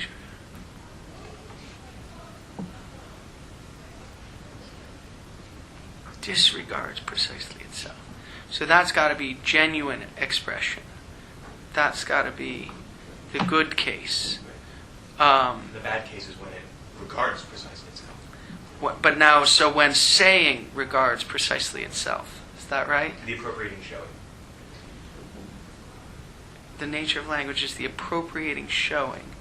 So when you name something for the sake of naming it, Right. when you... Rather than sort of showing its nature. There's something to it. Let's hold on to the thought, because the saying is a funny thing that I want to talk about, but let's hold on to it, because I think there's probably something important there, but I don't quite understand it yet. Yeah, you have a stretch or a... No, I have a question. Okay. So what's weird about this, the language of assuming power, Yeah. is that they're sort of layered on top of each other in some sense. Because, so like, with this question concerning technology, we understand like when we recognize the danger, then we have a statement of power. Right. But language in some sense is sort of the like tool by which we can recognize, right, and name. But at the same time, it's sort of acting in the same way as this like meta concept also. So it's like, I'm not saying this well, but in my mind it's like there's this double role of like, it sort of is the tool, but it also is like what we are most essentially. So it seems like this bizarre thing where you like have to use the tool in order to like recognize what you are. I don't know if that makes a lot of sense. I don't know. Okay. Well, so one thing is that it's not supposed to be a tool. That's an important thing. Among the things that language isn't, it's a tool. The opposite of a tool is this thing that shows up in the way to language, but lots of other places also, which is the house of being. Although Heidegger doesn't have that terminology yet here in 1936, but he knows that language isn't a tool.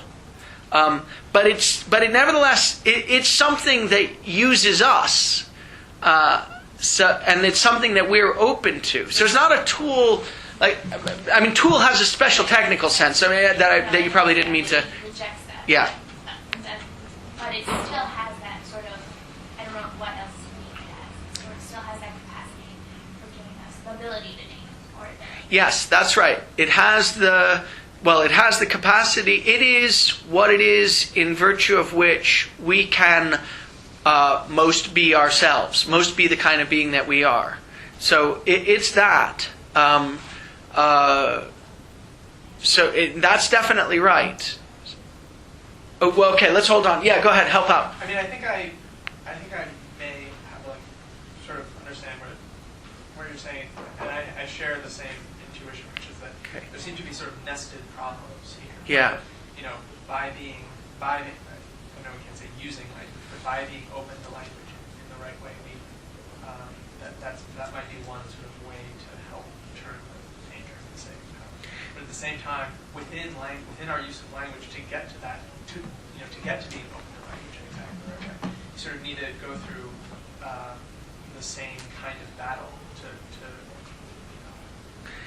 make sure, we sort of minimize the danger of the most dangerous. Good. I mean, I think that's right. I mean, the way I heard, I'm constantly got the wheel right in mind here. But I think what you're talking about are two different things. There's what you're able to do once he's got a name for it in the way to language. Once you're the kind of being who's open to saying, I think is his way of saying it. Once you're that's like the wheelwright after he's already finished his apprenticeship. Now he's open to what the timber says to him, right? He's open to it as a result of having gone through this long struggle of apprenticeship, of learning the skills, of learning to see the world in a certain way, and so on and so forth. Then there's the first struggle, the struggle of gaining that sensitivity, which itself requires you to develop a certain kind of openness and hold yourself open in the developing of it. And they're certainly related processes. Just to emphasize again, so it's not mysterious, what you're supposed to do when you do that process, let's call it the apprenticing process, in the case of the poet or the thinker, what you're supposed to do when you're apprenticing is read the history of being. That's traveling to foreign lands. You're supposed to get in touch with, try as well as you can to get in touch with other understandings of being and what it would be to be given as you are as a member of, say, the Homeric Greek culture, to be given a certain kind of call from without, because the people who are writing from within that have a leg up on us. They're not challenged forth to reveal everything as ordering, and so they're not covering up the fact that there's this call from without. They're sensitive to the call from without, and they're naming it. That's what they do, right? And because they're part of the poietic understand. They're whatever mode of revealing they're in. It's a poietic understanding of being. And so, although they're marginalizing all the other totalizing kinds of understandings of being, they recognize themselves as open to the particular one that they're open to, and they're busy naming it. And so, what we ought to be doing when we go back and read the history of being is try to figure out what phenomena they're naming. That's what we ought to be doing. And when you do that, traveling to foreign lands and getting used to the various phenomena that these people have at the center of their existence and are busy naming, and you get used to it by recognizing those phenomena in your own existence, then you develop in yourself the sensitivity to being called by these various kinds of now marginalized aspects of the background practices. That's the apprentice. That's what you're doing when you're apprenticing as a poet or a thinker. You're developing in yourself the sensitivity to being called by ways that the background practices can gather, and you're doing that by reading these poets from other understandings of being and trying to get in touch with the phenomena that they're naming. That's what you're doing. And so when you're reading the history of being, and that's what you're doing when you're reading the history of being. You're apprenticing yourself in these foreign lands so that what's most your own can be made your own. Right? So I think there are these two stages. Now, but let's go back to what makes language the most dangerous good here.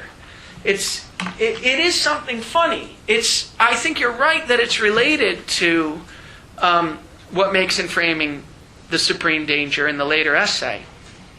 But it doesn't seem to be identical. The first time I read it, I realize now, I read it in a mistaken way.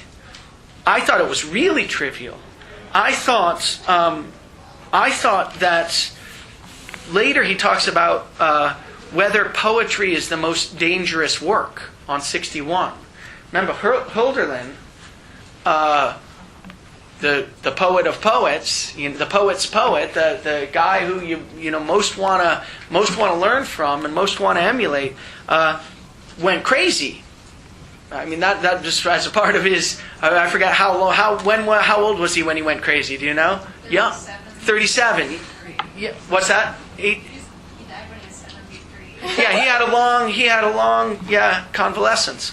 And of course Nietzsche went crazy too. So Heidegger's two sort of going the biggest thinkers, and the biggest thinker and the biggest poet in history both got overtaken by it, apparently. And so Heidegger asks whether poetry is the most dangerous work.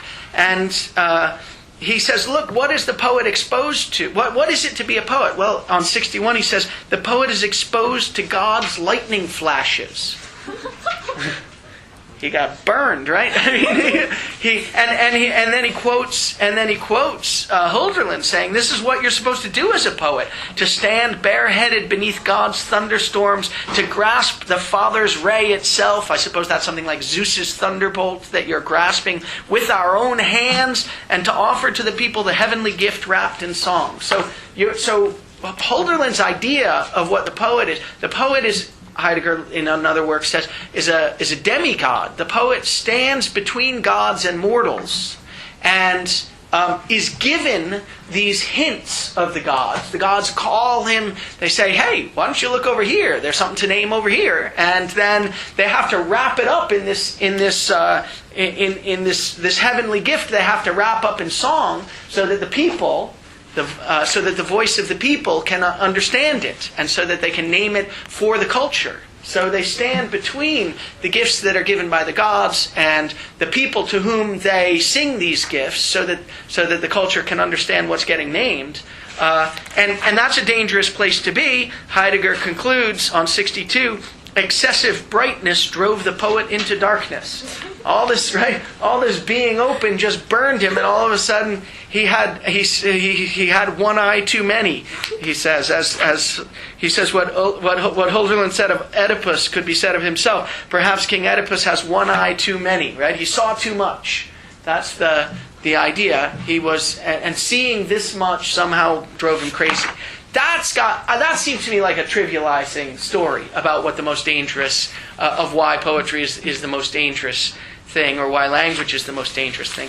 And I was very disappointed the first time I read this. But the second time I read it, I realized there's something that's actually not an essential, at least I don't think it's an essential aspect of the essay. The essential thing comes on 55, right, where he says he's going to talk about in what sense language is the most dangerous good. It's amazing sometimes to discover that he actually talks about the things he says he's going to talk about. You just have to pay attention. So, and there are two reasons that language is the most dangerous good. And the first one I think I get, though it's very elliptical what he's saying. And the second one I think I would get if I believed what I think there must be an argument for, but I don't really understand the argument. So let me go through the two things. What is the sense in which language is the most dangerous good? Well, it's the danger of all dangers, he says at the top of 55, because it first creates the possibility of a danger. Well, in what sense? Well, what is a danger? A danger is, helpfully, he tells us, the threat that beings pose to being itself. That's what danger is. The threat that beings pose to being itself. So somehow, language has got to be tied up with beings, and it's got to be dangerous because beings can pose a threat to being. So you ought to be asking yourself, in what sense do beings pose a threat to being? And what's the relationship between language and beings? Well, he tells you the answer to the second question, what's the relationship between language and beings, in the next sentence. But it is only by virtue of language at all that man is exposed to something manifest, beings which press upon him and inflame him in his existence, or non-beings which deceive and disappoint him. So it's only by virtue of language that there gets to be any being at all. There gets to be any beings at all. There gets to be any entity at all. Because entities are what's made manifest. Entities are what show themselves to you. And things can show themselves to you only in virtue of the fact that, either that they're calling out to be named, or that they've already been named. And it's when they're calling out to be named that they show themselves to you in their most essential way.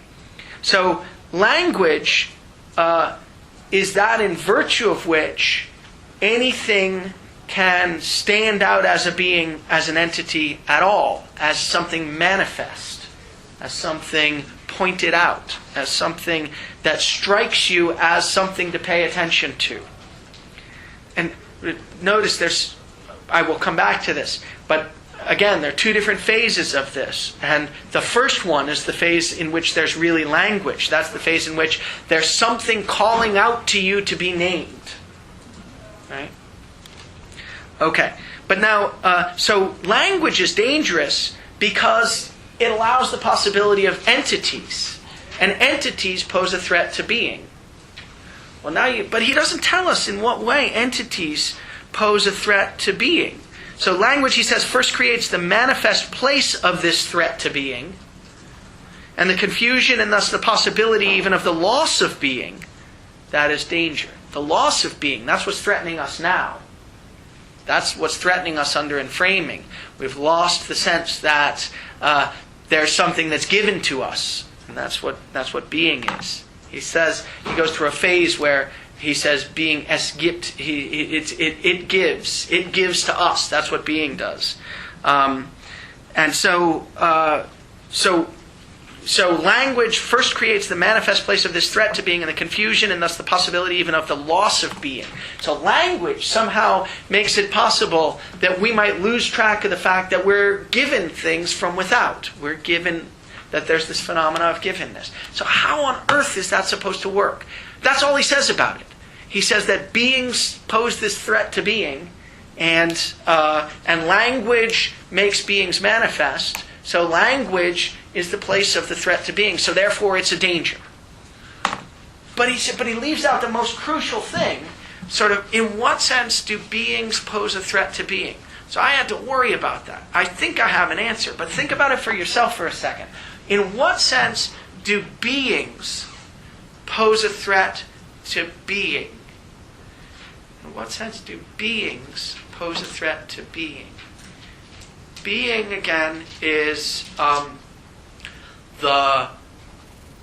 let's just say, the background practices, that in virtue of which anything is intelligible as anything at all. Being gives to us some understanding in virtue of which anything is intelligible as anything at all. So in what sense is that, and the emphasis is on the it gives to us, and that's under threat of expulsion, or it's being lost now under enframing. What's being lost? Well, that things are given to us. So how can entities pose that kind of threat? How can entities bring about the end of being? Give it a shot. And I'm sorry to come back to this essay, but on 132, No, it's good. On 132, at the bottom of the first, I think it's the first or second full paragraph, it says information theory conceives of the natural aspect of language as a lack of formalization. So that what information theory does is formalize. Yeah, I'm trying to find it. Where is it? It's How far down the page? It's about 3/4 down. Oh, I see. The last sentence there. Okay, Right. yeah. Information theory conceives of the natural aspect of language as a lack of formalization. Yes, that's right.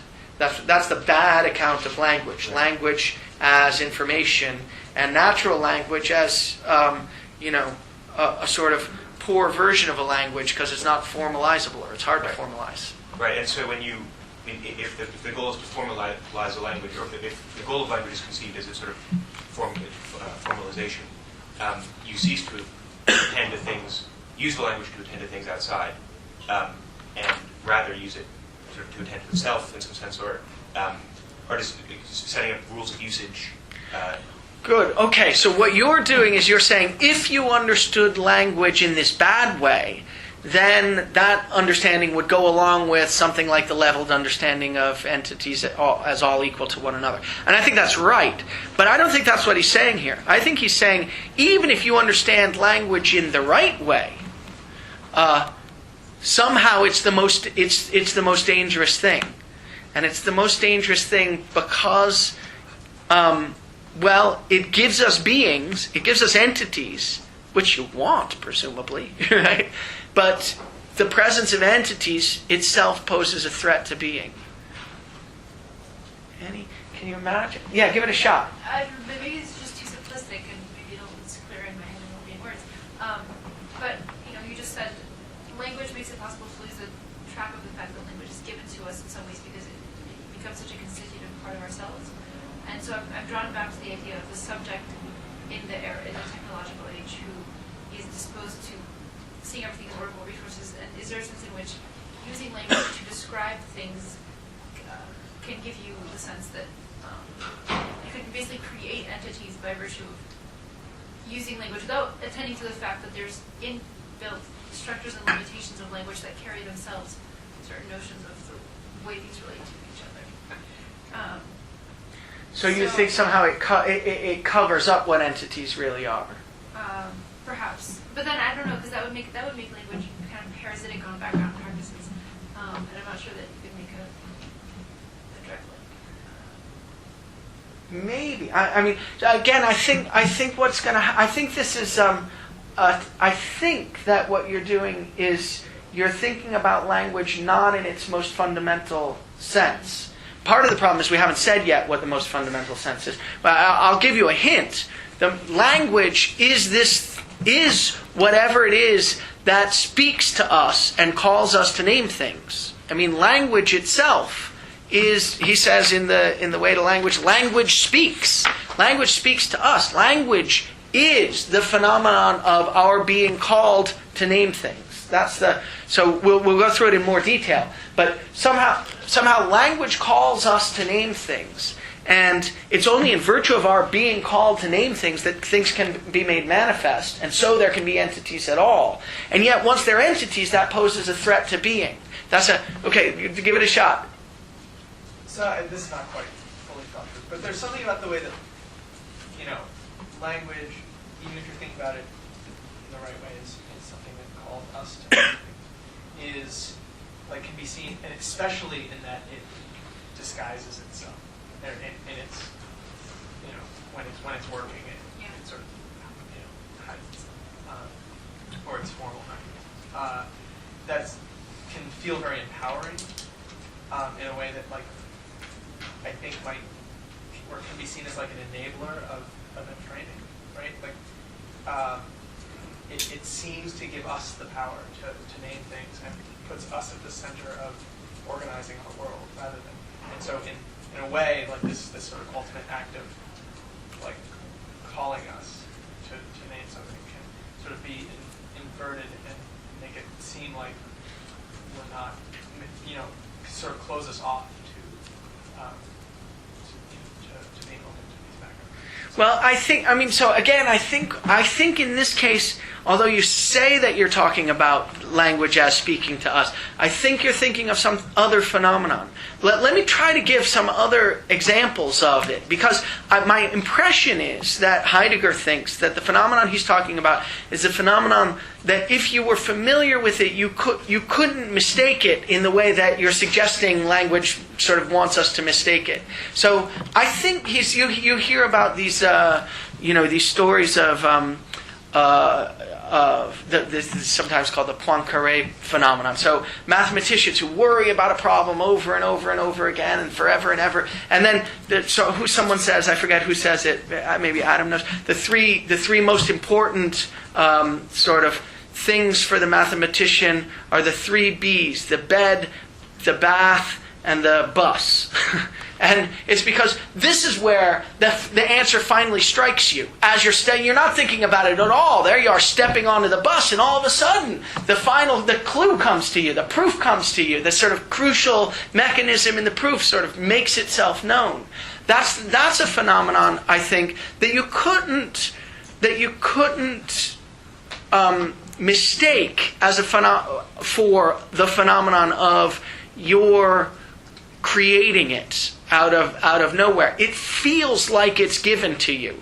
Now, what feels like it's given to you there is something very abstract, and so it's not the kind of thing that the poet would talk about. But I think it's a similar phenomenon. It's clear that it strikes you from without, and poets who talk about divine inspiration and so on are supposed to be talking about that phenomenon, that they're worried about how to express something. There's something that they're sensitive to, that they really feel like they've got a name and they can't figure out how to do it, and then the muse speaks. That's supposed to be the phenomenon. It's like the phenomenon of the curve of the timber speaking to the wheelwright. It feels like it's given from without. It feels like a bolt of lightning that strikes you. It just takes you over. And so I think it's unlikely that you would mistake it for something. And people don't. We think they're sort of talking crazy talk sometimes when they say the divine inspiration did blah blah blah. But I think that's the phenomenon that they're naming, and it's a phenomenon that we're was that. I shouldn't have. Divine inspiration doesn't do blah, blah, blah, I suppose. Yeah. But I think that's the phenomenon that they're naming, and it is a phenomenon that we're familiar with. But I don't think it's that aspect of the phenomenon that Heidegger is, in this context, worried about. I think that's what allows there to be beings in the first place. That's what allows... Again, this is the most fundamental act of language, that it calls some aspect of the background, of the way the background practices are gathering. It calls you to name it. And it calls you to name it by drawing your attention to it or by focusing you on it. And that's the way, that's what Hildebrand's supposed to be describing. Well, give it a shot one more time. Yeah. So, but then once you do the act of naming, Yeah. then you've at the same time created being, or like created these beings. Well, not created, but you've... created, but you've defined them. He has a word for it. I noticed he calls it at a certain point, determined them.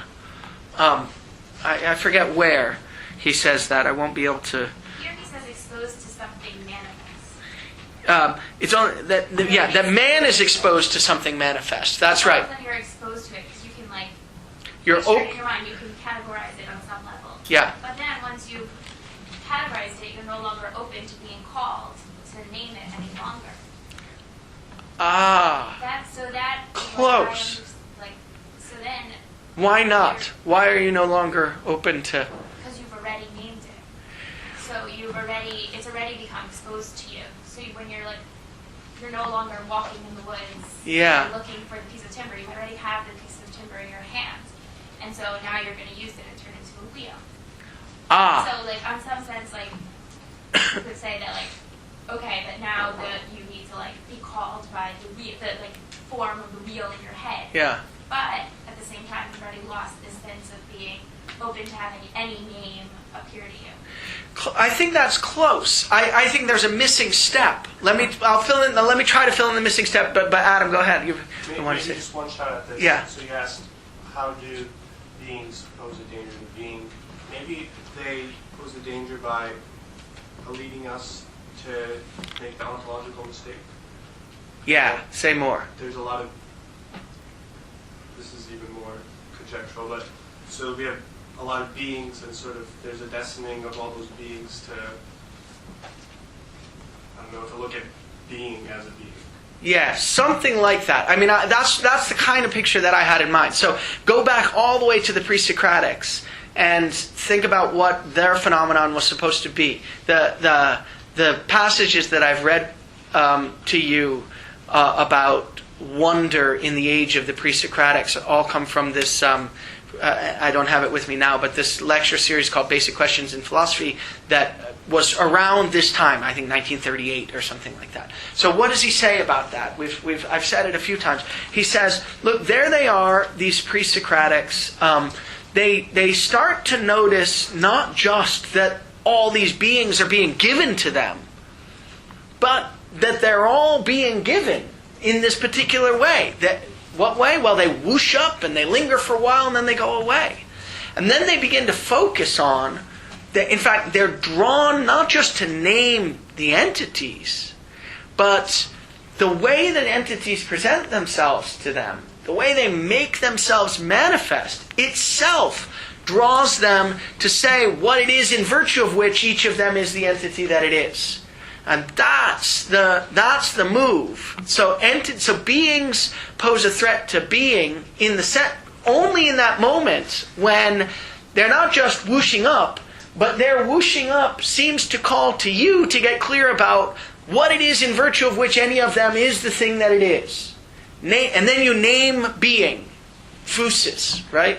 And then if you're further called to get to get clear about what that is, physis, what that is in virtue of which anything is anything at all, and you're further called to get clear about it by turning it into an entity, like the form of the good, say, then you're off and running, and you're on the way to nihilism. I think that at least in some places, Heidegger thinks that Plato is the first step on the way to nihilism. Because once you get to Plato, you've turned being into an entity, and it's all downhill from there. It doesn't have to go in the particular way that it did, but it doesn't have to go, for instance, through the Judeo-Christian tradition or something like that in the Middle Ages. But I think he thinks once you've got being named as an entity, then the natural question is which entity is it, and then you're arguing about the wrong thing, and you're focused on the wrong thing.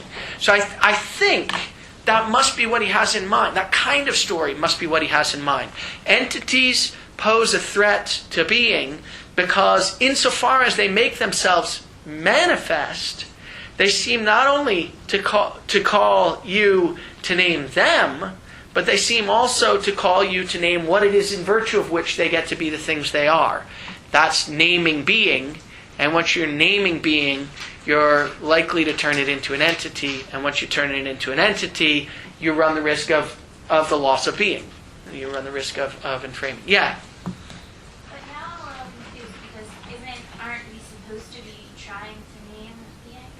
Well, Is that also what we're seeking to do? very good point. Yeah. So we're supposed to be trying to name it, but resist naming it as an entity. So Heidegger sometimes has a phrase for this. He says, being is the sending without a sender. Either Heidegger says that or I say that. Someone says that. I don't know, describing Heidegger or Heidegger describing himself. I don't know if that's actually his phrase. But anyhow, that's a way to think about it. What you're supposed to be able to name when you name being is not being as an entity in virtue of which anything is at all, but the sending that's not given by any particular thing.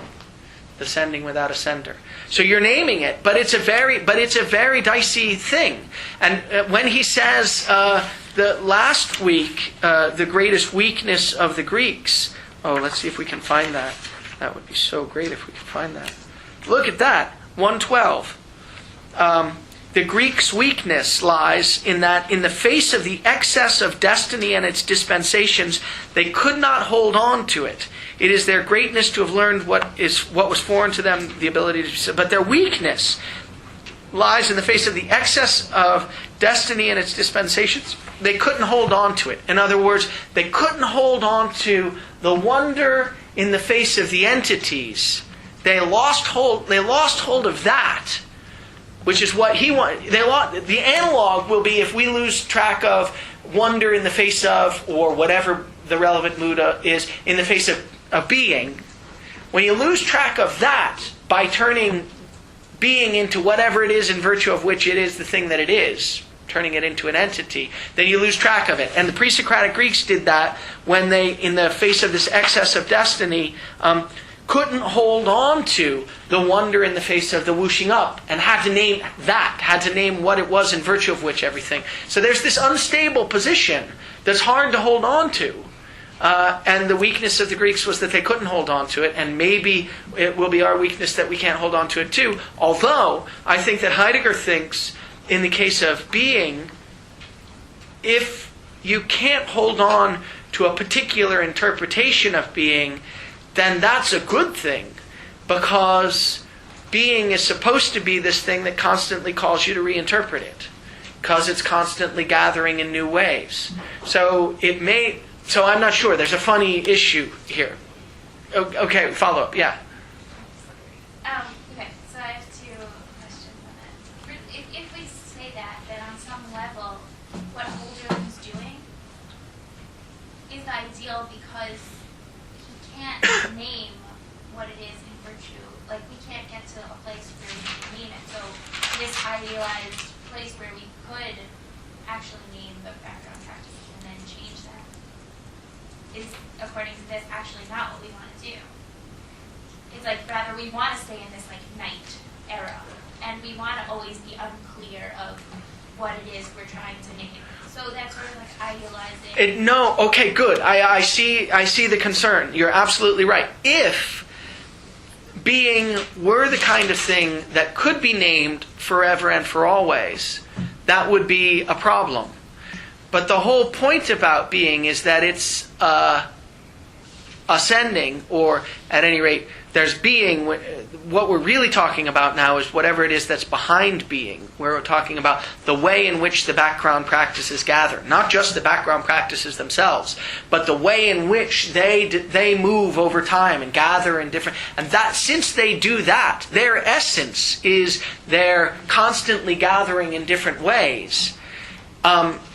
If what you're called to do is to name the ways in which they're gathering, but in being called to do that, you remain open to the possibility that you'll be called to name a different way in which they're gathering later, then that's the ideal. That is the ideal. That's what you want. That would be something like, just to get it clear, that would be something like, I think that Heidegger thinks there are two possible saving possibilities for the culture, and this is one of them. So that would be something like a saving possibility in which a new work of art comes along that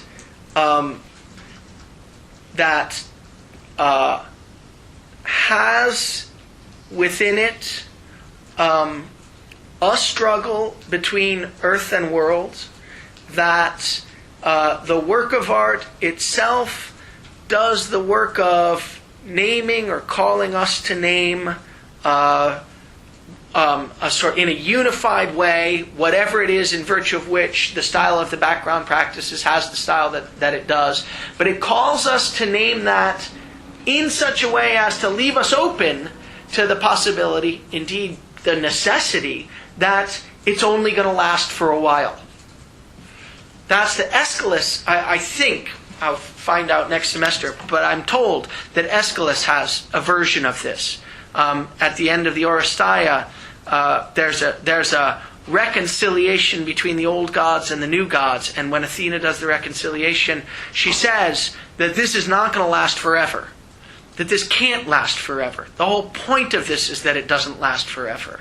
That's the way the background practices are. They continually gather in ever new ways, and our task, our calling, is to be open to naming the new ways in which they continually gather. So that if there were a work of art, it would be a very funny one. It would be a work of art that calls us to name the background practices, the style of the background practices, or a certain aspect of them now, but to name that aspect in such a way as to remain open to the possibility that we've got to name a new way that the background practices gather later. That's something that maybe Aeschylus had sort of recognized, and that maybe Homer recognized, except it's not obvious that in Homer there's really a single understanding of being. But anyhow, that's what's going to be special about it. It won't be a background, it won't be a work of art that marginalizes, whose job it is to stamp out all of the other marginal understandings of being from history. It'll be a work of art whose job it is to ensure that we remain open to all of the other marginal practices that are given to us from history. So it would be a weird work of art. I'm not even sure. I mean, yeah, it would be a weird work of art, but that's what it would do. I don't know how it could do that. I have no idea. We're not supposed to have an idea. Yeah. Just quickly, is it possible that such a work of art already exists, insofar as there are, say, quite some background practices probably that remain from the ancient Greece to today, which we can notice if we decide to compare ourselves to like some faraway Eastern cultures. Sound very ignorant to say that, and realize that we have fewer background practices in common with them than with the Greeks. Yeah. Then must this work of art already exist without us kind of knowing? Well, good. So what exists now, Heidegger is certain, is the marginal practices left over from former epochs in the history of being. Those definitely are in the culture. We are busy trying to stamp them out because insofar as we're challenged forth to reveal everything as efficiently whatever orderable resources, we're challenged forth to get rid of any other kind of understanding of what things are. But we haven't been successful yet. There are these marginal practices in the background culture. You could become more attuned to them if you had a better sense for what was named in the earlier epochs in the history of being. But for instance, well, I don't know. Maybe for instance, the sense of reverence that we still feel. I think it's true. Charles Spinoza's had interesting things to say about this when he came. That we do still feel a sense of reverence when you walk into a cathedral. So now, and the sense of reverence just isn't anything that's revealed as an orderable set of efficient bit of standing resources. So the sense of reverence and the practices that are organized around that sense of reverence and that are called forth in the presence of that sense of reverence. The fact that, you act in the way that you do when you go into a cathedral. You don't shout across the hall. You act in a reverent way. That's got to be a practice. That's marginal in our culture. That's left over from an earlier epoch in the history of being, the medieval Judeo-Christian epoch, and that once organized a whole understanding of being. So the practices are there. What's not there is the work of art that makes us attend to them or opens us up to them. So the practices are there for sure. What's lacking, and what would be something like the return of a new God, would be a work. One of the things it could be would be a work of art that opened us up to what's given in those marginal practices. That's the idea. The other thing, I think we'll get to the other. So I said, I think Heidegger thinks there are two different saving possibilities for the culture. That's one of them. And the other one, I think, is the one that we'll talk about next week when we talk about the thing.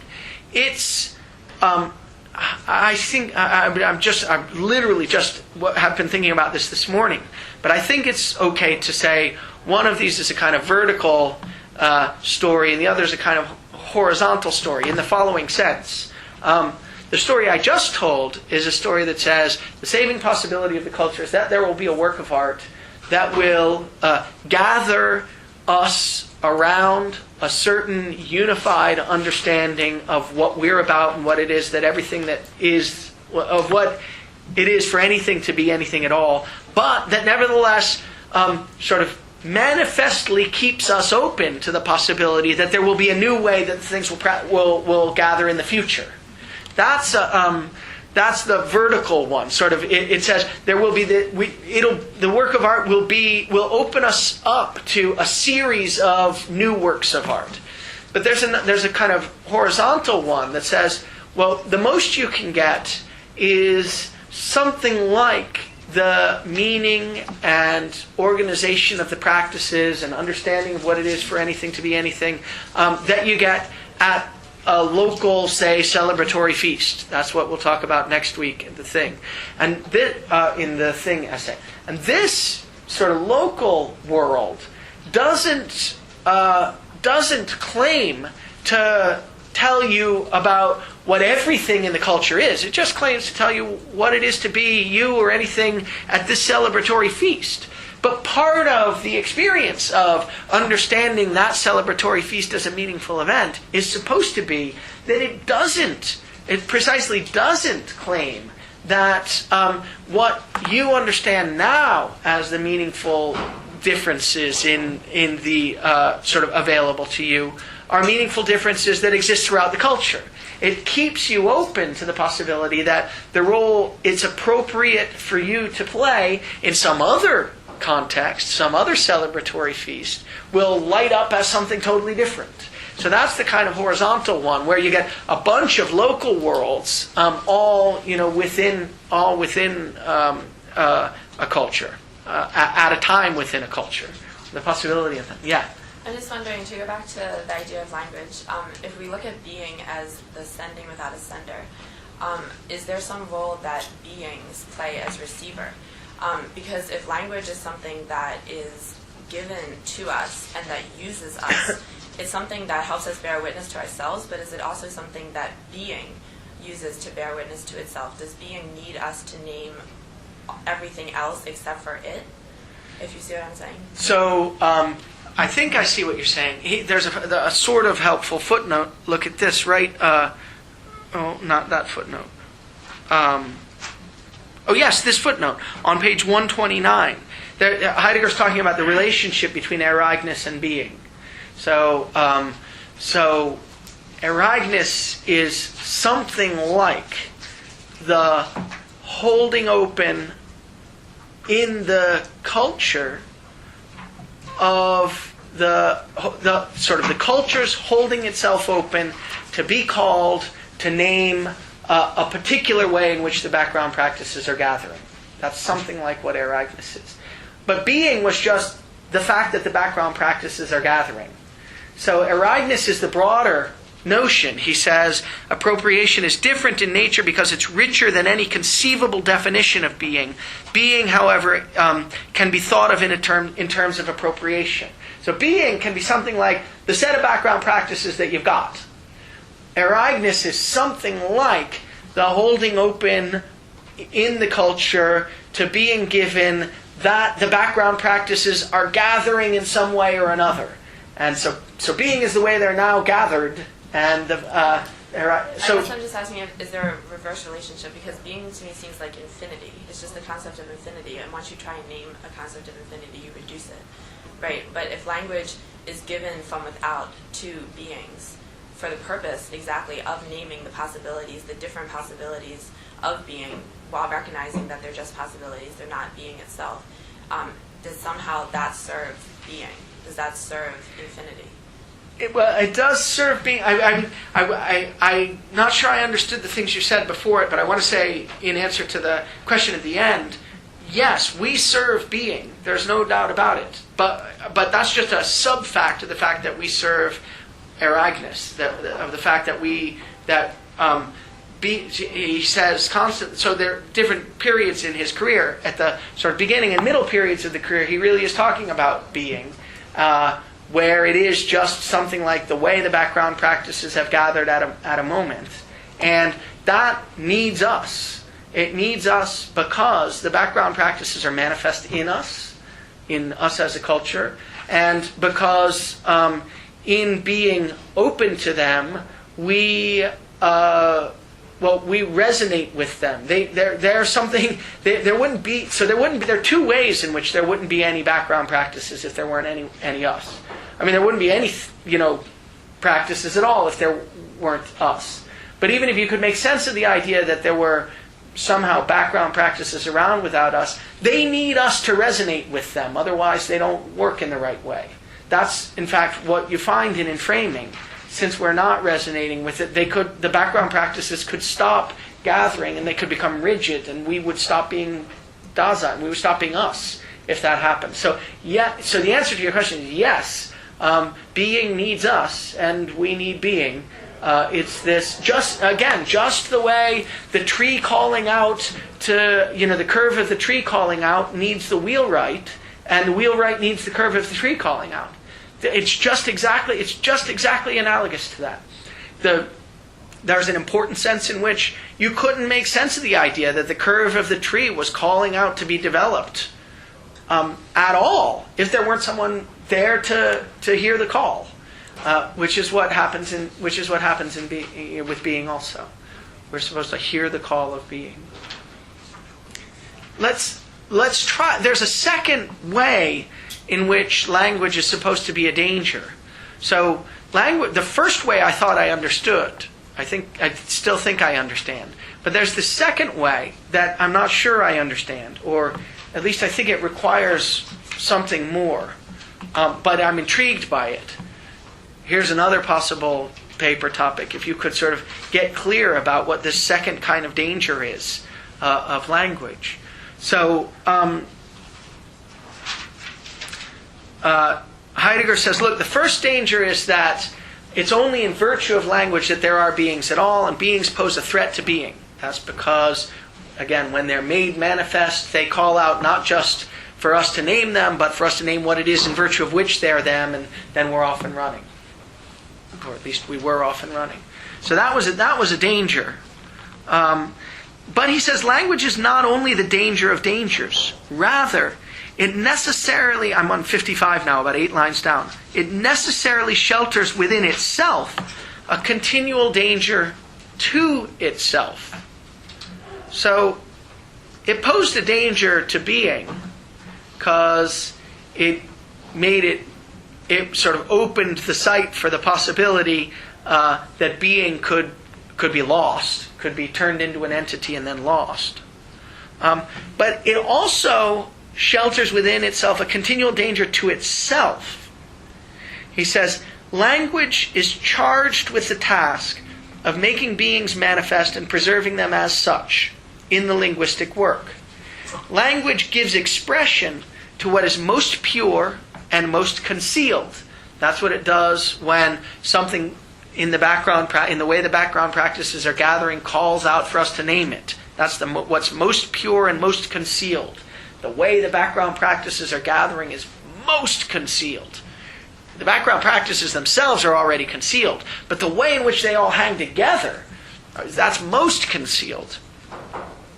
But so language gives expression to what is most pure and most concealed. That's when it's most authentic. But it does something else also. It also gives expression to what is confused and common.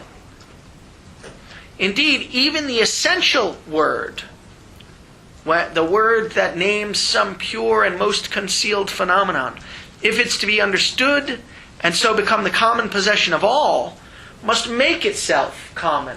That's what Hölderlin was saying when he's saying he stands as a demigod between the gods and the mortals, right? In order to wrap up this gift and sing it in a song so the voice of the people can understand it, you've got to turn what was this divine insight into something that everyone can understand. And so he actually quotes Hölderlin. He says, it said in another of Hölderlin's fragments, you spoke to the divinity. You spoke to the divinity. Notice, that means really the divinity spoke to you. So some divine power called forth out of you that you needed to name something. But this you've all forgotten, that the first fruits are not for mortals, that they belong to the gods. So that moment of divine inspiration, that moment in which you grasp bare-handed the lightning bolt, the Father's ray itself with your own hands, that moment belongs to the gods. And that's why the poets are demigods, at least, because only the gods can get that moment. The fruit must first become more common, more everyday, then it will be the mortal's own. So Hölderlin, in writing his poetry, has got to be able to say what he's been called to say in a way that other people, normal people, can understand it. Heidegger, insofar as he's been called as a thinker to name being and to name enframing and to name Bestand and to name so on and so forth, he's got to use words so that he's got to find a way that normal people can understand it. He refuses. That's part of the reason he refuses to use common everyday words, and it's part of the reason that he refuses normal scholarly apparatus in the Gesamtausgabe. There's no index in the collected works of Heidegger. He thinks that really to do it, you've got to go on this journey. You've got to go on this journey with him in order to understand what he's talking about. You've got to journey with him, and going through the index and looking for all the places where he talks about Aragnes isn't going to do it. So he refused to allow there to be an index in any of the collected works. He said you've got to start at the beginning and then go through. And that's why the way to language is a path, right? And he's clearing this path. The way he says, you used to clear a path through a snow-covered field by walking through it. But anyhow, you've got to find a way for the mortals to be able to understand what the divine insight is, and that's going to be making the fruit more common. So the pure and the common are both equally something said. The word as word never offers any immediate guarantee as to whether it's an essential word or a deception. On the contrary, an essential word in its simplicity often looks like an inessential one. So you never know whether these words that you're using to name things are going to turn out really to name things or not. That's part of the way the words work. That's part of the way language works.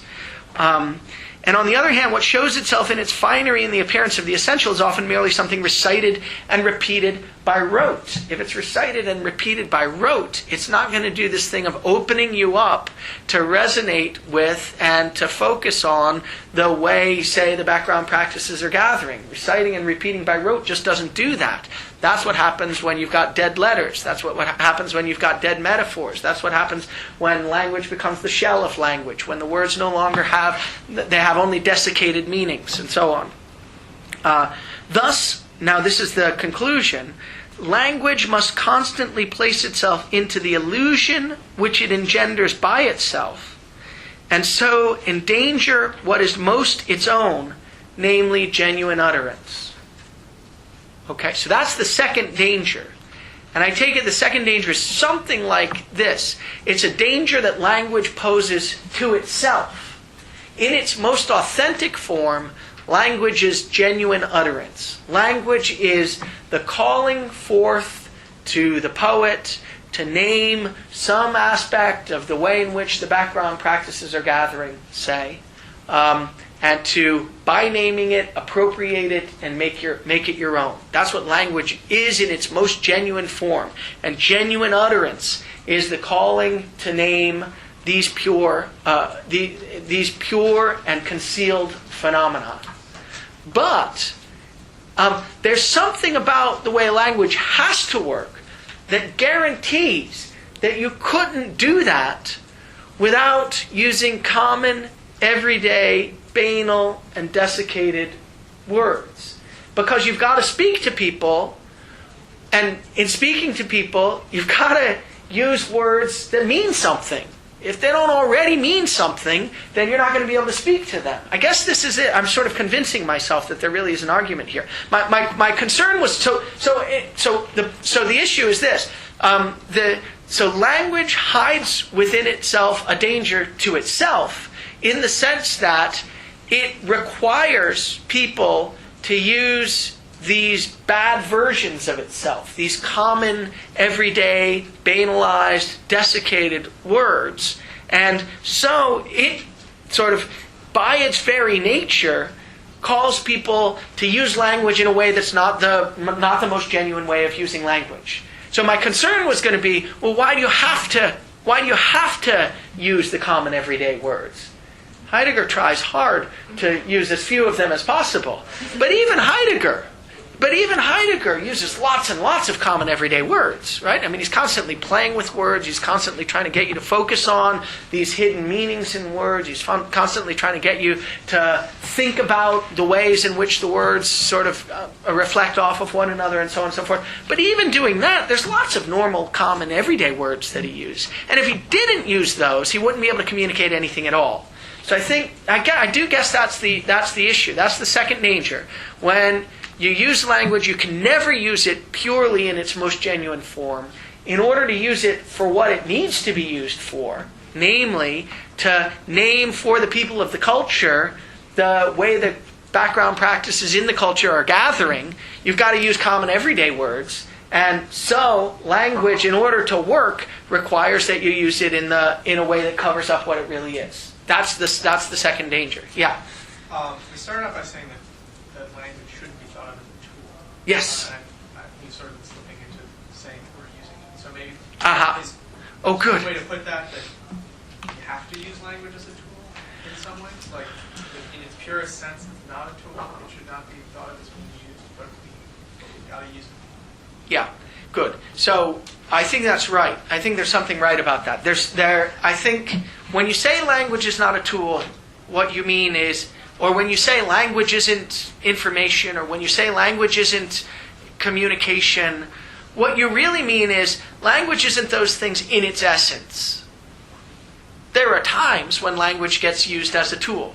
Language certainly can be used to, organize a party, or to, language can be used to give an order, or language can be used to make a promise. Language can be used as a tool in all these ways, and language can be used to communicate with people, and when one communicates with people, there's certainly information communicated. So you're pushing me to say something that it's important to say, namely, that language, when he says that language isn't these things, what he means is that language isn't essentially these things.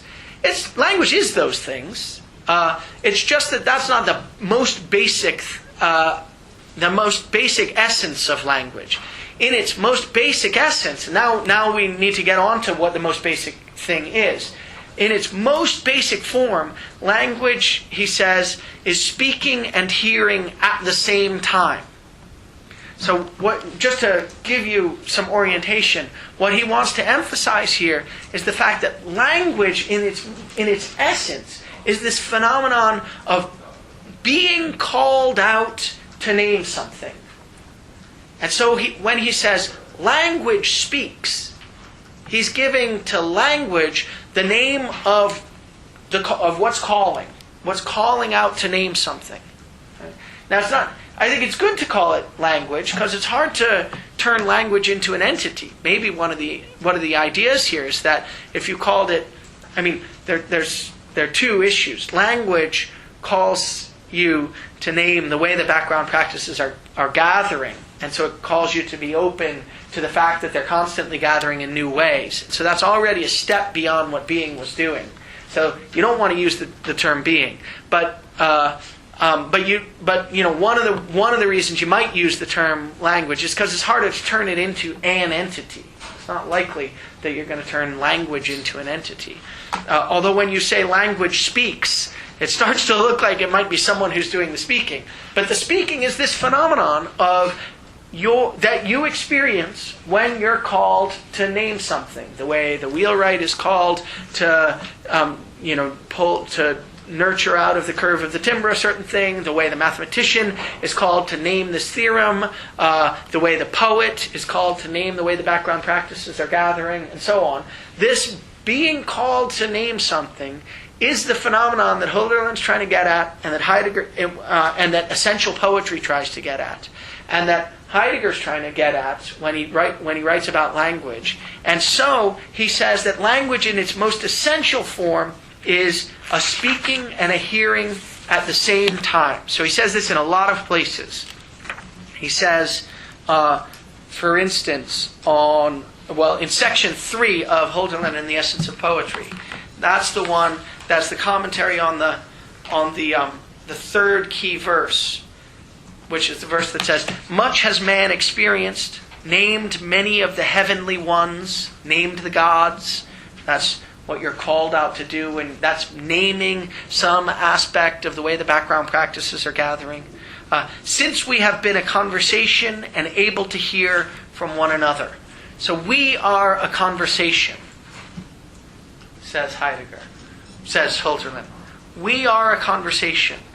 And he says on the bottom of 56, language is essential only as conversation. But this doesn't mean in the basic sense the kind of conversation that you and I have over dinner. It means the conversation with history. It means the conversation with the other epochs in the history of being, with the other poets, the poets from the past and the poets in the future. Remember, remembrance is about the future poets, about the mariners, he calls them. So this conversation that we're having and that we can have only in virtue of the fact that we're a historical culture. He says that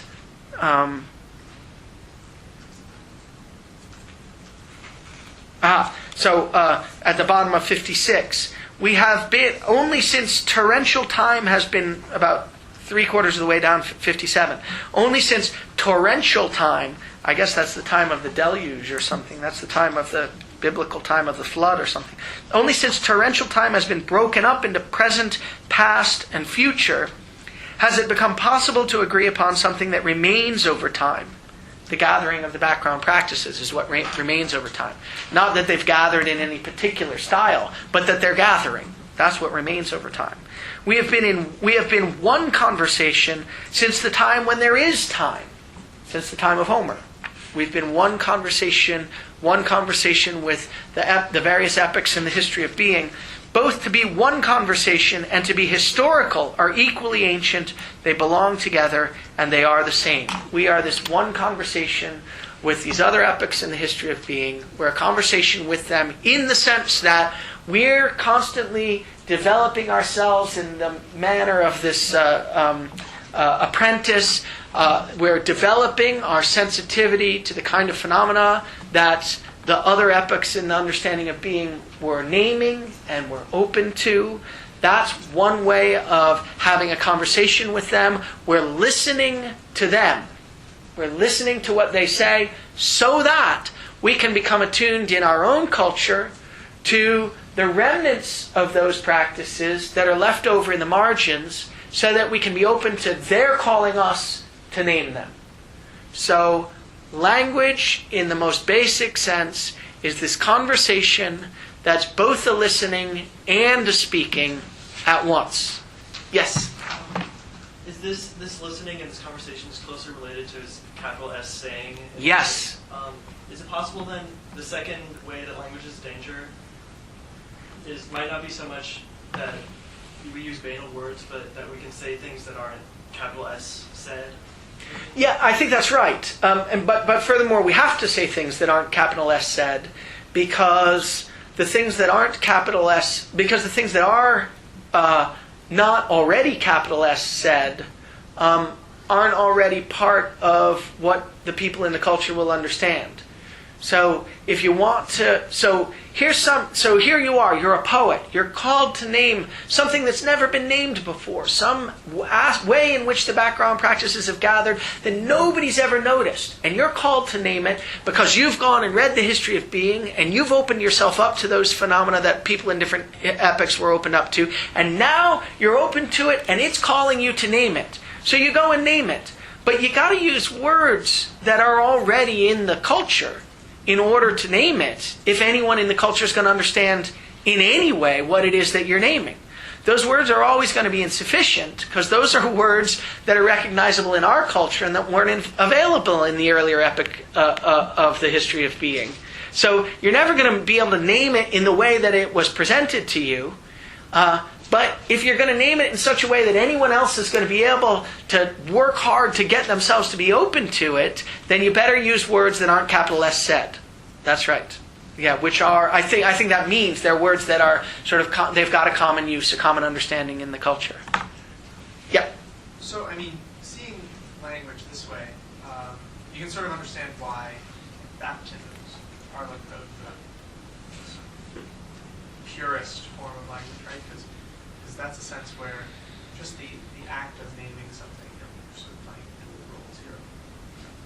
As you name something, you're both teaching and learning.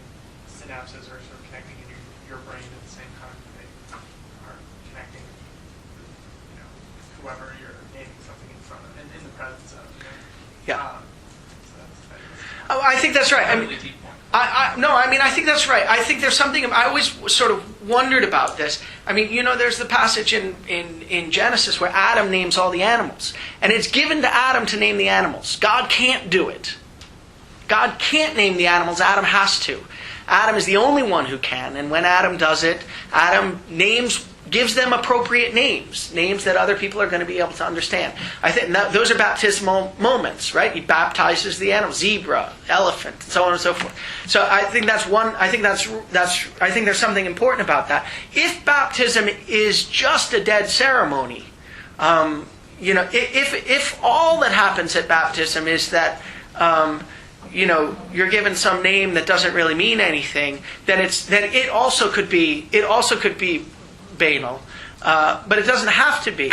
My son's great grandmother is Chinese, and she gave my son after he was 4 or something, gave him a Chinese name that was supposed to be the name that characterized the kind of being that he was becoming. And she sort of watched him, and she spent a lot of time trying to pay attention to it and think about what it's what kind of character he's becoming, and what's going to allow him to what's going to allow us to name that character so that it can become clear to us what we can develop him, and so on and so forth. That might be a pure kind of baptismal event if it's done right. Yeah.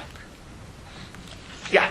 I think also it was interesting that Heidegger says that not only do we need to name these essential words, use these essential words, but they only actually have any meaning once they become common. So it's not only that we need the common words to then be able to go and name what's essential, but it's also that they don't become essential until they become common. So I think, and now I'm not sure if this is what he's talking about or whether this is just a parallel, but it's almost as if when the poet names the background practices or the way in which they're gathering, that's irrelevant until they're actually the background practices of the culture. Yes. Well, that's what he's got to name. He's got to name the ones that are given to him. Well, but isn't what we're talking about with the turning and all that stuff, that we want to name ways in which the background practices can change, and, Yeah. and if we name it, then in some sense there'll be a change, and you can turn. That's right. But what you name has got to be something that's already there in the margins, that nobody's paying attention to, that we're being challenged forth to cover up, and yeah. Right, and then that's the second. But they still, even if you name it until they become common for everyone, then they don't have any power. So That's right. That's right. You're right. I mean, the fact that the poet or the thinker names these phenomena is no guarantee that the culture will gather itself around them, or the background practices of the culture will gather itself around them. So you're right. I mean, there is, and I think in the turning we found this, didn't we? There's Heidegger's turning. Heidegger had this sort of flash of insight. He describes it a lot like the Hölderlin describes it. This bolt of lightning, this excessive brightness, this thing that struck him. In fact, he describes it in here. Insight into what is. What if on 133? I think he's describing his own experience. What if appropriation, no one knows when or how, were to become an insight whose illuminating lightning flash enters into what is and what is taken to be. So I think the idea is there was this illuminating lightning flash that Heidegger had about appropriation, about the way the culture can hold itself open to resonate with and be called to name the background and organize itself around certain of the background practices that are marginal. But it's not going to turn the culture around until that lightning flash enters into what is and what is taken to be. That's the turning of the culture, and that's when the background practices gather around the phenomenon that's been named by the poet. But it's got to be named in order for them to gather that way, he thinks. Adam, did you have a hand up, or someone else? Yes. I was thinking about the difference between the poet and the thinker, how it seems sort of, and something we talked about in the discussion group, I think, the first time, how it's troubling that Heidegger says he names this, he names in framing, and by naming in framing, we're supposed to go through the turning, right? And then we don't. I'm wondering if the thinker is actually naming at all, or if he's doing something different, if he's defining in some sense, which is a very different activity.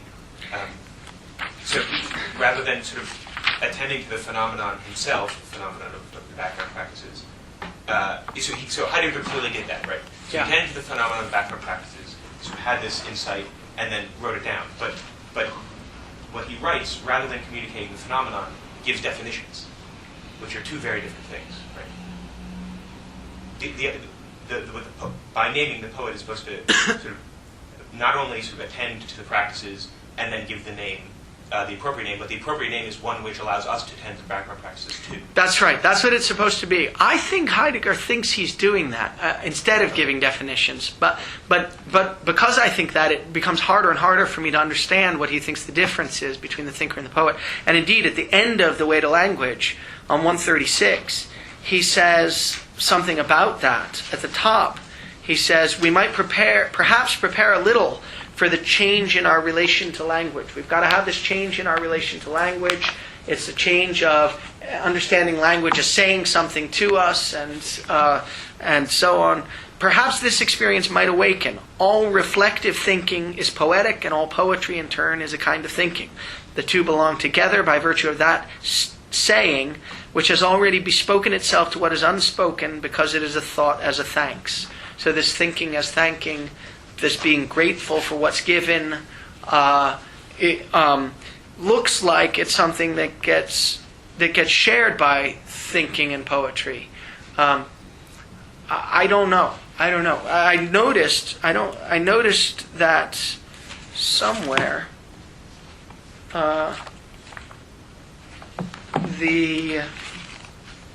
I guess it must have been the translator of the Hölderlin book says that he talks about, I don't know the essay, so I can't recommend it or not recommend it, but he says that he has a discussion of the relation between thinking and poetry in Heidegger. I mean, if you're interested in secondary literature, you should know that that's around. I don't know, in order to ignore it or in order to embrace it.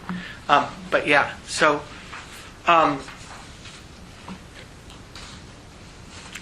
I will just say that this notion of language as speaking and hearing at the same time runs through, and language as essentially a conversation with us, he says, but among us, which I think means with our history, with the different epochs in the history of the being,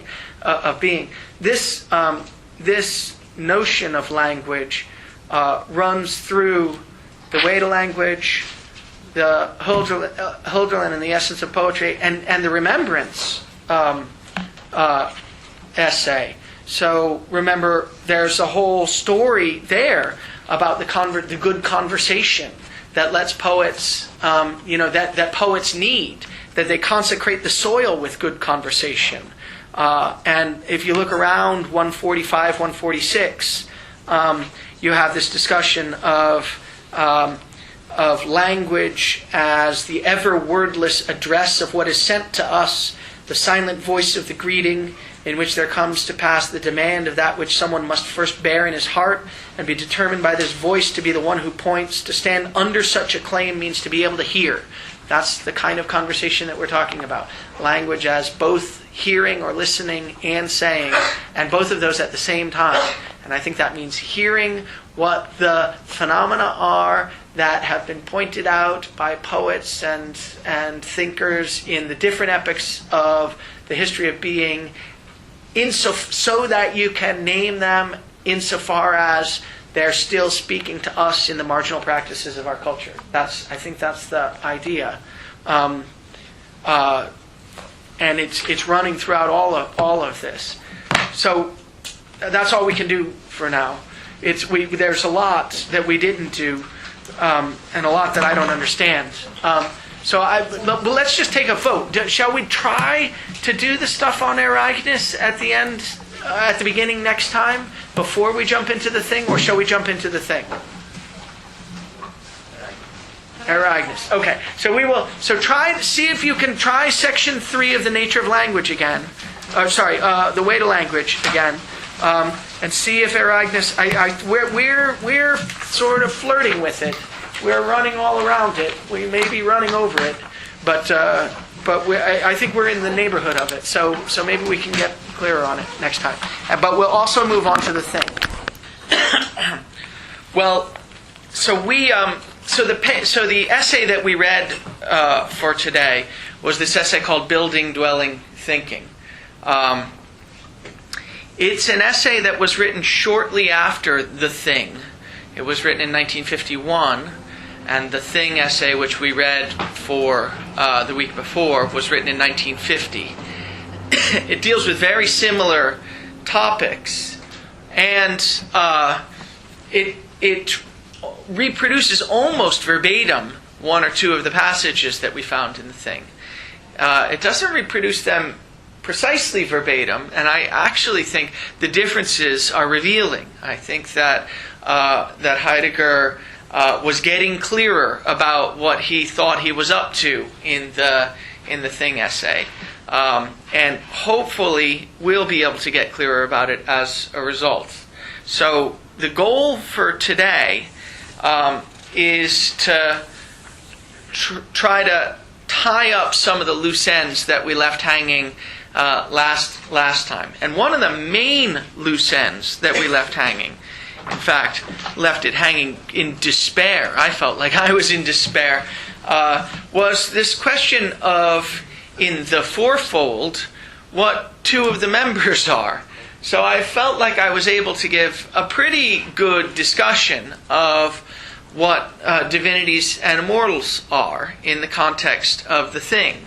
Roughly speaking, I mean, they were phenomena that we're familiar with from earlier parts of the seminar. So roughly speaking, the mortals were, again, keep the wheel right in mind, the mortals were the people who can cultivate themselves in such a way as to allow themselves to be struck by what's called for by the situation. Though the situation we had in mind here wasn't anything like the situation of the wheelwright going out into the forest, allowing himself to be struck by the curve of the tree, but rather was something like the situation that gathers around the use of this jug that he keeps talking about in the Thing essay. At any rate, I didn't see that anything that he wrote in the Thing essay contradicted that interpretation of what divinities are and what mortals are. Didn't exactly support it, at least not particularly strongly either. But it didn't lead us to bring that characterization into question. But there are these two other notions, two other aspects of the fourfold, earth and sky, and I had almost nothing to say about them. I couldn't figure at all what we're supposed to say about them just from reading the Thing essay. And so the reason we moved on to building dwelling thinking is that we knew that he goes over these issues again, and we were hoping they might become clearer. So that's the stage we're at. Just to remind you, there is a natural interpretation of earth and sky. I've gone back now and read some of what I think, secondary literature by some of the people I think are decent, interesting Heidegger interpreters that's devoted to this natural interpretation, which sees earth and sky as, roughly speaking, literally the earth and the sky. Julian Young, who writes an essay in the Cambridge Companion to Heidegger called The Fourfold, says earth and sky are basically nature, the divinities and mortals are basically culture, and so we've got a sort of standard breakdown of the fourfold in terms of typical German categories. And Mark Rathall, who has a series of essays on this, but one in a book that he edited called Religion and Metaphysics, an essay called Between Earth and Sky. Mark says, look, there are these non-literal interpretations of earth and sky, especially due to Dreyfus and Spinoza in their Highway Bridges article, but I think these are all wrong, and I'm going to go and show you that we really have to interpret earth and sky as, the physical earth around us and the physical sky above us. And there certainly are passages that look an awful lot like that. I mean, when Heidegger says that the earth is the flourishing and blossoming streams and rivers, and when he says that the sky is the vaulting path of the sun, it looks an awful lot like, that could be, the earth and the sky. So I have in mind, on the one hand, that kind of interpretation. On the other hand, I have in mind a different interpretation, which is the one that these guys are against, which is the Dreyfus and Spinoza interpretation, that says, roughly speaking, that earth and sky in late Heidegger, the Heidegger of the Thing and Building Dwelling Thinking, are basically the same as earth and world in middle Heidegger, the Heidegger of the Origin of the Work of Art. And roughly the way they interpret those are as the earth is something like what's hidden from us and unclear about the world, and unclear in our culture, but nevertheless is that on the basis of which we go on, and the world, in the Origin of the Work of Art, is what's clear, the clear laws and edicts and principles and guidelines that we have for going on, and that these are in struggle with one another. Of course, Dreyfus and Spinoza say there's a difference between earth and world on the one hand and earth and sky on the other. Namely, in the Origin of the Work of Art, earth and world are in struggle, in conflict with one another. And in the later works, earth and sky are not. They're in sort of married harmony with one another. And yet you can explain that difference just as the difference between, so to speak, the scope of the world that gets opened up.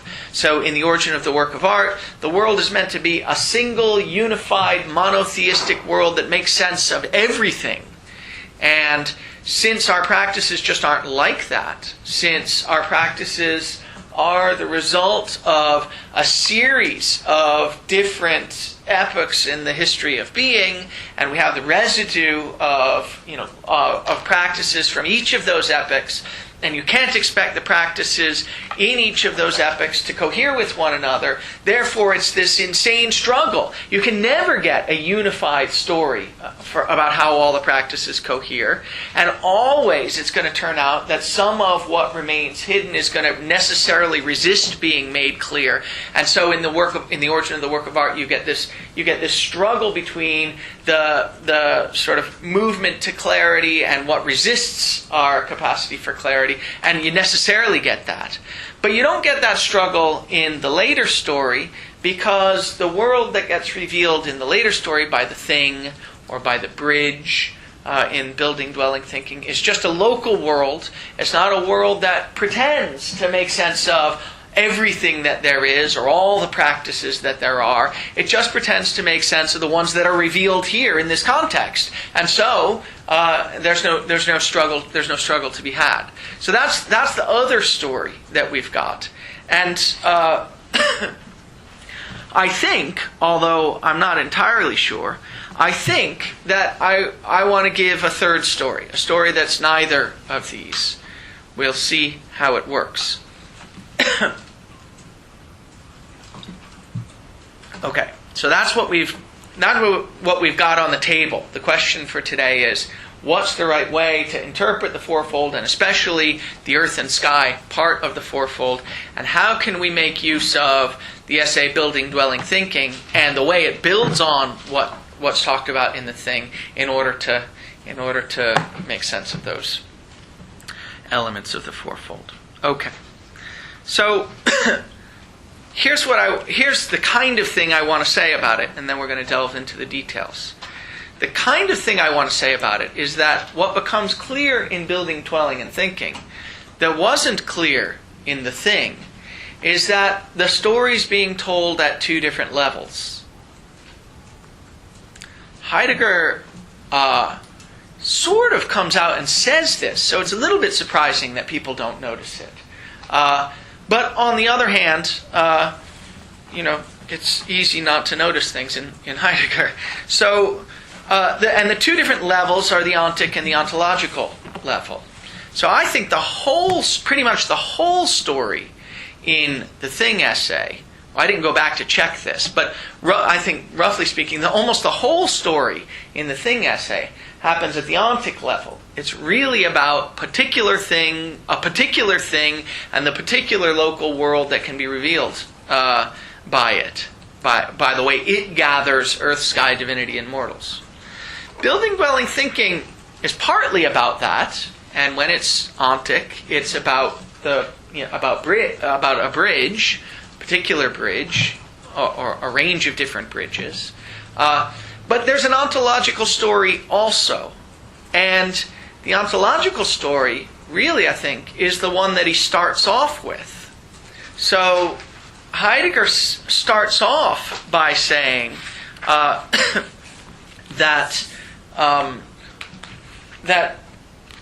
if we're going to think about building and dwelling, as Heidegger always does, if we're going to think about building and dwelling, then what we need to do is we need to go back and understand their original meanings. And if you go back and look into the old High German or the old Norse or the old English, or he gets it from various places, you'll discover that originally building and dwelling have the same meaning. They both mean to remain or to stay in a place. So he's saying this at the bottom of 146 about building. What then does bauen mean? That's building. The old English and High German word for building, buon, means, I don't know, I'm probably mispronouncing that, means to dwell. This signifies to remain, to stay in a place. The real meaning of the verb bauen, namely to dwell, has been lost to us. Okay, so and then later he tells us that that's what the original Old Saxon and Gothic words for dwelling meant. At the bottom of 148, he says, But in what does the nature of dwelling consist? Oh, I forget you have different pagination. Is it clear what I mean when I say the bottom of 148? What do I mean? 146. That's what I intended to say. So he says, but in what does the nature of dwelling consist? Let us listen once more to what language says to us. The Old Saxon wuon, the Gothic wunion, like the old word bowen, means to remain, to stay in a place.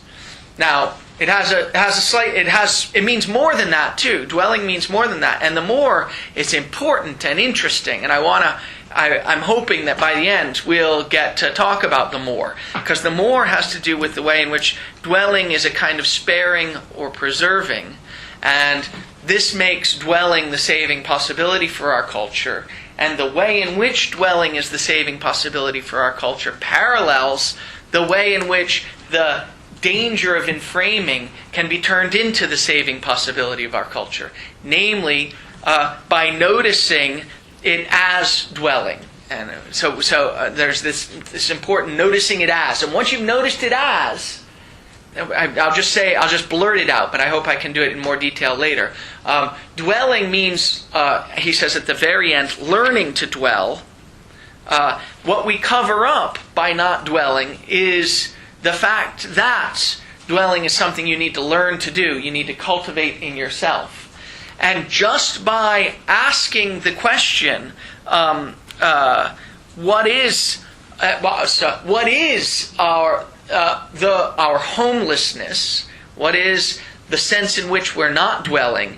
Just by asking that question, you're bringing it about that you're asking whether you need to learn something about dwelling. And so just as noticing that inframing is a danger, is seeing it as a danger, is already a move towards the saving possibility, because you reveal it as a mode of revealing, so too, asking about our homelessness, asking about the way in which we dwell, whether it's something we need to learn to do or not, is already learning, sort of engaging with it as something we need to learn to think about. So that's a move in the direction of the saving possibility. That ties his story about dwelling with what thinking can do. Thinking is another saving possibility for the culture. Okay, so there's more to dwelling than to building. Dwelling is remaining or staying in a place, just like building is. But it's more. It's preserving that place as a place in which you can remain. But at root, they're basically the same. They have very, very, very similar meanings. But this has been lost to us, Heidegger says, especially in the context of the notion of building. He says at the top of let's do the bottom of 147, by which I mean 145. So it's a big, long paragraph, but there's some Latin in there about colere, cultura, and edificare in italics. Just below that, he says, building as dwelling, that is, as being on the earth, remains for man's everyday experience that which is from the outset habitual. We inhabit it, as our language says so beautifully. It is the gewohnt, where gewohnt, I think, has got this word for dwelling in it, wohnen. It's got the word in it. It is, so to speak, we live in it or something. For this reason,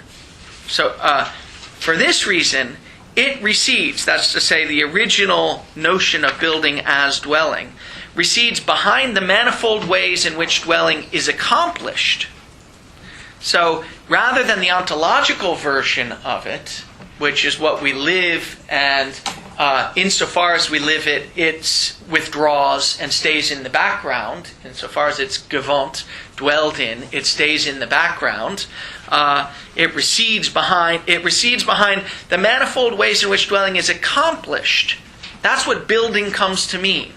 Building comes to mean the manifold ways in which you can live, not the thing that you're always doing already without thinking about it. Namely, the activities of cultivation and construction. So in the ontic realm, building turns out to be these two different things, cultivation and construction. These activities later claim the name of bauen, building. So building's no longer this ontological thing, dwelling. It's these two ontic things, cultivating and constructing, and with it the fact of building exclusively for themselves. The real sense of bauen, namely dwelling, falls into oblivion. So the real sense of bauen is the ontological sense. The ontological sense is what we're already doing all the time, though since we're already doing it, it's gewohnt, it's lived in, we dwell in it, and it withdraws and recedes from view. We come to name something, but in naming it, we turn it into this sort of particular activity that you can identify and pick out and make clear for yourself. Dwelling is never going to be that. It's this thing that's got to withdraw in order to work properly. And so you turn the meaning of the word into something else. In fact, two things, cultivating and constructing. I think it's interesting. He's got this little discursus on language, on the way language works here, and I think it's related to what we were talking about when we were talking about language in the various language essays. It's related to the difference between saying and speaking. Saying is what language does in silence when it calls us to articulate something, to say something. And speaking is what we do when we use our words. And the idea is supposed to be that saying is something that's in the background practices, calling out to be made clear. And that speaking is what we do when we make it clear. But of course, when we make it clear, we run the risk at any rate of turning it into some sort of clarified ontic thing, which is what it wasn't before, because it could call out, and so you get this back and forth, and that's I think what he's saying here. He says, skipping a paragraph, that language in a way retracts the real meaning of the word bauen, the real meaning of which is dwelling, is evidence of the primal nature of these meanings.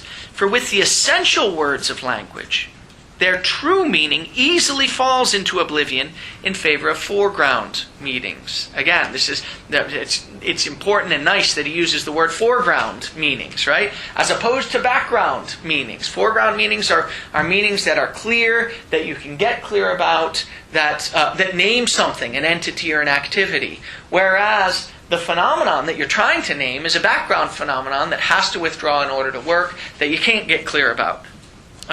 Man has hardly yet pondered the mystery of this process, this relation between the background practices and our way of naming them, which is this sort of constant back and forth relation, in virtue of which we ultimately get to be, through language, we get to live in being. Language is the house of being. This is this sort of constant relation between the foreground and the background is something that he thinks, that's I think sort of central to what Heidegger thinks he's understood that no one else has.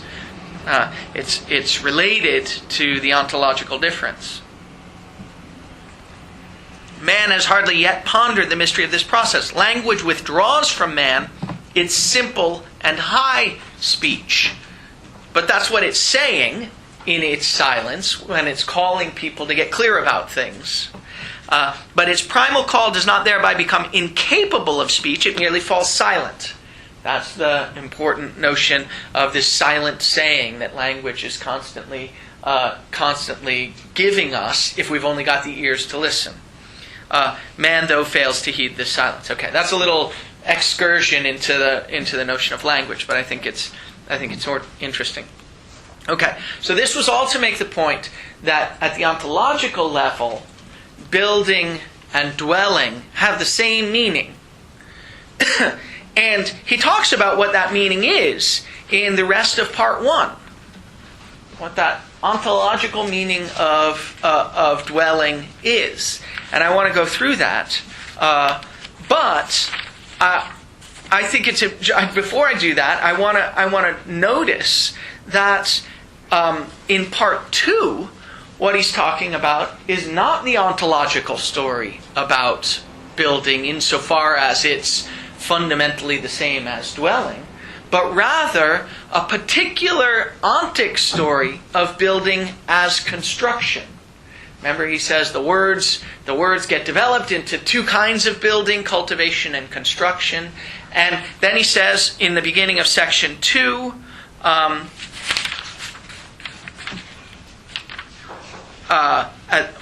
in the beginning of section 2, in what way does building belong to dwelling? So even at the ontic level, it belongs to dwelling, though it's not identical with it. It's not the same as it. The answer to, so you can give an ontic story that highlights the way in which built entities gather the fourfold, which is what we're going to get, and that's a way of connecting building to dwelling. But it's at the ontic level. The answer to this question will clarify for us what building understood by way of the nature of dwelling really is. We limit ourselves to building in the sense of constructing things, and inquire, what is a built thing? A bridge may serve as an example. So he's earlier said that the two wrong ways that the meaning of the term bauen, building, gets developed is as cultivating and constructing. And he now says, I'm going to focus on the constructing one. Presumably he could have focused on the cultivating one also, and he could have used a cultivating practice like farming or something like that.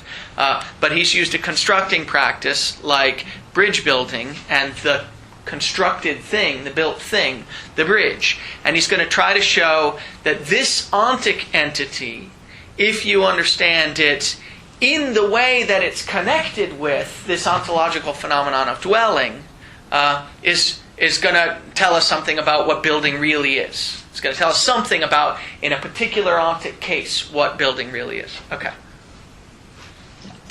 So what we'll do, what I want to try to do, is go through the ontic story and then go through the ontological story. That's the goal. So let's start with the ontic story.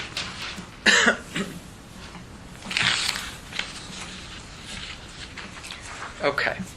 So the first thing to notice is that in the case of ontic entities, bridges and jugs, for instance, what's the central thing that's going on is that the thing gathers something into nearness. So remember, the opening passages of the Thing essay are all about how we've lost this phenomenon of nearness. How we've lost it insofar as we've also lost the phenomenon of farness.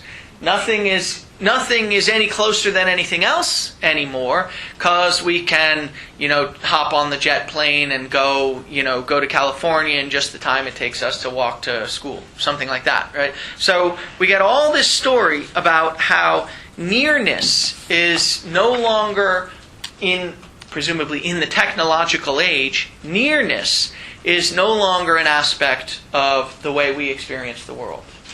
And we get this abolition of nearness. So just if you look at the beginning pages of the Thing, you'll see that you get this discussion of the frantic abolition of all distances, which nevertheless brings no nearness. For nearness doesn't consist in shortness of distance. Nearness isn't just, how far away something is. This reflects the discussion of space that you find in building dwelling thinking, where he wants to resist the notion in this ontic context, again, that space on my 155, maybe your 153, I don't know. He wants to resist this notion of space as extension, as, in the most abstract sense, a set of analytic algebraic relations. Right? That's not what we mean by nearness. That's the residual notion of space that we've got left over once we've gotten rid of the original meaning of nearness, which has something to do with meaningful differences. The things that are near to us are the differences that are most central, are the meaningful sort of aspects of our lives that are most central, that give themselves to us as having highest priority, that call us to take them seriously, and we can get this notion of what's near to us and what's far away. For instance, in the context if we live in the context of a work of art in the Greek culture, or if we find ourselves in the context of a thing thinging, or if we, for instance, live in the medieval Christian culture where Dante gives us an entire story of what the hierarchy of important and unimportant things and sort of anti-important things is. Right? So there are various ways in which you can be given this nearness, this sense of what's ultimately meaningful and important for you in a certain context.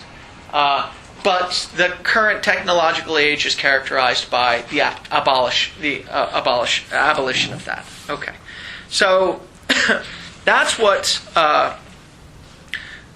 missing in the current technological age. And now I need to find the passage where he says that nearness is what you get with things or built entities. So I say it's on 177 to 8. Let's see if that's right.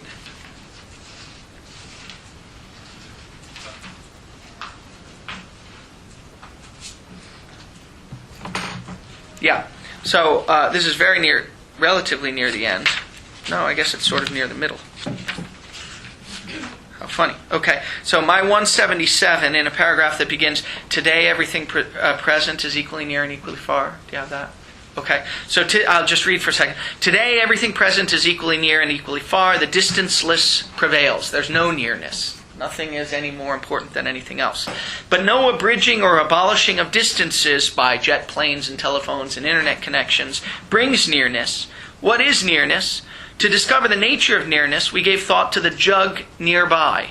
Nearby, I think it's just a kind of joke. I don't think that means anything. But what he goes on to say means something. We have sought the nature of nearness and found the nature of the jug as a thing. But in this discovery, we also catch sight of the nature of nearness.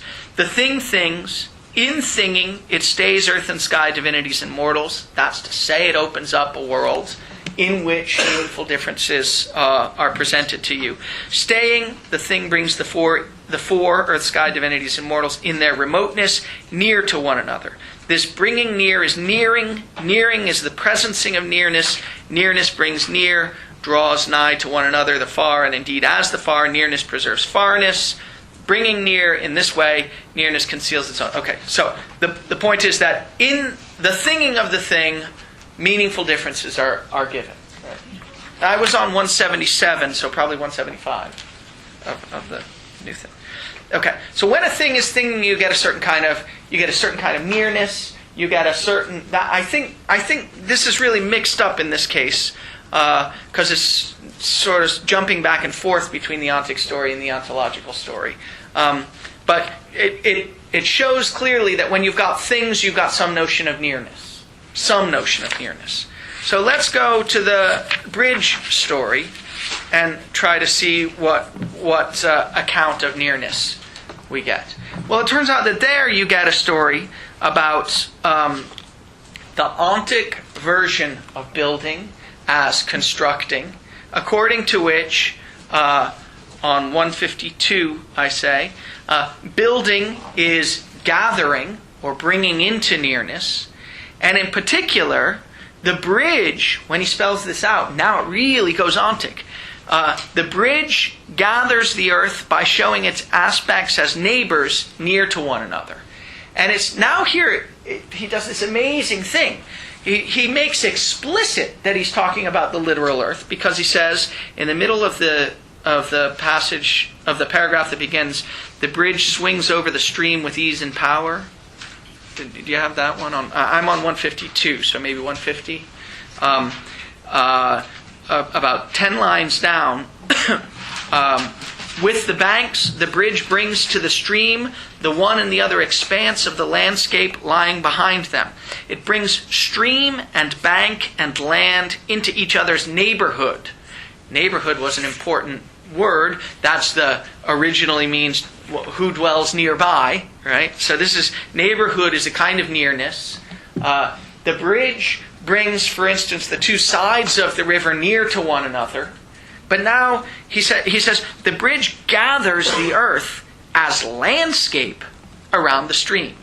So we really mean here the earth as landscape. We really mean the parts of the earth, the physical stuff, the one bank and the other bank. Now, we don't mean them as sort of empty substances. We mean them as sort of the bank, the bank of the river, insofar as the bank of the river is revealed by the cultural practices of the people living nearby it. Right. So we mean here by earth something like the earth the landscape insofar as the practices that are gathered around the bridge reveal the earth as meaningful in certain ways.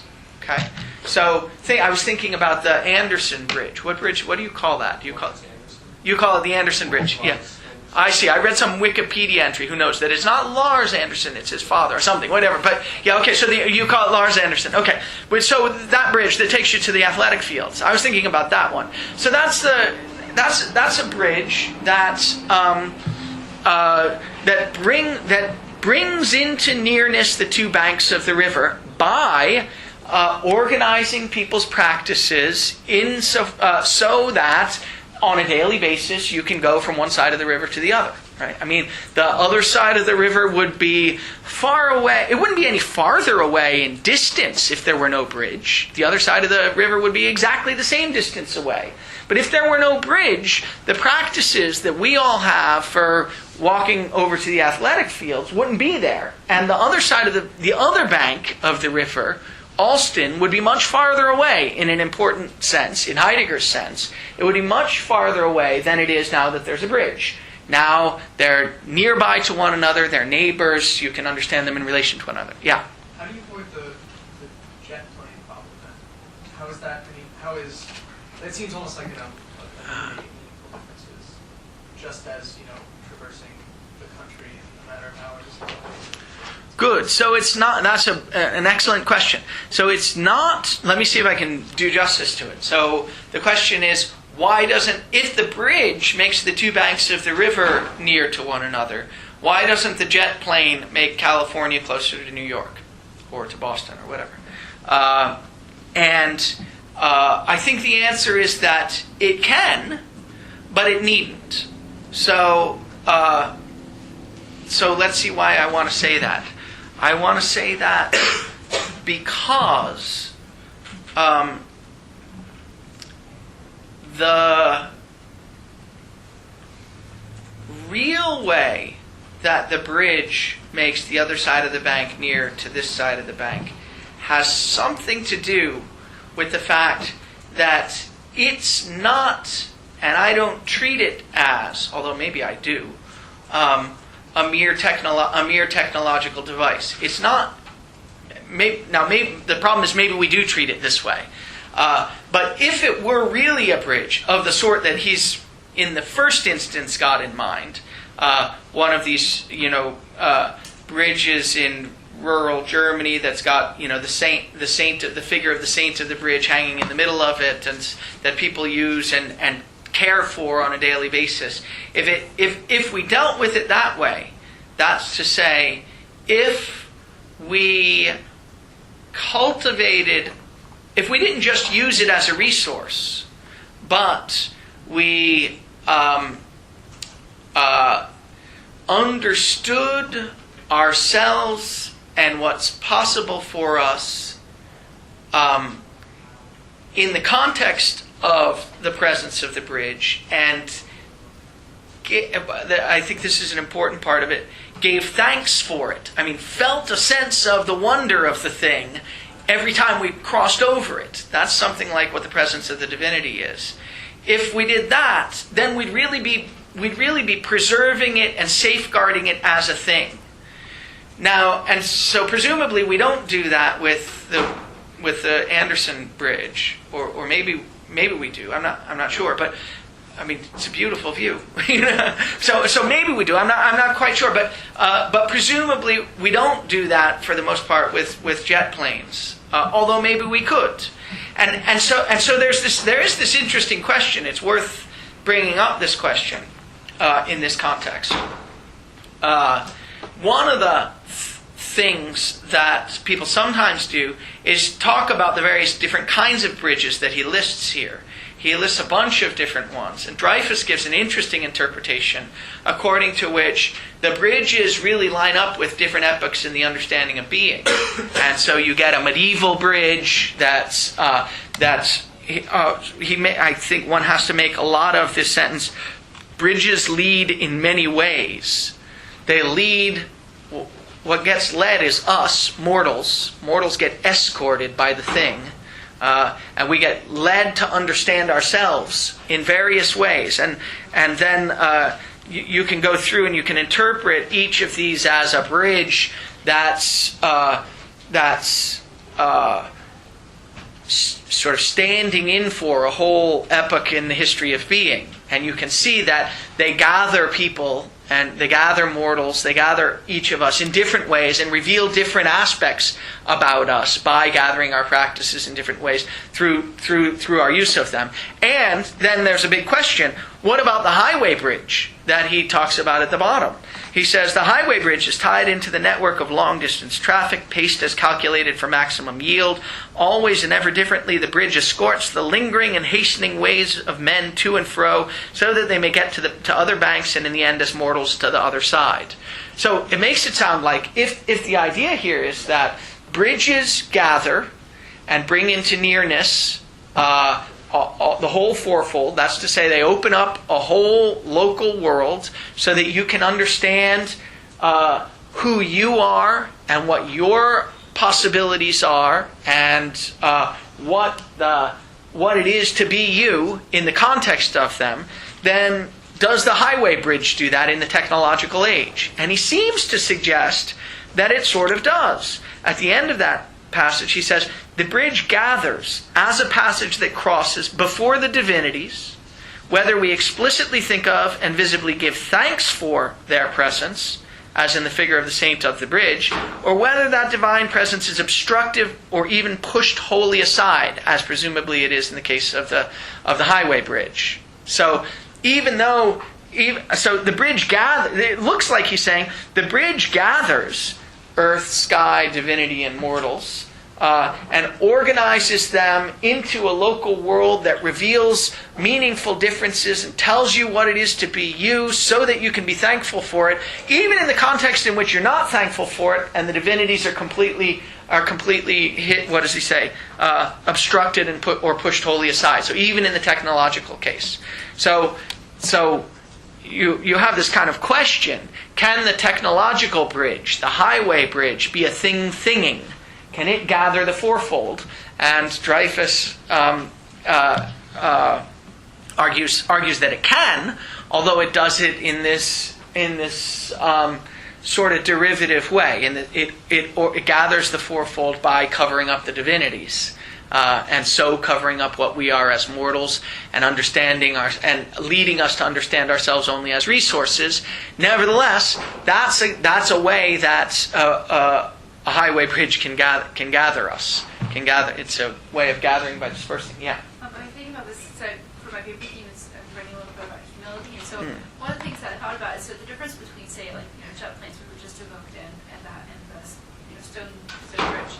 Is that nowadays, and it was still the case when people would bargain for carriages in the 16th century, that the mode of transportation that you choose is usually based upon the most economic way, and you basically can treat things that are supposed to bring us near to each other as portable and organizable resources to be used to maximum efficiency at the least cost to you, which is and by comparison the highway bridge thinking in the way that Dreyfus and Spinoza described it in their article, there's this kind of there's a sensibility and an openness in the way that you take the highway bridge, because it only things when it opens you up to the possibility of taking a different route today.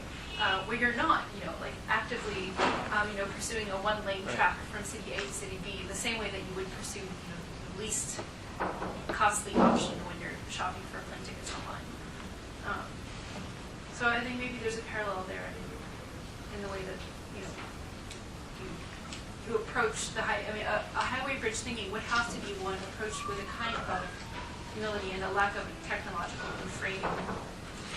Interesting. Only in very specific cases does the highway bridge thing, because if it can't think in the way that a stone bridge does, then it's not thinking. Namely, only in those cases in which it shows clearly that you are a resource, or that it's a resource at any rate, that it's a resource for flexibly choosing from among any number of options how how you're going to proceed. This story about sort of calling on your cell phone while you're in the middle of the bridge to say no. Oh, right, like as soon as you start using, say, like a GPS to check traffic and get home faster, then no highway bridge is going to think anymore. Because then you're a resource. You're just directed by. The bridge is a resource too. So you're directed by the GPS to drive the car in a certain way. Yeah, that might be right. That might be right.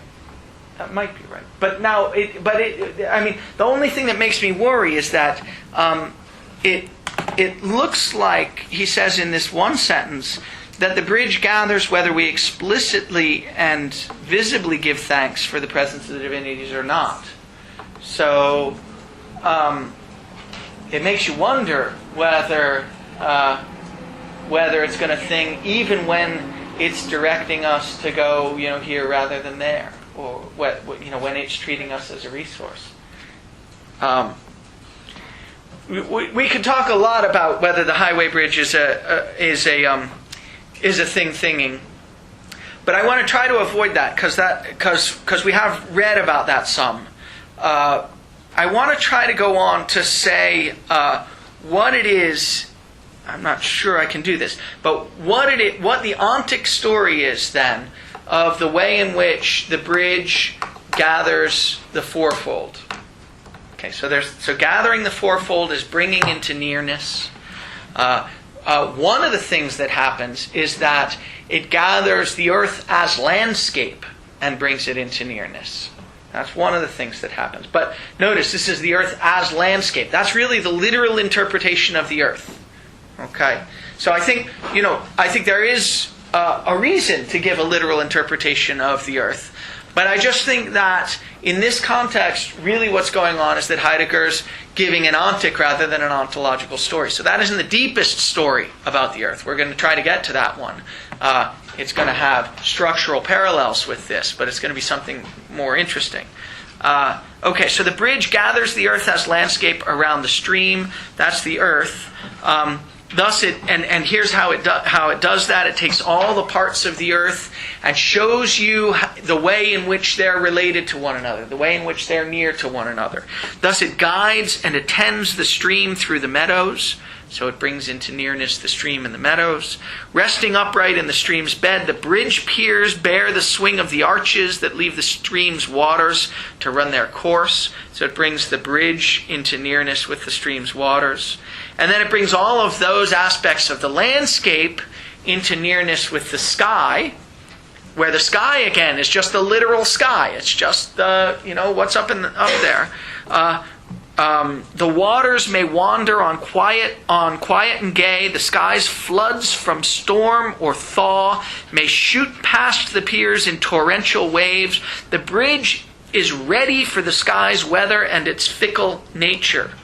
Even when the bridge covers the stream, it holds its flow up to the sky by taking it for a moment under the vaulted gateway and then setting it free once more. So what he's describing here is the way in which, when you've got a well-constructed bridge at a good site, place, or what gets called location here, that makes that location into a site where practices are organized by means of the bridge. Here's how you experience it. In virtue of the presence of the bridge, You see now the river as hidden from the sky because it goes underneath the bridge. So you see the earth and the sky in relation to one another. That's the way you experience it. Physically, the earth and the sky.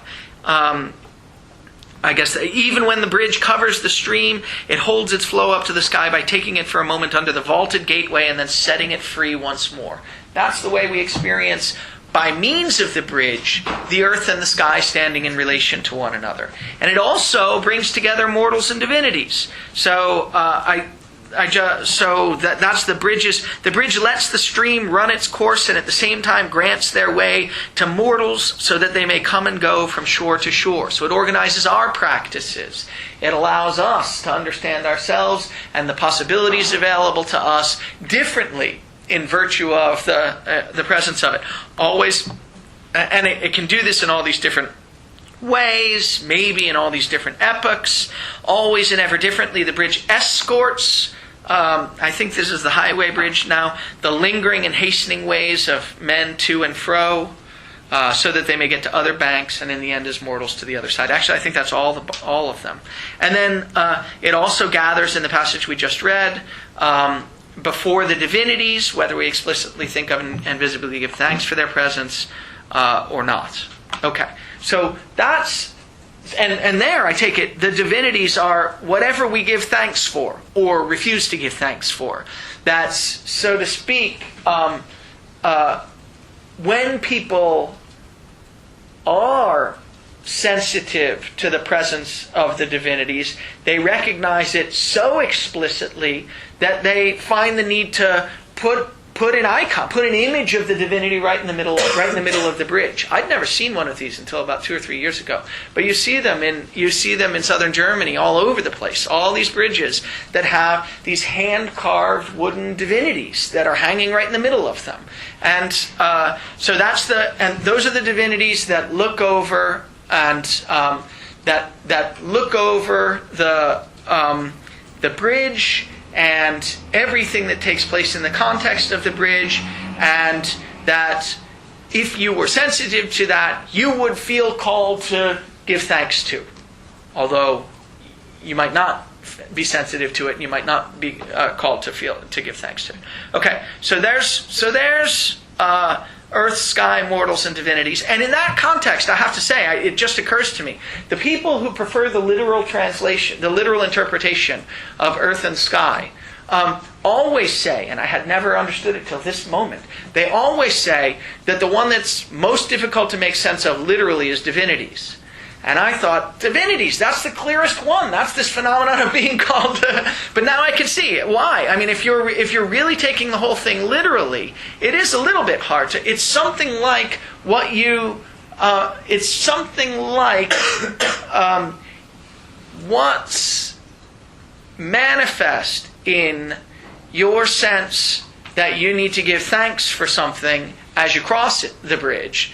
But if you don't have that sense normally anyway, as I take it we don't in the technological culture, you'd find that a very puzzling thing.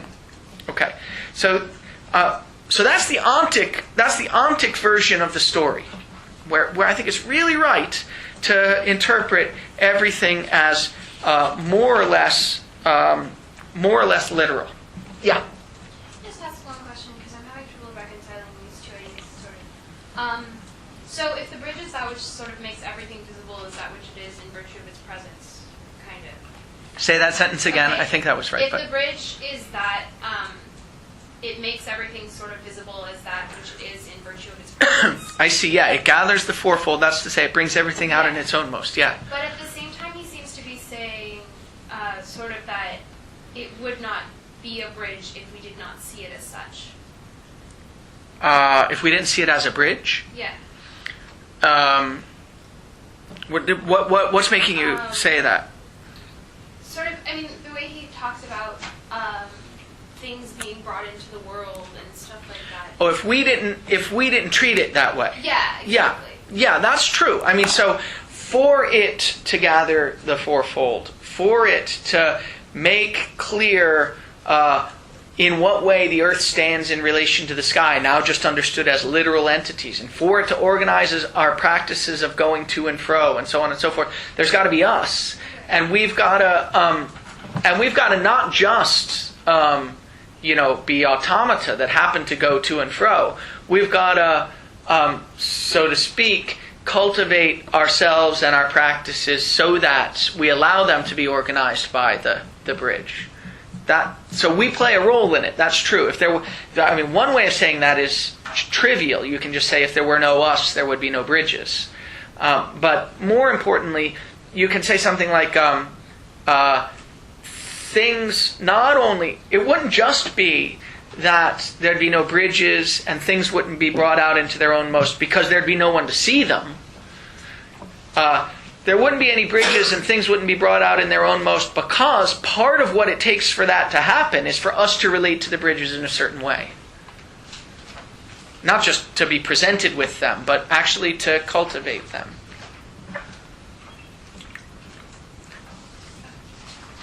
But I didn't take that to be an answer to your question, or was it? Sort of. I guess I'm just, in terms of how you have this sort of thing going on at the same time where you're being thankful for it being that which it wouldn't be if you weren't giving it that. Okay, so it's important to get the relation right. It's not that you're making it that. It's not that you're creating it as what it is. It's only that it's that you're... he has ways of saying it. He'll say things like opening yourself up to be struck by it as that way. Or as revealing the things in their own most. And you're opening it up. Keep telling yourself the story about the wheelwright. So really, it's not like the curve of the timber calls out to be developed into a tailpin for the wagon if there's no one there. So that's true. But even if there's someone there who hasn't cultivated themselves properly and hasn't learned to see the world in the right way and doesn't have the right skills, it won't do it. And yet, when it does it, it seems to be given to you from without. And so, although it's true that it would never be given if you hadn't cultivated yourself in the right way, that's not sufficient. And so you're thankful because you didn't make it happen. You just allowed yourself to be open to its happening if it did. And that's absolutely characteristic of the way Heidegger talks constantly. All we can do, it's up to the gods whether they're going to reveal themselves, he'll say. Now we can do something. We can prepare ourselves to hear them if they're calling. But preparing ourselves is no guarantee that they're going to call. Just as preparing, the wheelwright preparing himself is no guarantee that when he goes out for his walk through the sunny woodland hills, something's going to present itself. He might just, maybe there are no trees, or maybe the trees just aren't good, or they're not the right kind of trees, or whatever. He might just be in a bad part of the forest, or, so it's no guarantee whatsoever once you've prepared yourself that you're going to be given this thing. And therefore, when you are, if you haven't prepared yourself, you definitely won't be given it. If you do prepare yourself, you might not be given it, but you might. And if you are, you're thankful because it's clear that something from without is spoken. This has a real, as you can imagine, real religious overtone to it. It sounds quite a lot like Pascal's story. I don't know. Does anyone know Pascal's Pensées? So Blaise Pascal, was a 17th century famous scientist and mathematician and philosopher. And in the Pensées, he's busy doing lots of things. He gives for instance, he gives this famous story about the wager, the Pascal's wager, that shows you that it's sort of statistically better to believe in God than not. But then he asks the question: look, so you want to believe in God and you don't. What are you supposed to do? And he says, well, what you should do is you should start doing the things that believers do. You should go to church on Sundays, and you should act the way that they do, and you should say the right kinds of prayers in the right kinds of circumstances, and confess, and so on and so forth. That's no guarantee that you're going to become a believer.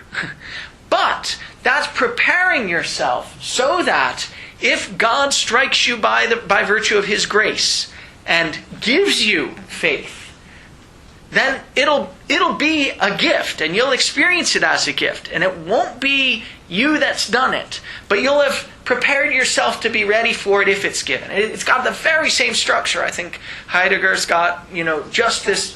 What's that? With like the festival and everything and preparing for this. Yes, that's right. That's right. Yeah, exactly. It's got the very same structure, and you can, except, of course, Heidegger doesn't think it's God, calling out to you. In fact, he thinks it's wrong to reify, to make it into an entity that what's doing the calling.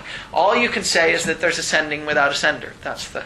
But in this context, in this very local context, he thinks of a bridge gathering earth and sky and allowing you to see their relation to one another and how they're near to one another, and organizing your lingering and hastening ways of going to and fro. You could be, if you were sensitive enough, open to being struck by how amazing and wonderful it is. And if you were, then you'd immediately want to give thanks for it. That's the idea. Adam, and then, yeah. I'm wondering if you think the call to timber is the same as, say, the call to level up the meaningful differences that framework gives us. Is that the same level? No, they're very different. That's well, okay, good. They're Because it seems like they're the same maybe on the thing level, but on the level of being, that they're forming different. Yeah, I think that's right. So, and here's a way of saying what the difference is. The wheelwright, when he's struck by the curve of the timber, immediately experiences it as something that's given to him from without, and feels grateful for it. When we're and remember his Heidegger's name for the difference in I forget which essay, maybe What Are Poets For? Where do we read where are the four causes?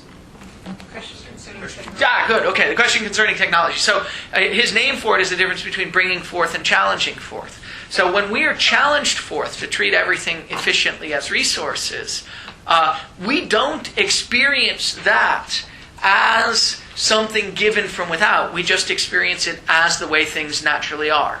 So the big difference, and so we don't feel thankful for it at all. We don't feel grateful for it at all. It just seems like this is the way things are. It's natural to treat things this way. Anyone who doesn't is stupid and silly. And, to the extent that we don't do it in various parts of our lives, we're stupid and silly. We just need to, be better.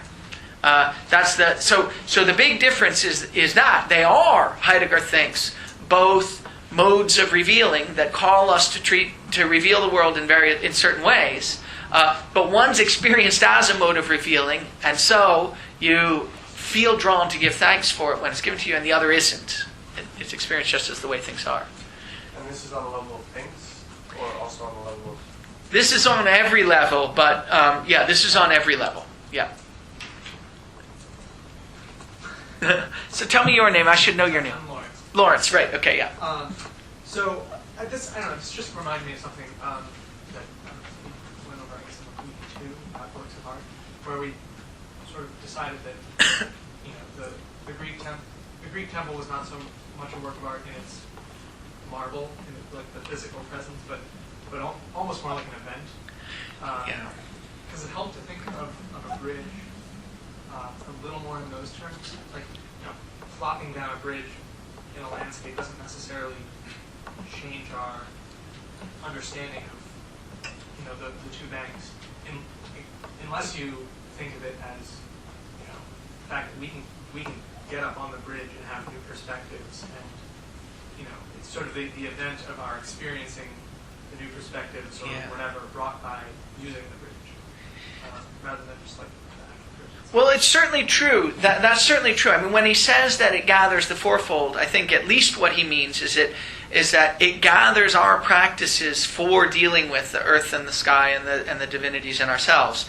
And it does that on an ongoing basis by the activities that are coordinated for us by by way of the bridge. So that's definitely right. It's definitely right that it's not just the physical structure in virtue of which it does all this. It's the way that structure in this site organizes our practices and our ways of dealing with all the stuff around it. That's absolutely true. That's importantly true. Yeah.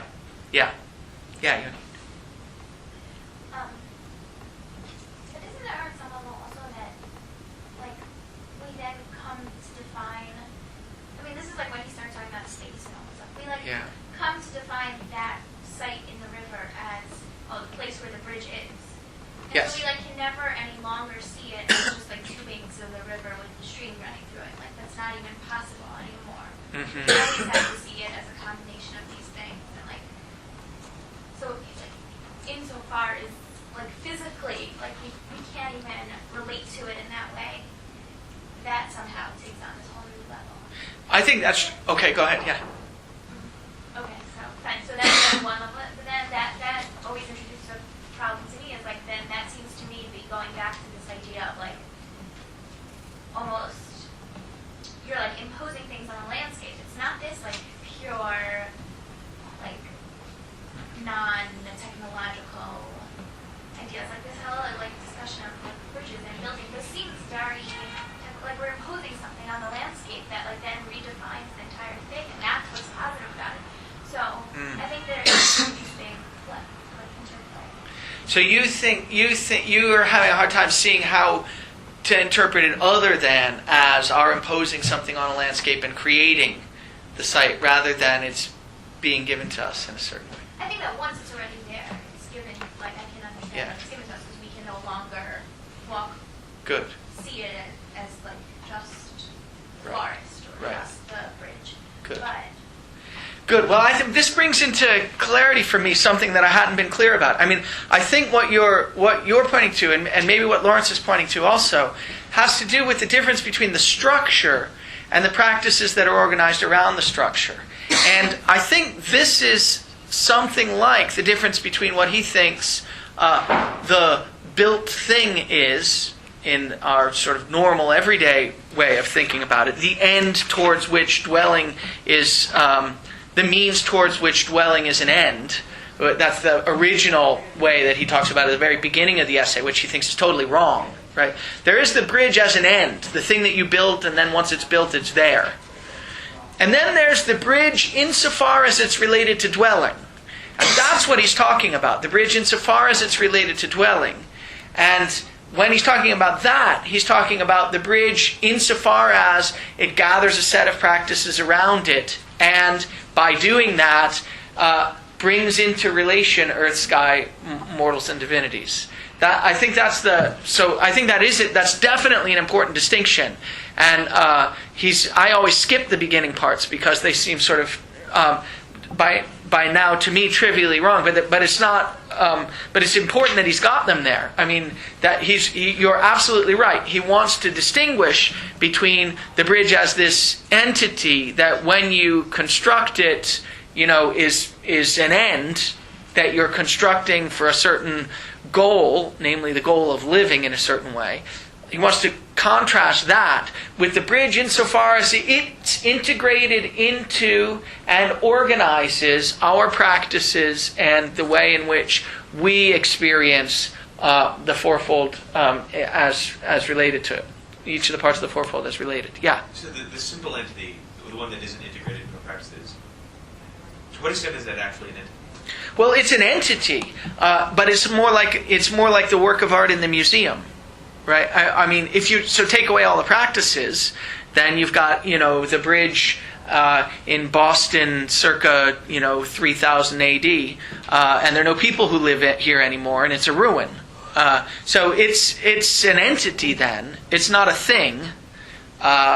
Certainly not a thinging, insofar as there are things that don't thing.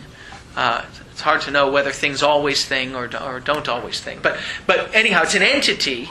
It's a physical structure, but it's not any of the interesting things that we're talking about. Potentially thing, but is not actually thinking? Well, it can't. Well, it depends what you mean by potentially. It maybe could potentially thing if there were a community built around it, but insofar as we're imagining that there's no community left anymore, yeah. So Yeah. how do you use the language of things if you wanted to try and describe like the planet with no humans on it? No, I think not. I mean, well, there's a lot of, this is a discussion about, this is a kind of realism, anti-realism issue. But I think at the most what he can, at least what he can say is, if there are no human beings, then there are no practices. And insofar as there are no practices, there are no things. Practices don't constitute or create things, but they're necessary for them. They're necessary but not sufficient. I suppose my interest is just to know what language you would be able to use. Well, so then you get into these funny issues. So you wonder whether it's possible, once we're around and talking about it, to imagine a situation in which no one's around talking about it. And so you wonder whether, to the extent, but this is a standard kind of problem in realism, anti-realism issues. So you wonder to what extent you can deny that there are things in a world in which we're imagining there are no people, because after all, you can, by imagining the world, you're importing yourself into it. You're imagining how you'd interact in it, and so on and so forth. So it's a sort of thorny metaphysical issue. But yeah, I think, but that kind of issue arises as early as Being in Time in Heidegger, and he tries to deal with it in section 43 and 44 of Being in Time. Yeah. Yeah, Yoni? I don't know if we're going to get to this later, but at some point, can we talk about how man comes into this? Because he has this discussion of it. And I think... You think man is different from mortals? I'm not sure. I see. I think that he goes back and forth. I see. Unclear. Okay. But he definitely has a different status than the other three in the fourfold at the same time. Or maybe... Yeah. Or maybe he is something separate that's playing, somehow interacting with the fourfold. Yeah. Yeah. Okay. Well, let's do it. If we're going to do it, we should do it at the ontological level. So let's move on to the ontological story and see how it becomes clear. So we did the ontic story. In the ontic story, the literal reading of Earth, Sky, Divinities, and Mortals is really the right reading, and you get some sense in which the bridge is connected with dwelling insofar as it brings aspects of the landscape and of us into nearness with one another. Okay, but now I think there's an ontological story also. And the ontological story, I was driven to think about it by paying very close attention to his description of Earth especially, but Earth and Sky also, on page 149 of Building, Dwelling, and Thinking, and comparing it to the discussion of Earth and Sky on page 178 of the Thing. My numbers, page numbers. So, they're very similar, these descriptions, but they're different in interesting ways. And so I just want to highlight, I want to highlight one difference in the case of Earth, and I want to highlight another difference in the case of Sky. So, Earth, in Building, Dwelling, and Thinking, Heidegger says, Earth is the serving bearer, blossoming and fruiting, spreading out in rock and water, rising up into plant and animal. Whereas the year before, in The Thing, Heidegger had said, Earth is the building bearer, nourishing with its fruits, tending water and rock, plant and animal. So we have tending instead of spreading out into, and tending instead of rising up into. I'm not sure why he thought either of those was a relevant change. We have blossoming and fruiting instead of nourishing with its fruits. I'm not really sure why he thought that was a relevant change. Although,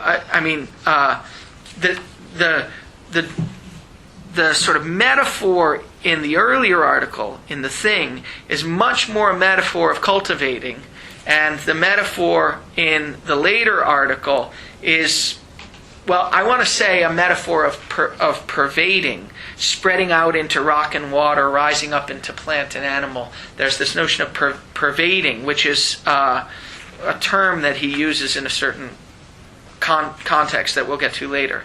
But the big thing that changes, and in a certain way I don't understand why he's got the change in the direction he's got it, but it brings to prominence something.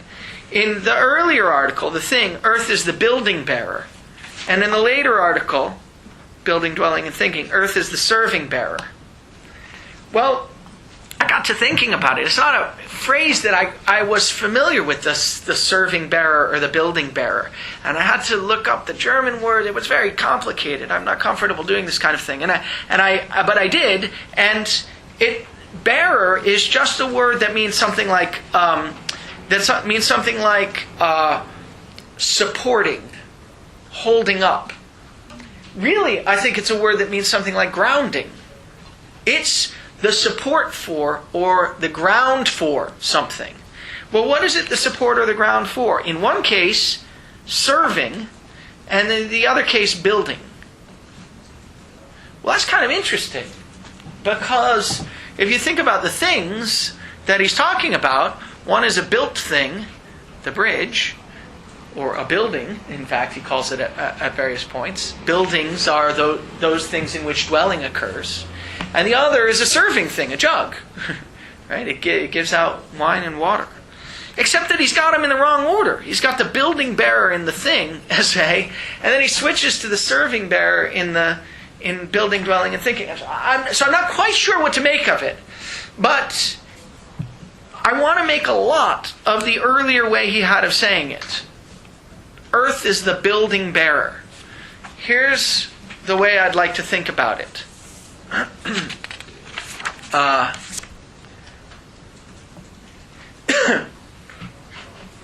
I want to emphasize the idea that Earth here is whatever it is that supports a certain kind of thing. In particular, whatever it is that supports or maybe makes possible, in that sense of support, building. Where building now is understood in the ontological sense as dwelling. Earth is the building bearer means Earth is whatever it is that supports or makes possible building or dwelling. It seems not crazy to read it that way. But if Earth is whatever it is that supports the building in the sense of dwelling, then you want to know what building in the sense of dwelling is. Well, he says, building is gathering or bringing into nearness. So Earth is whatever it is that supports or makes possible gathering or bringing into nearness. Now, what are we supposed to do with the Earth? Well, he tells us. He says, in order to dwell, what you've got to do is save the Earth. He says this on page 150, maybe 148 for you, in a paragraph that begins, mortals dwell in that they save the earth.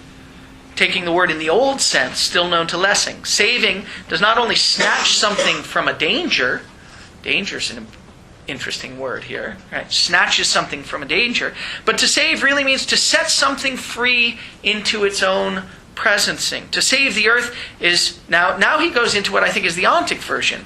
Not to, more than to exploit it or wear it out. Saving the earth doesn't master the earth or subjugate it, which is merely one step from spoliation. The literal readers of it like the second half of that paragraph. Saving the earth is living green. It's not exploiting the earth. It's not subjugating it. It's not mastering the earth, and so on. But I want to emphasize the beginning of it. To save means to dwell. Mortals dwell in that they save the earth. It means snatching something from danger, and it means setting something free into its own presence. Well, what are we snatching from danger and setting free into its own presence? We're snatching from danger and setting free into its own presence the earth, where we just said that the earth is whatever it is that makes it possible for us to dwell. What is it that makes it possible for us to dwell? Well, something like the gathering of these practices. Celine, yeah. I'm very confused by the second half of that paragraph. Okay. Because I read it to save the earth is more than to exploit or even wear it out as an increase in, like, we were exploiting it, but to save it would be something even greater than that. Rather I than, see. Yeah, so it just doesn't make sense to me why I you see. put it that way. Um, But I take it that you would want to read it as to save the earth is not to exploit it. Where you Yes, I hadn't really thought about that because I wasn't focusing on the second half. But you're right. To save the earth is more than to exploit it or even wear it out. It should be something like something other than, Yeah. or sort of not related to.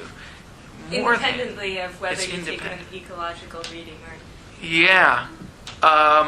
Does somebody want to look it up? I happen to have the German. I don't know exactly where it is, but Building Dwelling Thinking starts on 135. And we're pretty close. Any German readers? It's not like necessarily. Whoa! Sorry. Sorry, go ahead. It's not necessarily contradictory though, because if you think of like, if you're exploiting or wearing it out, that's seeing something as a resource. So if you're seeing it as more than a resource, you're seeing it as something like with value in itself. Saving the earth is more than exploiting it. And you want to say that means saving the earth is doing something more than exploiting it. Is that the idea? I guess. I mean, like, I think it can be read. I mean, I guess in either sense. Well, we'll see. We'll see what the German says. Yeah, Lauren. I mean, why can't we just see it as like a value judgment, right? It's like different and better. Like, it's not Saving the earth is a better thing than. Yes. I mean. Yeah, is more impressive than, is preferable to, is something like that. We'll see what Anton tells us. But what I want, but that's the part. In a certain sense, it doesn't matter to me because that's the part that I don't want to emphasize. I mean, it's fine to talk about it. But what seems to me the important part of it is the first part of the paragraph, where saving the earth means setting it free to be the earth, where the earth is whatever it is that supports our capacity to build. Whatever it is, that's to say, whatever it is that supports our capacity to dwell. And it sounds like that ought to be something like the whole fourfold. Because the whole fourfold is what makes it possible for us to dwell. I mean, in the sense that when the fourfold is ringing in its unity, then we're dwelling. That's what we're doing. Dwelling is, let's see if I can, preserving from danger. Where's the discussion of the fourfold?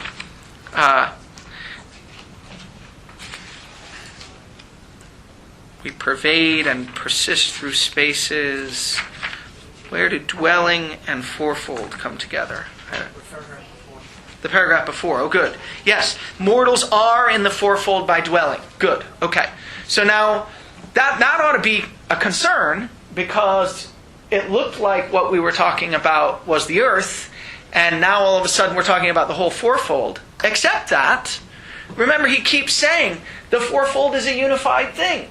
Of course, when we talk about the earth, he says, we are already thinking of the other three along with it, but we give no thought to the simple oneness of the four. So whenever we talk about any one of these, we're talking about all four of them.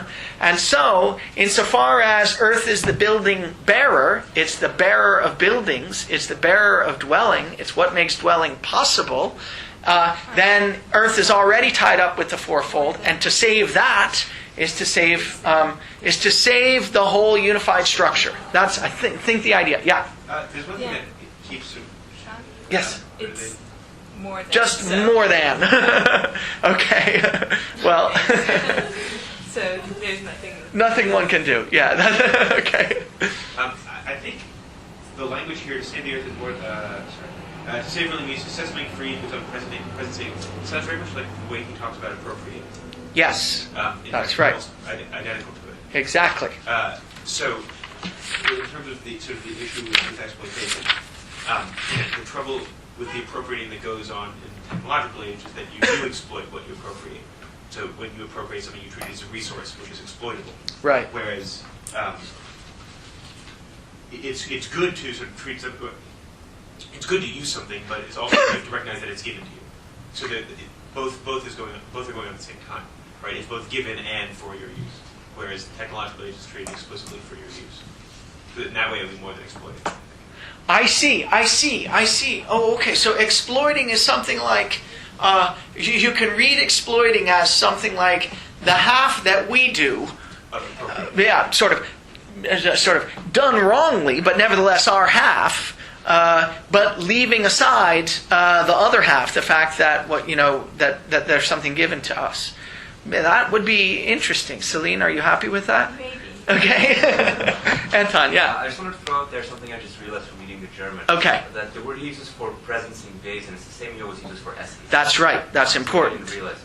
Yes. Oh, good. That gets covered up. But thank you for saying that. That's exactly right. And sometimes they're footnotes, but not in this essay.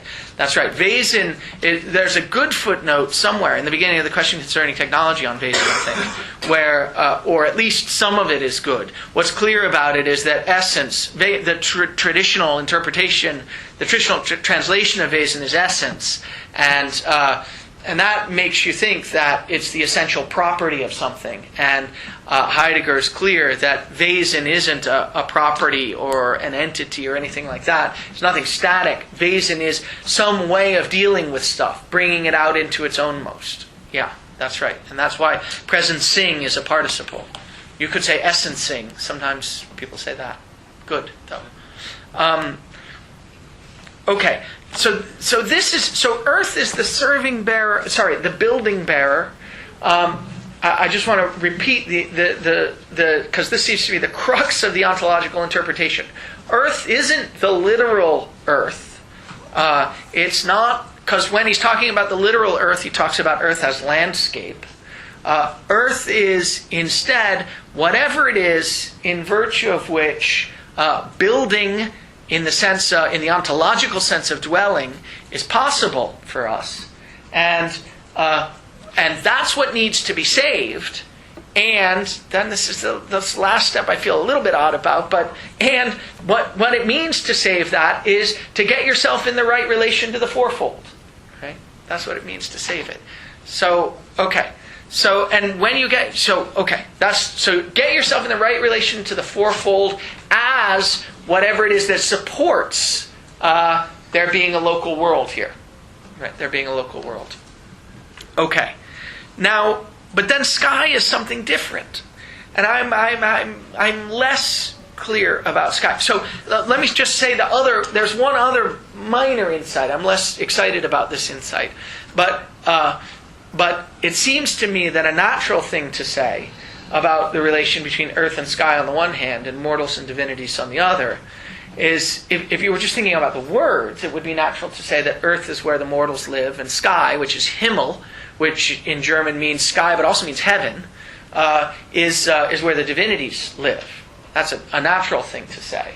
So if you're thinking of the earthly aspect of whatever it is that supports or makes possible our dwelling, that's got to be something like whatever it is we do and whatever it is that we create or build. Right? It's got to be we've got to create or make our sites, to use his terminology, in such a way as to get ourselves in the right relation to them, so that they're sites for the divinities. That's something like what the ontological interpretation of saving the earth. Okay, but now you're supposed to do something else with the sky. You're supposed to receive the sky as sky.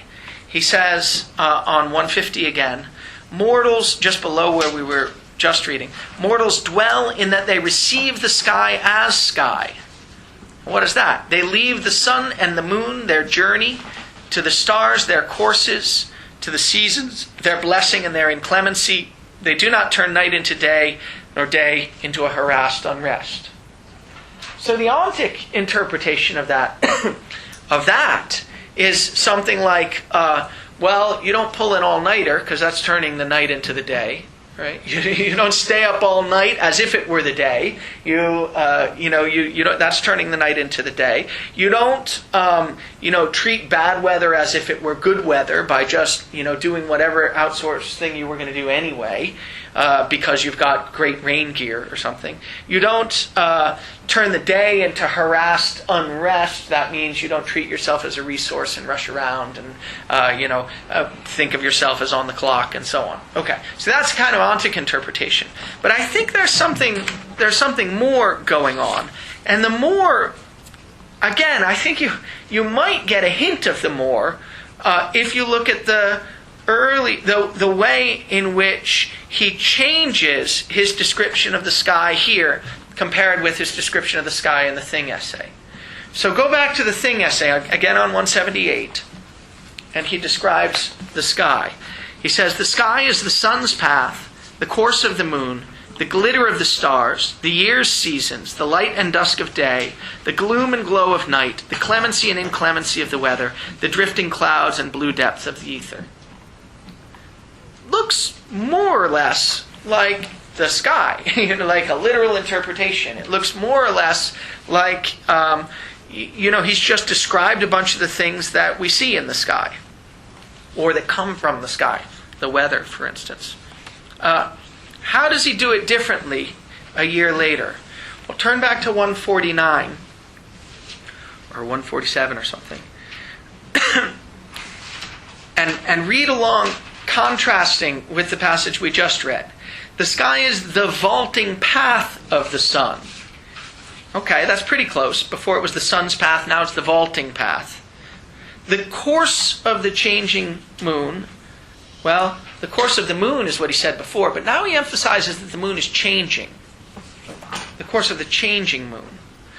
The wandering glitter of the stars. Well, before it was just the glitter of the stars. Now the glitter is wandering. The moon is the moon's course is changing. The stars' glitter is wandering.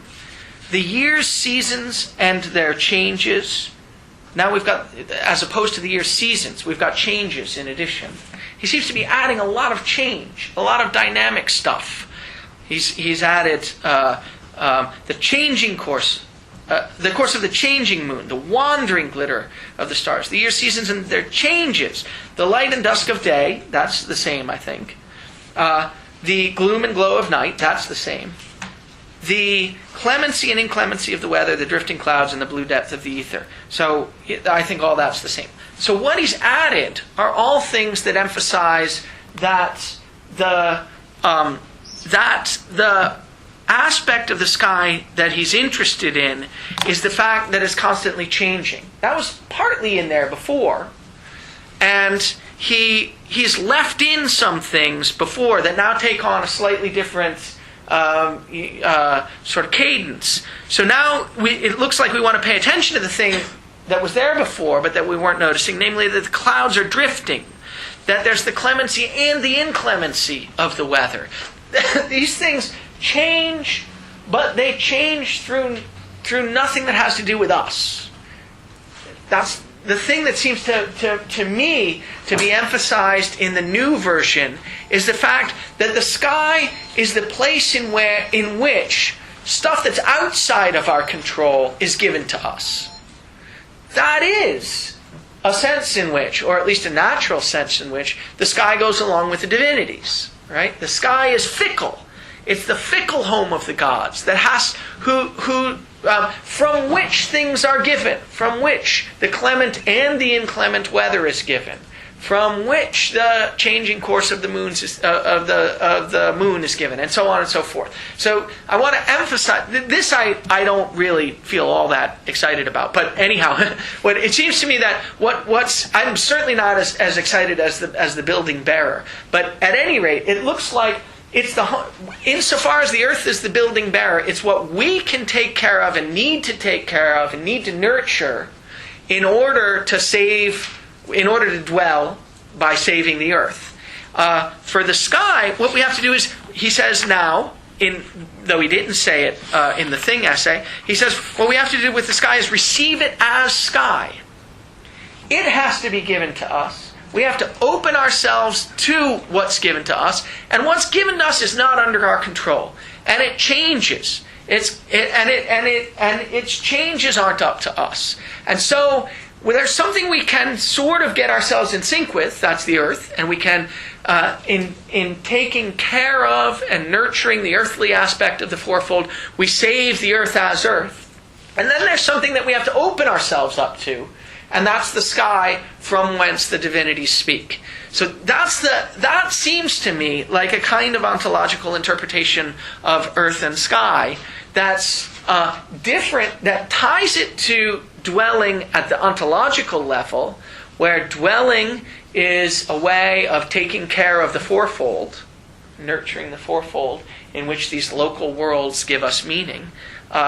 And it's different from the ontic version of the story, which is also tied to dwelling, but just in this particular local context where earth, sky, divinities, and mortals are particular individuals, or are particular literal entities. Of course, you have to tell a story about mortals and divinities also at the ontological level. I more or less did that last time, I think.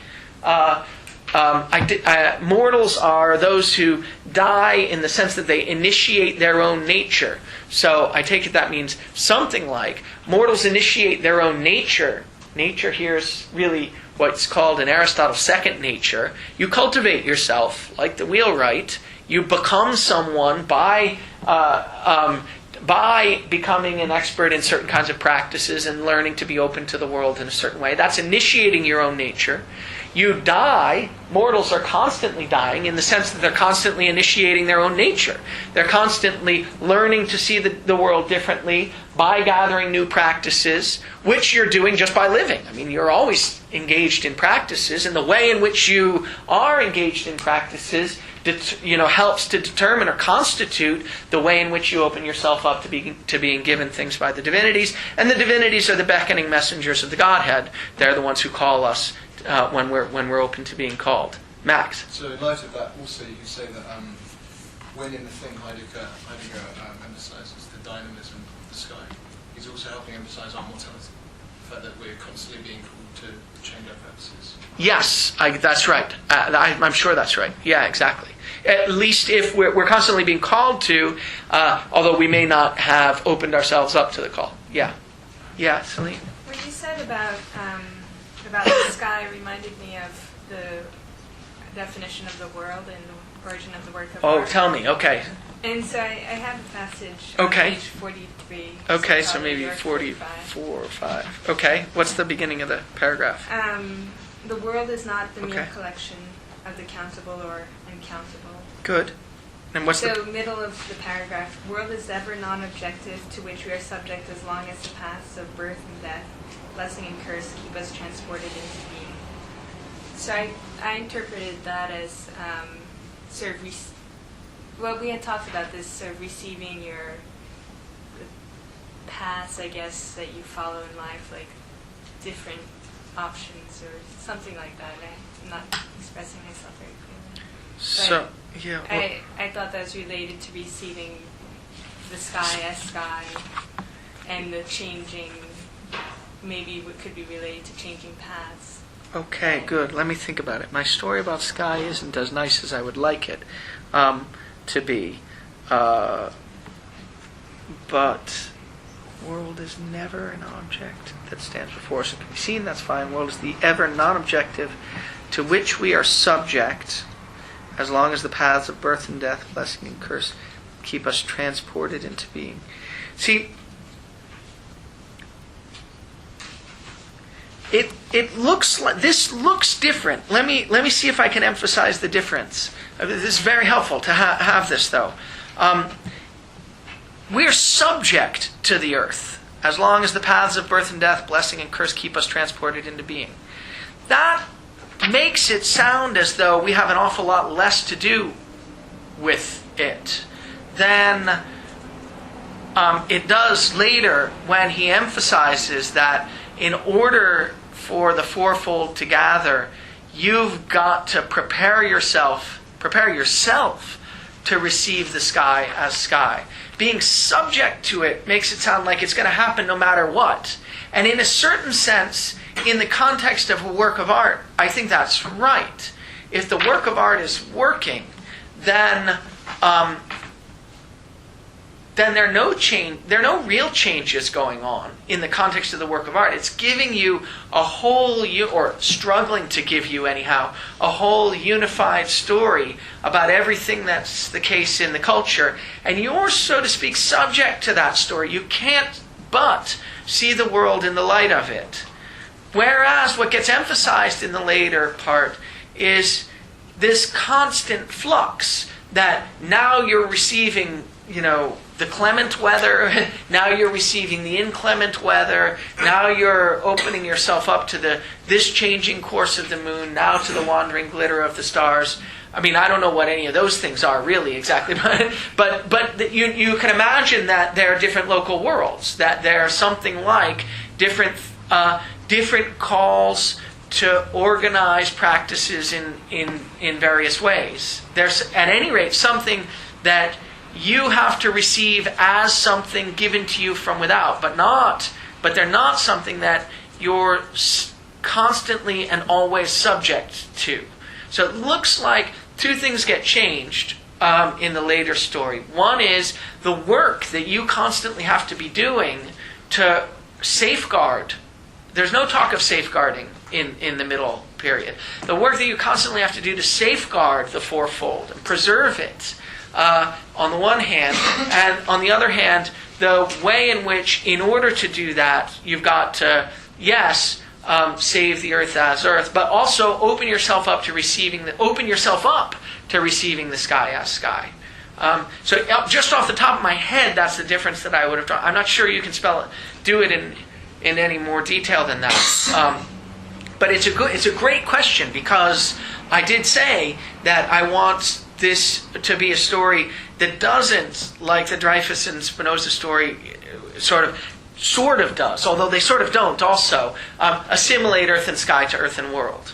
And so this might be a difference.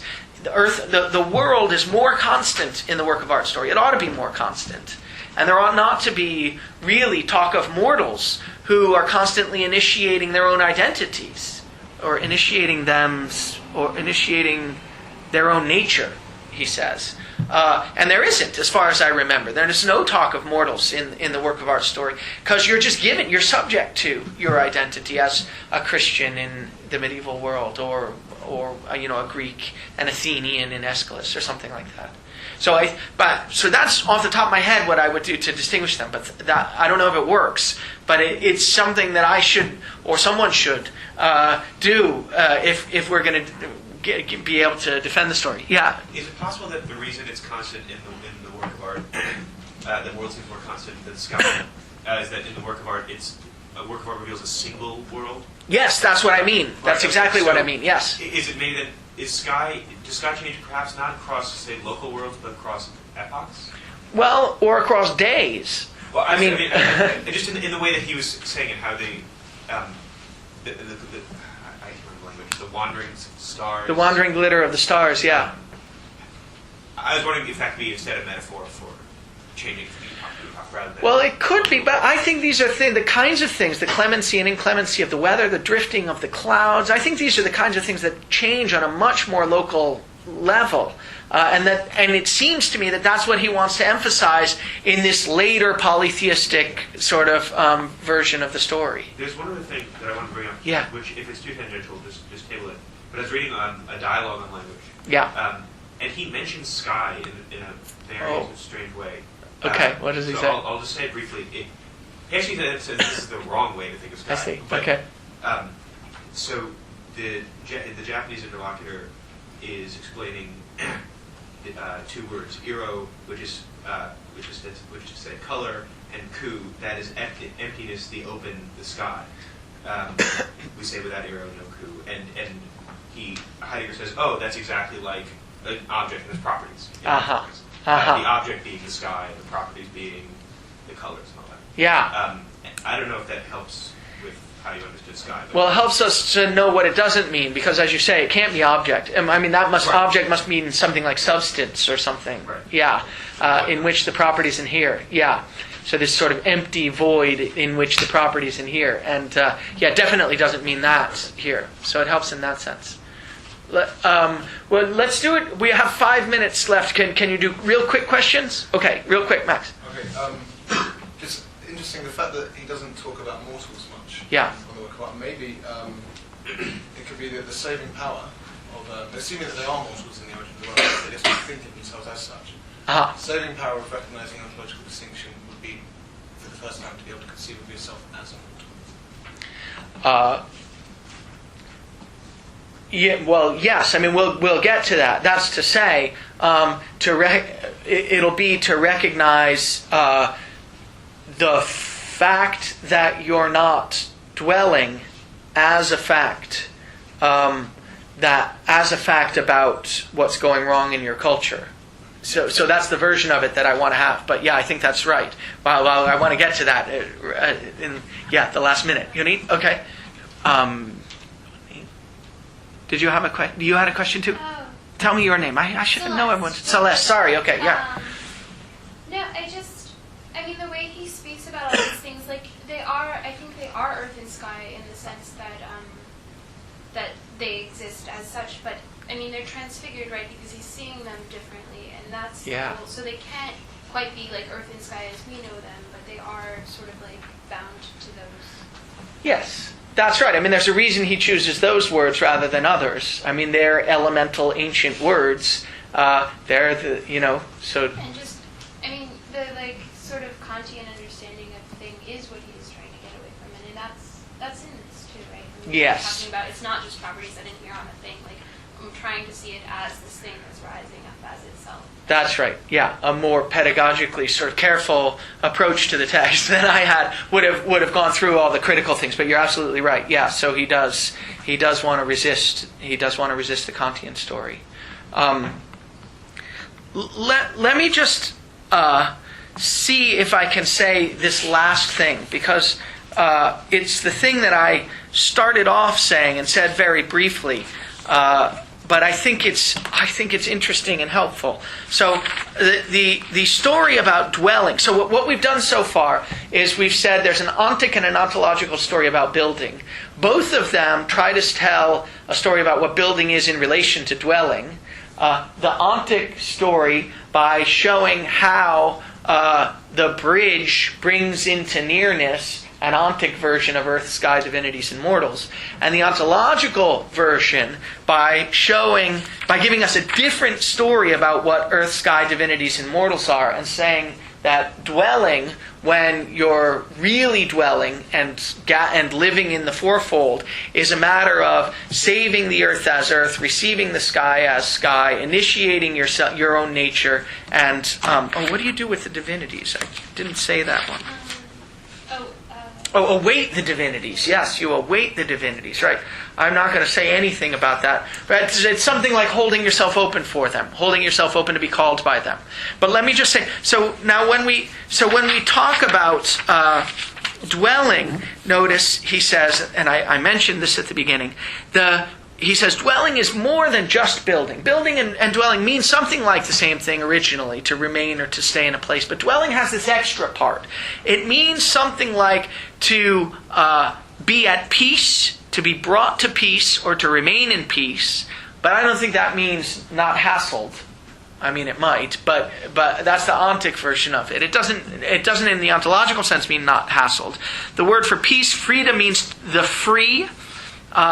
And all these related words mean preserved from harm and danger, preserved from something, safeguarded. To free really means to spare or to safeguard. And what you're sparing something from is the danger. Right? Real sparing is something positive, and the sparing itself consists not only in the fact that we do not harm the one whom we spare. Real sparing is something positive. It takes place when we leave something beforehand in its own nature, when we return it specifically to its being, when we free it in the real sense of the word into a preserve of peace. Okay? So we're preserving something or saving something from danger when we're dwelling. Right? So notice, danger. The danger of the technological age is that we don't dwell anymore. That's the danger. Because we don't initiate ourselves into our own nature, because we don't save the earth as earth and preserve the fourfold, and because we don't keep ourselves open to the sky and the divinities, because we don't do any of those things in the technological age when we're challenged forth to treat everything as resources. That's the danger. And we learned in the question concerning technology that the danger could be a saving power. And that was interesting and hopeful. What you had to do to make it a saving power was to see it as a danger.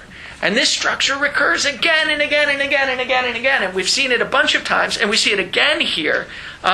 Notice, I haven't said anything about this, but the whole essay seems to have been, an invitation to talk about the housing crisis in Germany in 1951.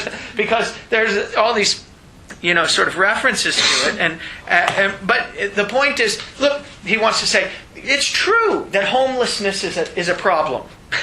That's his trick, right? It's true that homelessness is a problem, but by homelessness I mean we're not at home in our place, right? That we're not dwelling, that we're living in this technological age where we're treating everything as resources, that we're not building, we're building these light, airy things, not enough of them apparently, but that's not the big issue. When we're building, we're not building things insofar as we're saving the earth as earth and receiving the sky as sky and all these other things. And so what do we need to do? What's the big step? Well, the big step is the big step to deal with homelessness, which is the danger here, is to see it as homelessness. So he says on 161, the real plight of dwelling, the real danger to dwelling, doesn't lie merely in a lack of houses. The real plight of dwelling is indeed older than the world wars with their destruction. This is like in the technology thing, the danger isn't the atom bomb. It's older also than the increase of the Earth's population and the condition of the industrial workers. Marx doesn't have anything to do with it. The real dwelling plight lies in this, that mortals ever search anew for the nature of dwelling, that they must ever learn to dwell. What does that mean? Learn to dwell. That means you have to initiate your own nature. That means you have to take responsibility for preparing yourself and your practices so that you're taking care of and preparing the site for things that bring together earth, sky, divinities, and mortals, like the bridge. And you have to open yourself up to being given or called to do this in various ways in various circumstances. Okay, so you have to ever learn to dwell. And if you think dwelling is just sitting in a house, and there's no learning to do with it at all, then you're thinking of yourself as a resource. But once you ask the question, but then he goes on, what if man's homelessness consisted in this, that man still does not even think of the real plight of dwelling as the plight? You haven't thought about the fact that we're not dwelling in this ontological sense, that in the current technological age we're challenged forth to treat ourselves as resources, and that's different from our nature.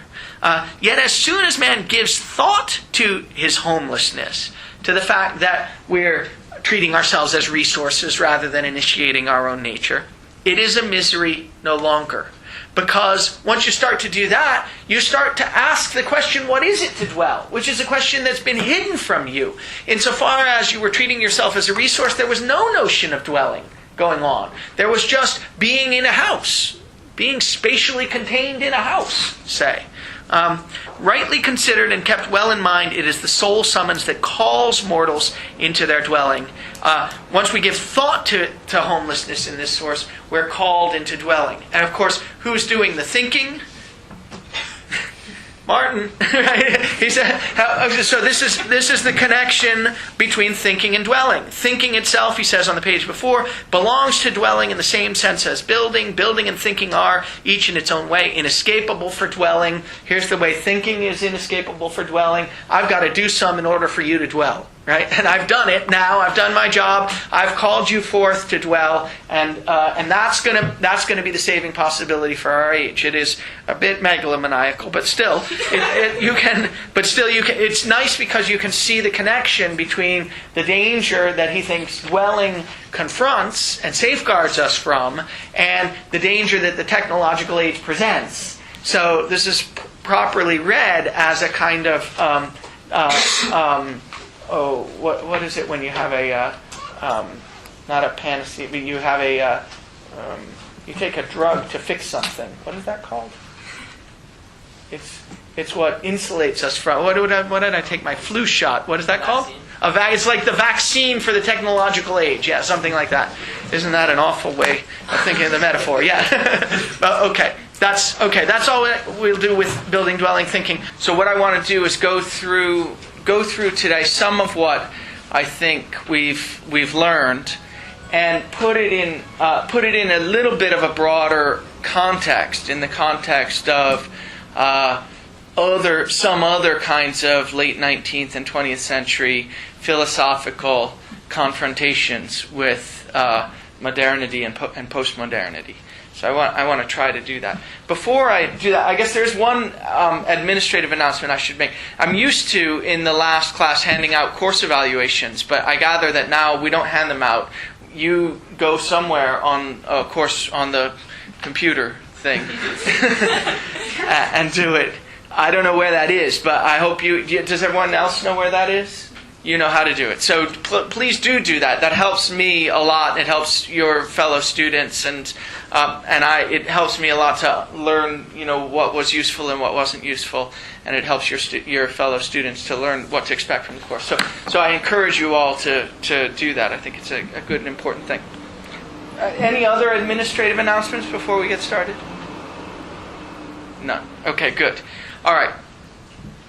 So what I want to do today is to start by laying out something like the malaise of the contemporary world, and to give it some kind of characterization that's not Heidegger's characterization, because I think Heidegger's is certainly not alone in having identified the aspect of contemporary life that he's identified. Although he is alone, I think, in giving it the particular interpretation that he's given it, and telling us something about what the right way to respond to it is. But nevertheless, what he's responding to is something that I think it's fair to say lots and lots of 19th and 20th century philosophers and poets and thinkers otherwise have responded to. And I just picked out two out of a huge range of possible ones and photocopied them. And so you should have these two handouts. I think in a certain way they highlight two different aspects of the contemporary of the experience of contemporary life. Something like from the point of view of the individual and from the point of view of the world. I think they're both relevant, and they might well both be familiar to you. The first one I'm sure is familiar to you. It's from T.S. Eliot's early poem, The Love Song of J. Alfred Prufrock. I just want to point out two things about the poem. I'm sure. How many of you have read this? You read this in high school, I suppose, right? So not in France anymore. Yeah. Okay. So anyhow, a well-known early poem by Eliot. Eliot, of course, is well known for having been strongly influenced by Dante and the metaphysical poets later. But the epigram to the poem is a passage from Dante's Inferno. And I put a little translation in there, not by me, by Alan Mandelbaum. But because I think it points out something interesting that Eliot's commenting on in the poem. Namely, this is a passage from the Inferno. It's a passage where Dante goes down and he meets some guy named Guido Montefeltro. And Guido, and Dante asks Guido, who lives, I think, in the circle of fraud, down in the Inferno. He asks him, what it's like down there, and Guido responds, and he says, well, look, I'm going to tell you, but if I thought that you were going back up to the real world, I wouldn't say a word, because, nobody up there could possibly manage with this knowledge. But of course, I've heard that nobody who's down here ever makes it back, and so, I might as well tell you. Mandelbaum says, if I thought my reply were meant for one who ever could return into the world, this flame would stir no more. And yet, since no one, if what I hear is true, ever returned alive from this abyss, then without fear of facing infamy, I answer you. And I take it that this is Eliot saying something like, look, what I'm going to describe to you is something that's spoken from the depths of hell. What I'm describing to you is itself the Inferno sort of made manifest. And if I thought anyone could ever get out of it, then I wouldn't bother telling you. You'd only be too depressed.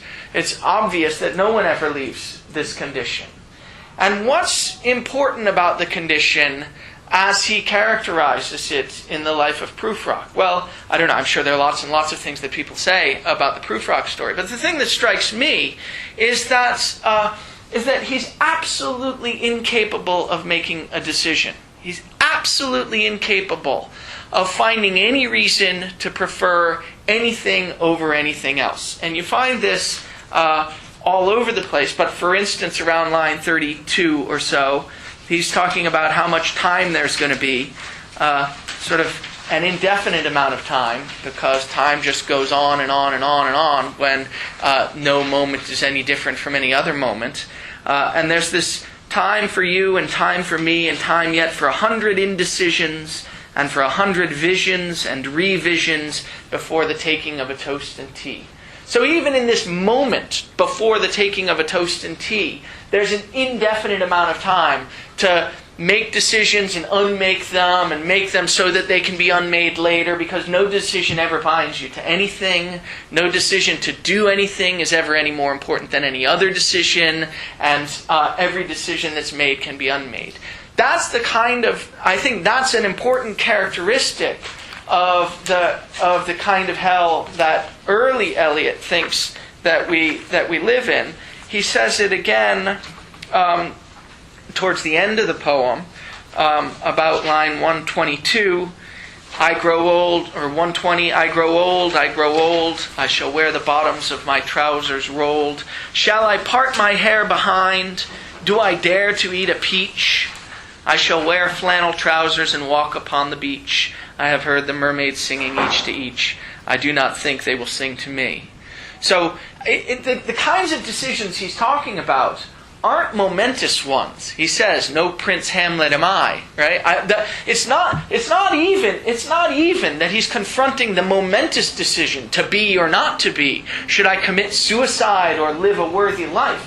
These are decisions like, shall I part my hair behind? Do I dare to eat a peach? I mean, even the tiniest little decisions.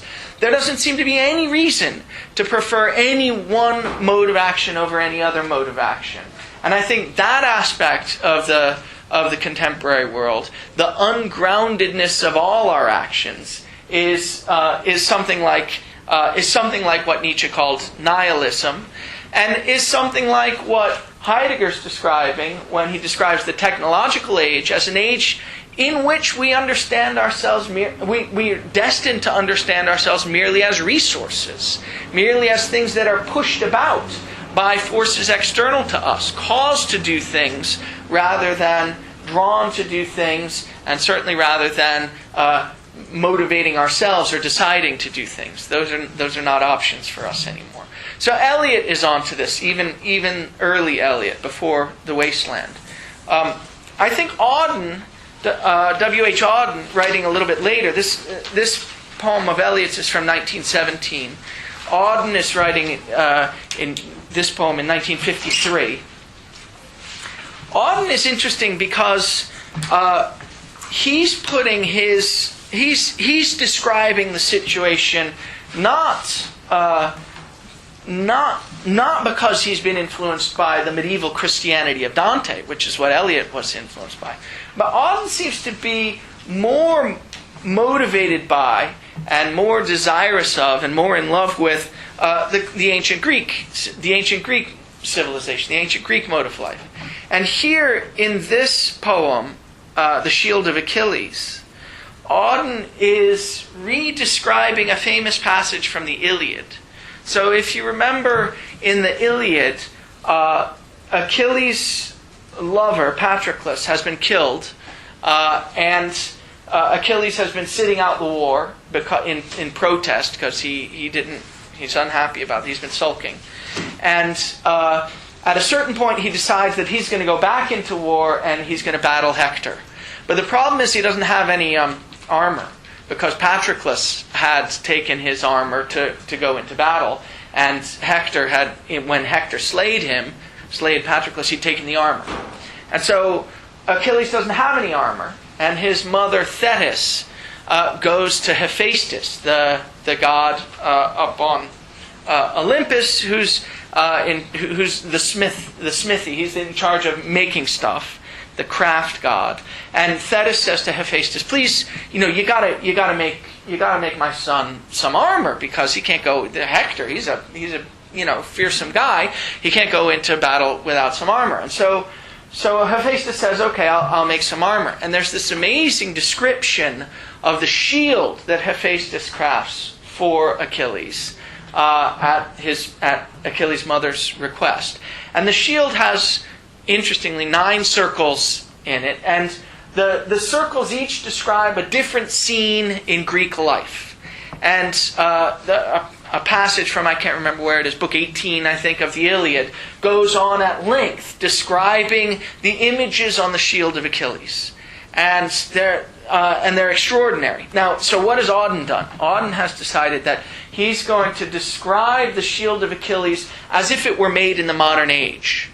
And there's Thetis looking over Hephaestus' shoulder, sort of expecting all these wondrous things, the sorts of things that you found described in Homer.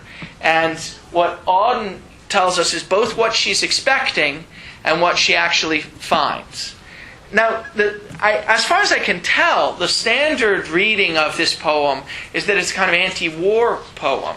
And that's certainly one natural way to read it. There's a lot of stuff about the horrors of war and the millions of soldiers with blank eyes being sent off into war.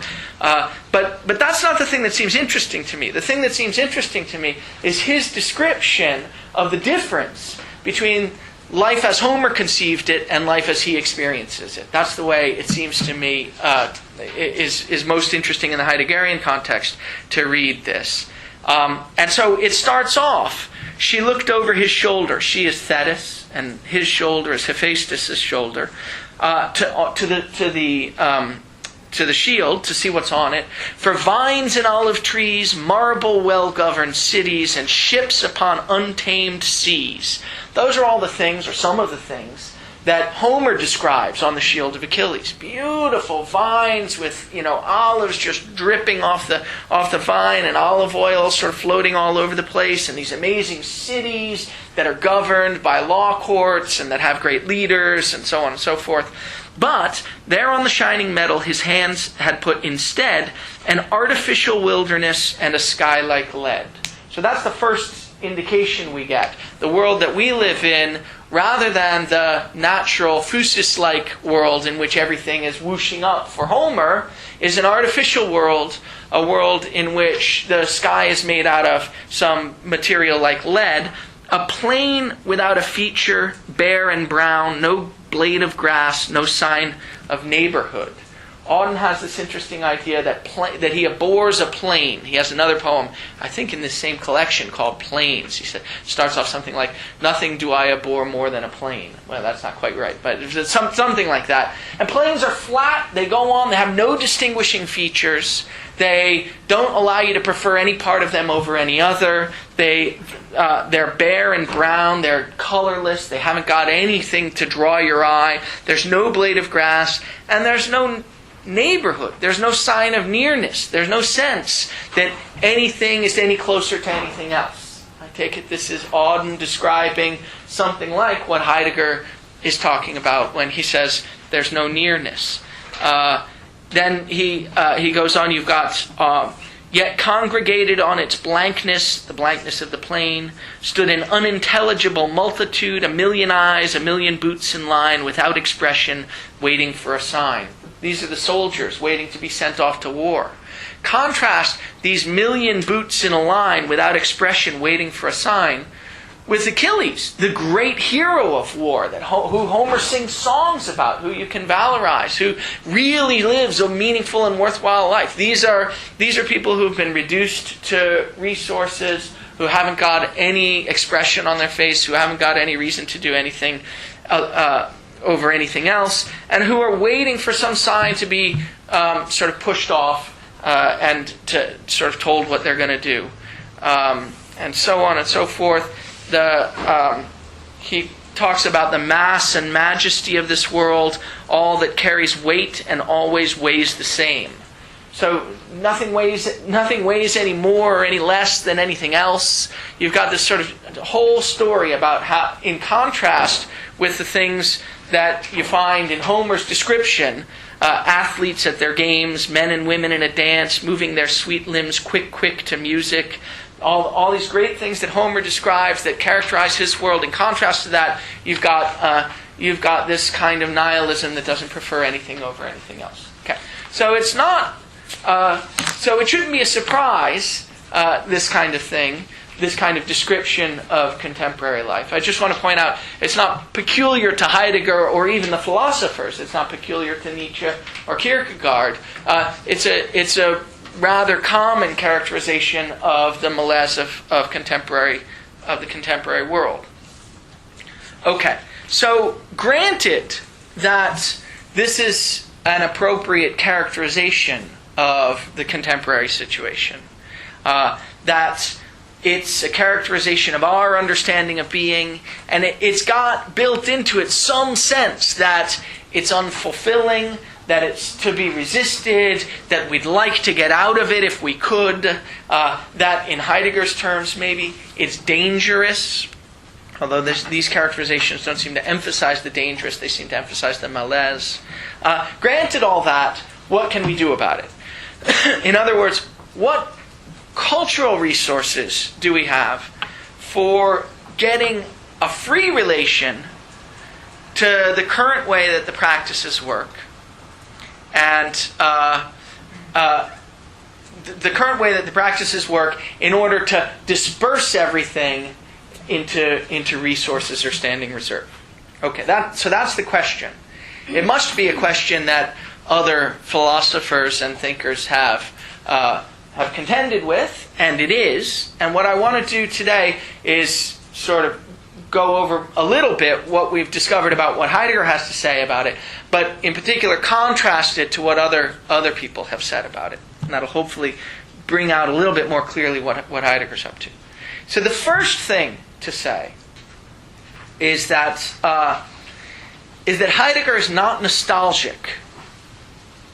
That Heidegger doesn't think, although he does think, that it's right to say that every epoch in the history of being before us had something, in his terminology, had a poietic understanding of being. And so every epoch in the history of being was, in every epoch in the history of being before ours, people treated themselves as disclosers, sort of de facto, by recognizing that there was something that they had to do in order to preserve their ability to dwell in the world in the best way, in the way that was open to them in their epoch, and that kept them open to receiving what was called for by being, what they understood as the gods in their particular situation. So Heidegger does think that every epoch in the situation, that in every epoch that came before us in the history of being, had a poietic understanding of being, and so, in some sense, was better off. Nevertheless, he's not nostalgic. He doesn't think we've lost something that we need to gain by going back to anything from the past. At least he doesn't think we've lost something in the way that nostalgic thinkers like, for instance, Rousseau or Wordsworth or deep ecologists, people who think we ought to go back to nature and sort of rediscover the innocence, the state of nature, as Rousseau says, that we were born into.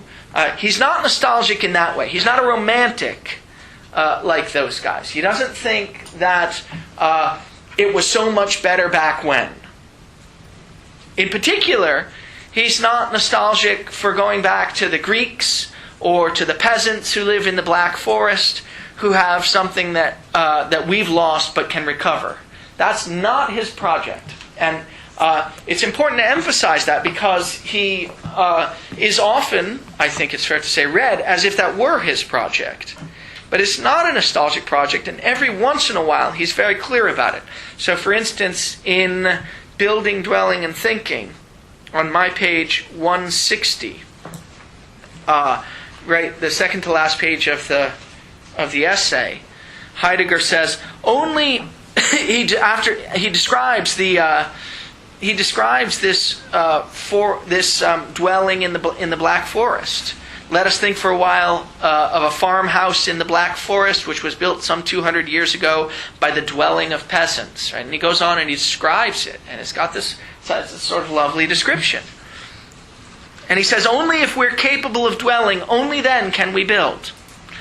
However, our reference to the Black Forest farm in no way means that we should or could go back to building such houses. Rather, it illustrates by a dwelling that has been how it was able to build. So it's not a romantic or a nostalgic project that he's interested in. He does describe these earlier episodes in the history of being where, for instance, people were dwelling and living poetically. But he doesn't describe them in the hopes that we'll go back and live like those people. He wouldn't, for instance, at least I think he wouldn't, sort of admire the Luddites or the anti-technological people. I don't think he would be an advocate of the Amish way of life, sort of going back and living without automobiles and without technology. I don't think that nostalgic, sort of romantic view isn't the view that he's in favor of. Now, he does think, as I say, that there were certain things in previous epochs that people had that we don't now have, but he doesn't think it's the particular content of their lifestyle that we need to recover. So he thinks, for instance, that the classical Greeks lived in a kind of golden age, and when he's describing the Greek temple, he's telling us something interesting about what it does for the people who live in its light. But he thinks that now the gods have fled in our age, and that now the holy is extinguished, and that now, therefore, the Greek world is perished and gone in a way that can never be undone, that the holy and those gods of the Greeks are gone for good. And he's saying this, I think, Poetry, Language, and Thought, also at the beginning of the essay, What Are Poets For? He's talking about Hölderlin's description. He says the era, about 10 lines into or halfway down the page, the era is defined by the gods' failure to arrive, by the default of God. The gods are gone. But the default of God which Hölderlin experienced does not deny that the Christian relationship with God lives on in individuals and in the churches. People still go to church. They might even still be believers. Still less does it assess this relationship negatively. The default of God means that no God any longer in our contemporary culture, gathers men and things unto himself visibly and unequivocally, and by such gathering disposes the world's history and man's sojourn into it. The default of God forebodes something even grimmer, however. Not only have the gods and the God fled, but the divine radiance has become extinguished in the world's history. The time of the world's night is the destitute time, because it becomes ever more destitute. It's already grown so destitute it can no longer discern the default of God as a default. So he thinks that there's something that's gone, it's true, but he's not nostalgic for the return to it. He doesn't think that we need to go back and live like the Greeks or live like the peasants in the Black Forest. In fact, I think, he thinks that if you were to think of this loss of the default of God, of the absence of gods, as a kind of decline in the culture, then you'd be already falling for the technological understanding of being. So he says this in the question concerning technology in the book, in the essay The Turning, on page 48, about 12 lines down from the top. He says, all attempts to reckon existing reality morphologically, psychologically, in terms of decline and loss, in terms of fate, catastrophe, and destruction, are merely technological behavior. So it's true that there's something that was going on before that's not going on now. But if you think of this as a decline, or you think of this as a loss, or you think of this as requiring that we return to an earlier way, then you're falling for the technological understanding of being. You're still inside of it. That behavior operates through the device of the enumerating of symptoms whose standing reserve can be increased to infinity and always varied anew.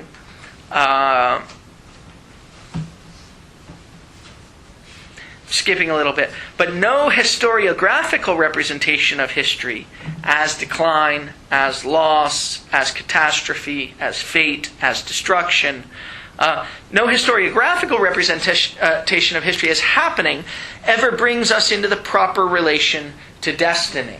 So if you give this kind of historiological account, the kind of decline and fall of the Roman Empire account, or a historiographical account that traces the decline, the descent into the modern technological age as a descent, then really what you're doing is you're thinking of us as objects upon whom causal forces have been operating, and you're failing to get into the proper relation to destiny, let alone into the essential origin of destiny in the disclosing coming to pass of the truth of being that brings everything into its own. Okay, so it's true that things were different back when. In a certain sense, it's true that back when, in the golden age of Greece or in the Black Forest peasant life, people had something that we don't have, namely they were dwelling, they were living poetically. But if you take that to mean that we ought to return to their particular way of life, nostalgically go around dressed as Black Forest peasants and do the kinds of things that they did, then you're getting the wrong message. Indeed, you're falling into a kind of technological understanding of being. Okay. Now, so one wrong thing to do is to be a romantic or a nostalgic on Heidegger's view. But there are three other ways of receiving the, so to speak, the news of the technological, that we live in the technological age. And we have to distinguish Heidegger from all three of those as well. One of them is the Heidegger of being in time. Yeah? I'm just wondering, does he also explain why he doesn't like romantic or nostalgic approaches? Well, I'm gonna try to say something about that. But roughly speaking, he thinks that it. Well, let's see. It's a good question. Let's see if I can give a short summary of it. So the positive story, of course, is gonna involve not returning to the way of life that people earlier had, as if somehow just acting the way they did could do for you what it did for them when they were living in their epoch. Rather, what you need to do is find the way of getting into the right relation to the practices as they're gathering now. And that involves not just acting a certain way, but understanding yourself as the kind of being who needs to prepare himself or herself to be open to a sense for what the various ways that the practices can gather in local contexts or even in broader contexts, sort of whole world context. Your life ought to be about sort of cultivating yourself poetically, cultivating yourself so that you open yourself up to the sense for the various ways that the practices can gather. And that's not just a matter of living in a hut on a hill. That's neither necessary nor sufficient for it. But I'll try to say it in a little more detail later. Okay. But so of those who are neither nostalgic nor romantic, there seem to be three kinds, and we want to distinguish Heidegger from these also. So the first kind is something like the bad news version. So yes, it's true that we live in a technological age, and isn't that a bummer? Nothing to be done. I think in a certain way, T.S. Eliot falls into that. Falls into that category. He really seems to think that once you've lost the innocence of medieval Christianity, you can never gain it back. Once you've lost it, and it's like innocence that way. Once you've lost your innocence, you can never become innocent again. Once you've grown up, you can never be a child again. And Eliot seems to think that because he thinks that there's no way out of the hell that we're in. I take it that's what the epigram from Dante indicates, insofar as the epigram says something about the person who's writing the poem. It tells us something about what he thinks about our condition, namely that it's a kind of hell from which we can never return. But there are others who think that too. I take it that Max Weber, thinks something like this. So Weber, writing around the turn of the 20th century, late 19th, early 20th century, talks about the disenchantment of the world. He talks about the way in which the world no longer has what Heidegger would call any divine radiance. That you can see a kind of similarity with Heidegger's account. That everything has become sort of calculative and rational, and as a result, there's no mystery left in it. It's disenchanted. And Weber seems just to think that this really is simply bad news. That there's not much to be done about it. That we've lost our innocence. We've lost the sense that the world could be disenchanted. And now that we know that the world is just a matter of calculative stuff and technological stuff, there's no way to go back. Okay. That's a kind of view that Heidegger doesn't hold. So there's something more hopeful in Heidegger than there is in either the nostalgics or the bad news folks. But they're good news folks too, and they're a variety of kinds. And Heidegger's not really like any of them either. So the good news version is the version that says that it's true that we live in a nihilistic technological age where nothing means, where there are no meaningful differences anymore. And yet, that's pretty good news, because it means that we're going to be opened up to find another source of meaning. Another source, a different source, maybe even a better source, indeed definitely a better source of meaning than any of the sources that came in the previous epochs.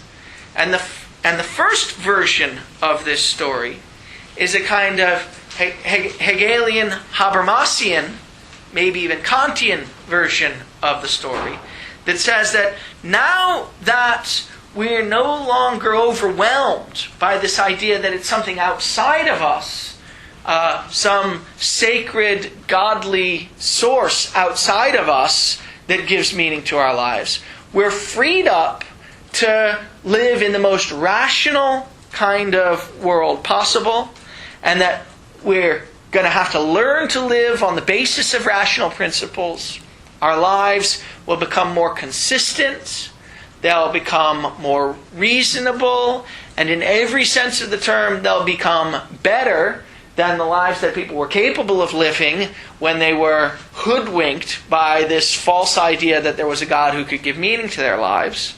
And in the Habermasian version, you get a sort of panegyric to the possibility of the great discourse of statecraft. You get these sort of the idea that great politicians will engage in rational discourse, and the world, as a result, will be run better, and there won't be any poverty, and there won't be any bad things that'll happen, and we'll live consistent, good, rational lives.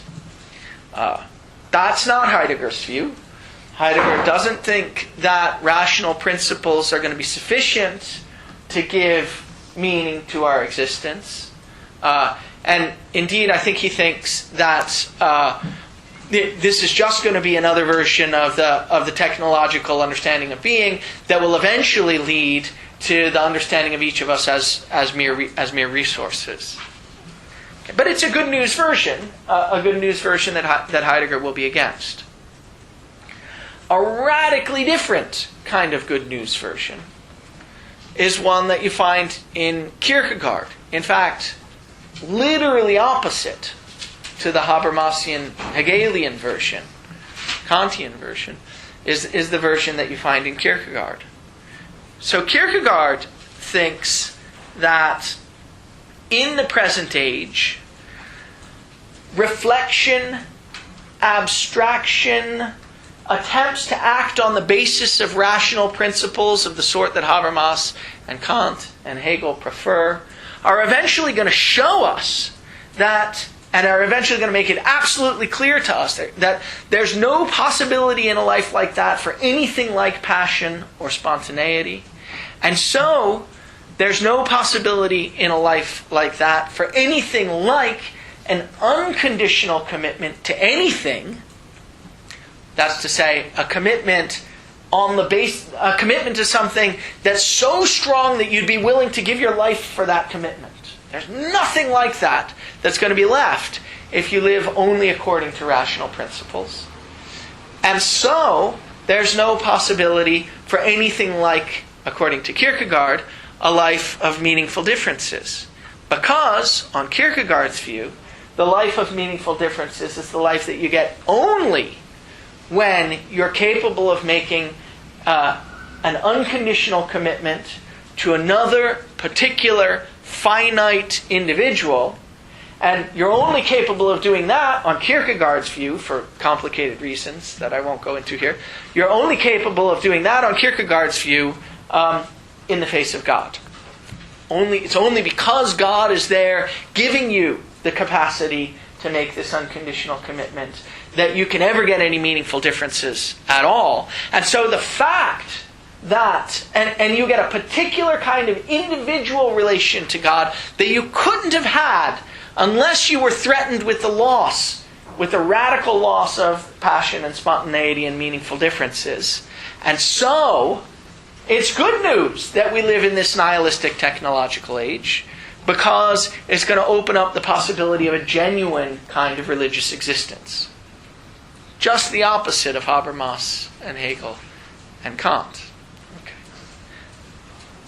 Just to give you dates, Habermas is still alive. I think he was born in 1929. Kierkegaard was writing The Present Age, this book I'll quote from just now, in around 1850. So Kierkegaard was really ahead of the game, ahead of the game describing the nihilism of the present age, ahead even of Nietzsche, who was writing about a generation later, 25 years later or so.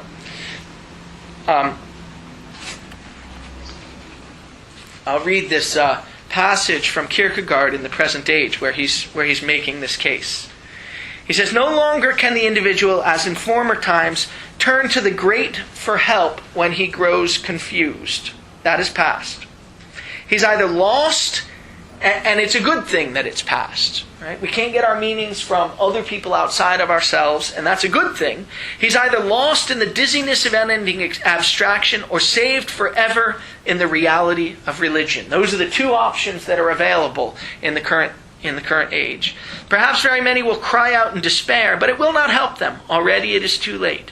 If it is true that in former times authorities and powers were misused and brought upon themselves the nemesis of revolution, it was weakness and impotence which, desiring to stand alone, brought this final nemesis upon them." So the authorities that he's thinking about are things, authorities like kings and popes, for instance, in whose light it used to be in former times you could get a meaningful existence. "Nor shall any of the unrecognizable presume to help directly or to speak directly or to teach directly at the head of the masses in order to direct their decisions." I'm going to skip a bit. "For the development is, in spite of everything, a progress." The nihilistic age that we live in counts as progress, because all the individuals who are saved will receive the specific weight of religion, its essence at first hand, from God Himself. So it's only when you're driven to this kind of nihilism that you can get a direct relation to God, because nothing's going to substitute for it, like the relation that you might have had to your king or to the Pope or some other authority figure. Okay, so that's a different kind of good news version. Nihilism is good because it drives us to the right kind of religion. We have nihilism is good because it drives us to rational principles. Heidegger's not for that. Nihilism is good because it drives us to the right kind of individual relation with God. That's not the story that Heidegger's got. And then there's a third story, a third kind of good news story that Heidegger's also against, and that's the story that you find in Nietzsche.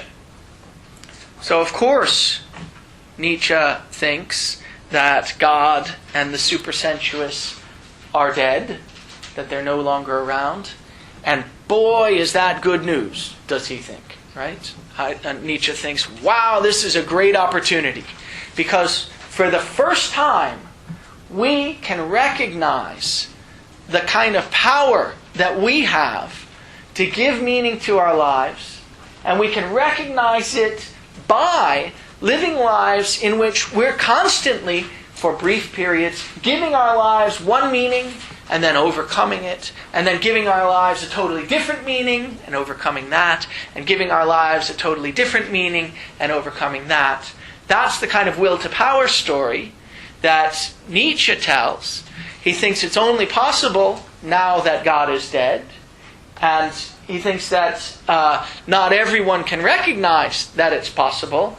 God is dead, but he casts a long shadow, and for generations to come, people won't have realized it. But when they do realize it, they'll realize that there are just no constraints whatsoever on how we're to act. Neither rational constraints, nor religious constraints, neither constraints given to us by rational principles, nor by God. There are no constraints whatsoever, except for the constraints that we give to ourselves. This is a radical kind of freedom that we have, and it's the greatest possibility for our species, because we can finally live in the way that we were meant to live as radically free spirits. That's the Nietzschean version of the story. And Heidegger's not for that one either. He doesn't think that rational principles, that we're now freed up to let rational principles guide our lives. He doesn't think that we're now freed up to let our unconditional commitment to another individual in the presence of God guide our lives. And he doesn't think we're freed up to just make up whatever constraints we like and have those constraints guide our lives. Those are three good news versions, but Heidegger isn't like any of them. Okay. So now there's a kind of compromise. This is now the third kind of response. There's the bad news, the three kinds of good news response, and then a compromise. This is the third kind of response to the news that we live in a nihilistic age. There's a third kind of response, and you find it in the Heidegger of Being and Time. In the Heidegger of Being and Time, in the second division, towards the end, how many of you have read Being and Time, by the way? Okay, some, yeah. So in the second division of Being and Time, towards the end, Heidegger's talking about our relation to history, and he gives a story that's different from the story that we're used to finding in the later Heidegger. In particular, he gives a story according to which the right way to relate to our history is to take up a hero or a practice from the past that's part of our heritage, but's now marginal or unappreciated, and adapt it to the present. And by this he really means a particular hero. He really means, and this is I think one of the things that's the main thing that's wrong with it. He really means go back, read your history, find a particular hero or a particular practice, find out how that hero or practice is still present but marginalized in the current age, and bring it to the center. And he calls it, in Being and Time, making a reciprocal rejoinder to the heritage, to the past. A reciprocal rejoinder. Yeah? So, but isn't that sort of the same thing he's trying to do with Holderlin? Well, a little bit, yeah. I think this is pretty close to the middle Heidegger version, to the Heidegger of the 30s and 40s, though not the Heidegger of the thing and building, dwelling, thinking. Yeah, I think it's not too far from that. The difference, I think, and that's what I'm supposed to do right now, is that the middle Heidegger version is something like an ontological version of this idea. So, whereas, insofar as he says anything about it at all in Being and Time, he seems really to think that you should go back and find a particular hero or a particular person whose life you can emulate, and sort of bring that to the center of the culture. And that's not really what Hölderlin's doing, what Heidegger thinks Hölderlin's doing. What Heidegger thinks Hölderlin is doing, I think, is a little bit different. He thinks that we need to go back to the past and look at the various ways that people in the different epochs of the history of being have opened themselves up to the way the practices gather. So you don't want a particular hero. You don't want to pattern your life on Alexander the Great, or Achilles, which Nietzsche thought at one point. You don't, Nietzsche. Let me say it a little bit differently. Here's a worry about the Being and Time version of the story.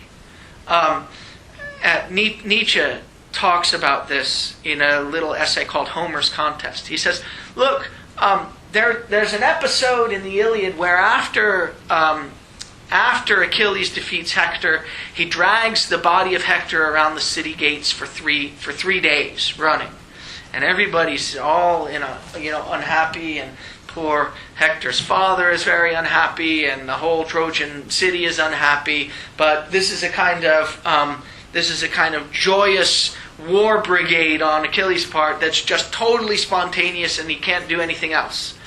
And Nietzsche thinks that's wonderful, but he says Nietzsche thinks that's wonderful. Why is that? Well, I think because it shows that Achilles isn't acting in such a way as to be constrained by anything. Yeah. But he doesn't think it's wonderful when Alexander, 700 years later, does the same thing in imitation of Achilles. So apparently Alexander the Great in the 4th century BC, took Achilles as his hero, and his way of taking Achilles as his hero was to emulate the kinds of things that Achilles is reported to have done, like dragging the body of a defeated, soldier around the gates of the city wall for 3 days. And Nietzsche has no time for that, because he doesn't think this is Alexander constantly overcoming constraints that you might have thought were otherwise there. This is just Alexander sort of being inauthentic and copying someone else and not doing anything particularly interesting or original at all. But the point is that you might make that kind of criticism. I don't think it'll work exactly, but the worry is that when Heidegger in Being and Time talks about thinking about a particular hero, the danger is that he thinks he's talking about the particular content of a particular person's life, the particular actions they performed, and that's not what you should be doing. Even if you make the reciprocal rejoinder, which is supposed to be doing something like making the actions appropriate for the current age, which Alexander wasn't doing. He was just sort of copying them. Okay. But even if you make the reciprocal rejoinder, it's going to be too ontic. The danger is it's going to have to do with the particular actions that people were performing, and it's close to nostalgia. It's close to romanticizing the past. And that's not what you want to do. But what you do want to do is you want to get in touch with what people were doing in the past, Hölderlin wants to, when they were preparing themselves to be open to whatever it was that was being sent by being for them to listen to and respond to and get in sync with. So when Hölderlin is doing that, I mean, that's what Heidegger thinks Hölderlin is doing. Heidegger thinks that Hölderlin is reading the history of being, right? He's reading the history of the various ways that people went about preparing themselves to be open to the sending of being. And that's something different. That's not the particular actions that they did. That's the particular sensitivities that they were cultivating so that they could be open to particular aspects of what's being sent. And that's a very different thing. That's a kind of ontological preparation that, once again, in the ontic form, is like what the wheelwright is doing when he gains skills and gains a way of seeing what the world is like. So you're gaining a way of seeing what the world is like, not copying particular actions that people in that world used to perform. Okay, so.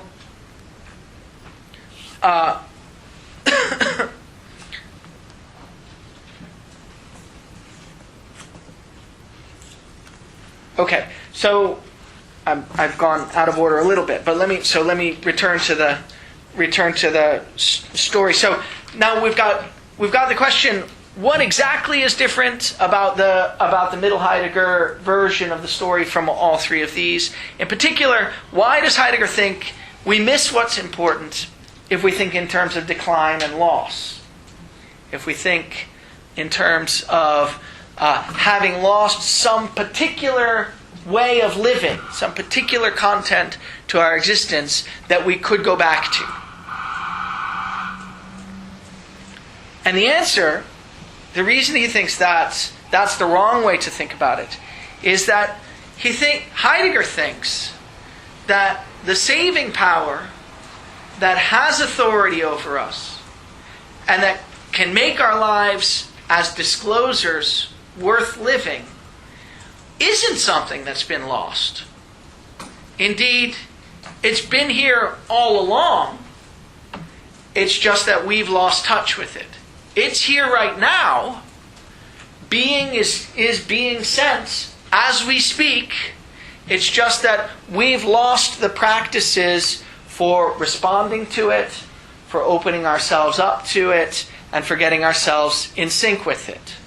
So any story that's a story about our having, in our culture, lost something that an earlier culture has, some particular thing, is going to miss the point, because the relevant thing, the saving power, the thing that has authority over us and that can make our lives meaningful, is precisely something that we haven't lost. It's here. It's been here all along.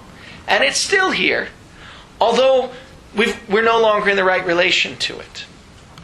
So what we need to do is to learn how to get ourselves in the right relation to being. And in particular, we need to learn how to get ourselves in the right relation to the technological understanding of being. And when we've done that, then we'll have seen the danger as a danger, and we'll have prepared the way for the turning. Yeah. Just a question. Earlier you said that thinking that there's a particular way of existence or particular practice that we've lost that we need to return to. Earlier you said, not that Heidegger says that it was wrong, which is what I think was just said, Yeah. but rather that to do so we need to be stuck in the technological age. And so in some ways it would be, I'm wondering what's the difference between the two, and what does Heidegger actually say? Oh, good. So say it again. I think you made a good distinction. I think in the first time he explained this, he said, Yeah. Heidegger suggests that to go back to believe that there's a practice that we need to pick up in a nostalgic kind of sense. Yeah. Is not just wrong. It would be to remain stuck in the way of thinking of the technological understanding of being. Yeah. And that when you first explained it, I didn't quite know why where you were getting that from. Good. Because I'm inclined to think that Heidegger just thinks that that's just wrong. Yeah. But not necessarily that it's technological. I see. Okay. So is it technological to have this kind of practice fetishism? yeah, I think it is technological because it thinks that we're characterized by the particular ways of acting that we have, rather than by our capacity to be open to the sending of being. Okay. That's the short version of the story, and I think that's I tried to read a passage where he was saying that. Let me just see if it actually says that. The passage that I had in mind was on 48 of the question concerning of the turning.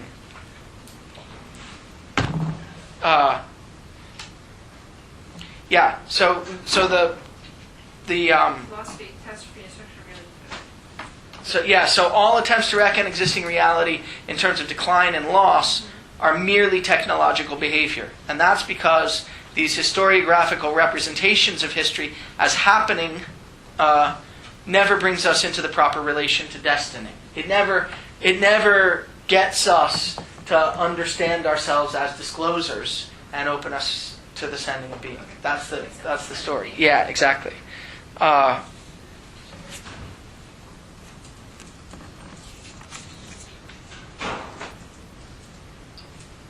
Okay, so the idea is that we really haven't lost anything. Of course, it's true that we've lost the particular content of existence that the Greeks had, and that the medieval Christians had, and that the Black Forest peasants had. But we don't want to go back to that. The relevant thing, the thing that has the capacity to have authority over us and to give our lives meaning, is the sending of being. And we haven't lost that.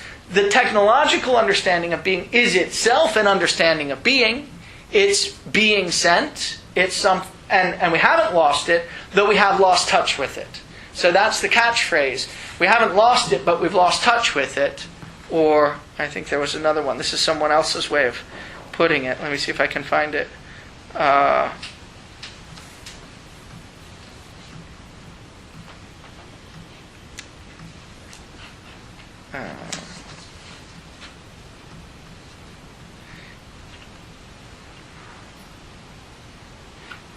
Well, we've someone else's slogan. I won't take credit for it. So we've got it, but we don't get it. That's the slogan. So we've got the sending of being, but we don't get it. We haven't gotten ourselves in the right relation to it. And so any story about the characterization of the current technological age as an age in which we've lost something has got the story wrong, because the relevant thing isn't something we've lost. We've got it. We just aren't in the right relation to it. Okay. So, and of course, as it happens, no culture, no epoch in the history of the West has ever been really in the right relation with being. That's because ever since there's been a history of being, the various epochs have reified being, have failed to make the ontological difference. They've turned being into a being. And once you do that, once you turn being into a being, you can't get yourself in the right relation to it, because the right relation requires that being isn't an entity, being is ascending. Right? Being is just ascending. And if you took it to be an entity that's got particular properties that you could study and that you could get clear about, and if that was the way you had of trying to get into the right relation to it, you'd necessarily fail. So Heidegger thinks not only that we haven't lost anything relevant or important that the earlier ages had, but in fact, we're better off than they are, because if we can only manage to open ourselves up to the sending of being, we won't be tempted to reify it. And so we won't be tempted to try to get ourselves into relationship with it by doing the wrong kinds of things, by studying its properties the way the scholastic philosophers did, or by telling the story of the idea, the form of the good, the way Plato did, or any of these kinds of philosophical, metaphysical accounts of being. All of those are guaranteed to go wrong. They're guaranteed not to prepare you to open yourself to the sending of being, but rather they're going to ultimately close you off to it, because you're trying to get clear about something that's not the kind of thing that can be gotten clear about. It's the kind of thing that can be gotten in the right relation to, but it's not the kind of thing that can be gotten clear about. And so what we have to recognize is that clearing and worlding and appropriation are all there, working all the time, but we're in a position to recognize something about them that none of the earlier epochs were. 3 things, in fact. Heidegger's showing us all of them. First, that the clearing is overlooked because it necessarily withdraws. It's got to be in the background in order for it to guide us in the way that it does. That's what Heidegger calls the hiddenness of aletheia, truth. Second, the clearing is concealed by metaphysics and the failure to make the ontological difference. And we're out of that one now. Right? We're not now that we've overcome metaphysics, thanks to Heidegger, now that we're beyond it, now that we recognize the ontological difference, we're not inclined to reify the sending of being. We're not inclined to make it into an entity. And so we're not going to make the kinds of errors that were made historically. And then third, the clearing is concealed in an extra special way in the current technological age. Those 2 things were, well, the first thing, the clearing was always, in every age, the clearing is overlooked because it has to withdraw in order to work.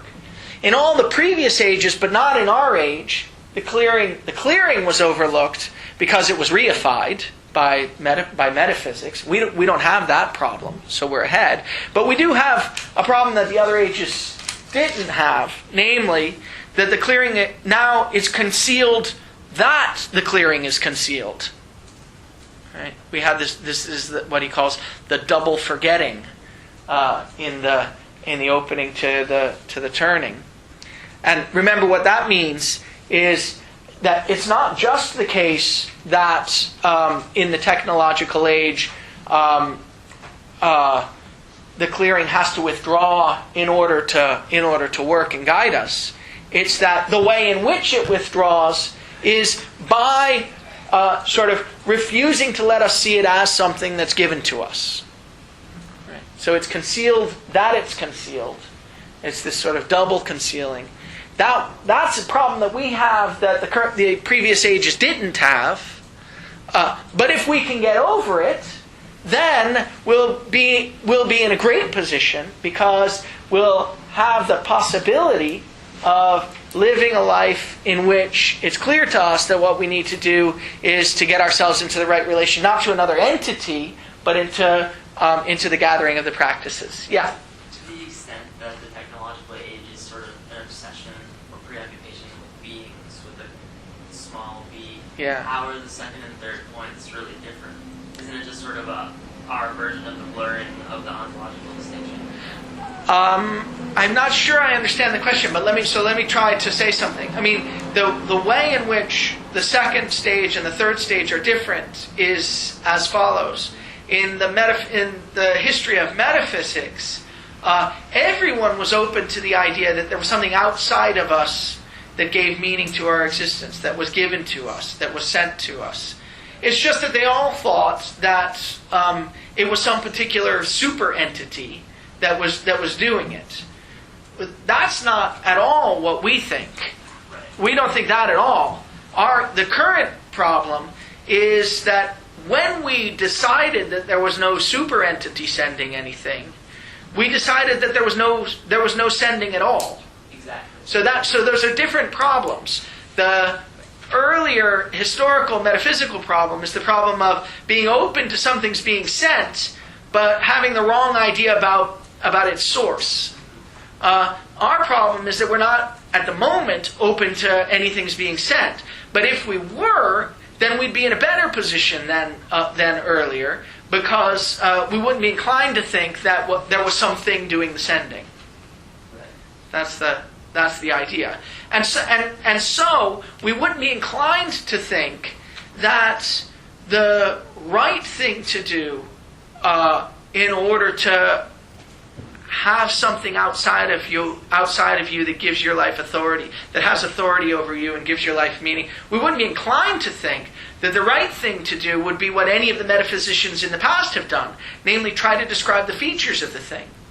We would be inclined rather to think that we'd have to get in touch with the way that other people in the history of the West have been able to open themselves up to the sending of being. And the people who were doing that weren't the metaphysicians. They were, for instance, the poets like Hölderlin, or like Homer, or like Hesiod, or something like that. Yeah. So that's the idea. Yeah, that's the difference.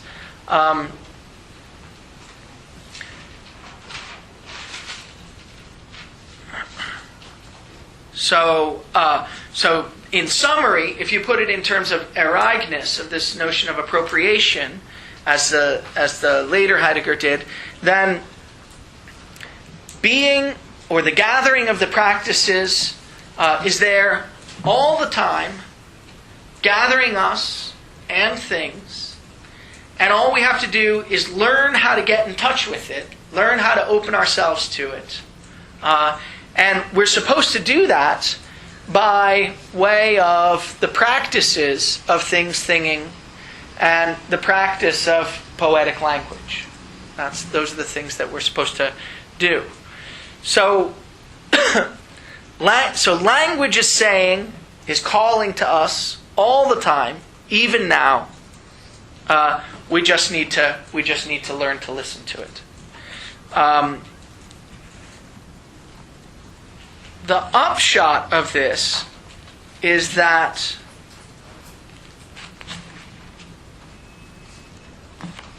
every human being in every epoch in the history of the West, including our own,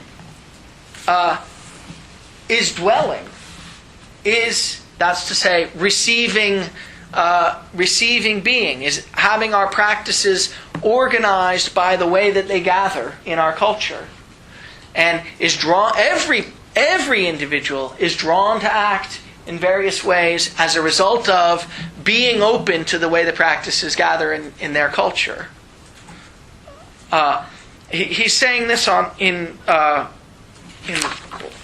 Poetry, Language, and Thought in the essay called Poetically Man Dwells on the first page. I think that's the last essay. It's page 213 for me. He says in the second paragraph, poetically man dwells. That's the phrase taken from Hölderlin. If need be, we can imagine that poets do on occasion dwell poetically. But how is man, and this means every man and all the time, supposed to dwell poetically? Doesn't all dwelling remain incompatible with the poetic? So this is the idea that it's true that we're all dwelling.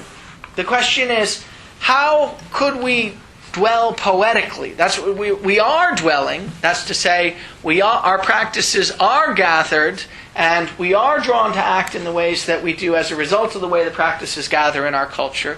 We're open to that. If we weren't open to that, we wouldn't be the kinds of beings that we are. But we don't recognize that we're open to that, and so we don't safeguard that, and so we don't preserve it. And so we don't take seriously the idea that we need to learn how to do that better, that that's our job, that that's what we need to be preparing ourselves for, that that's what we need to be cultivating in order to live meaningful lives.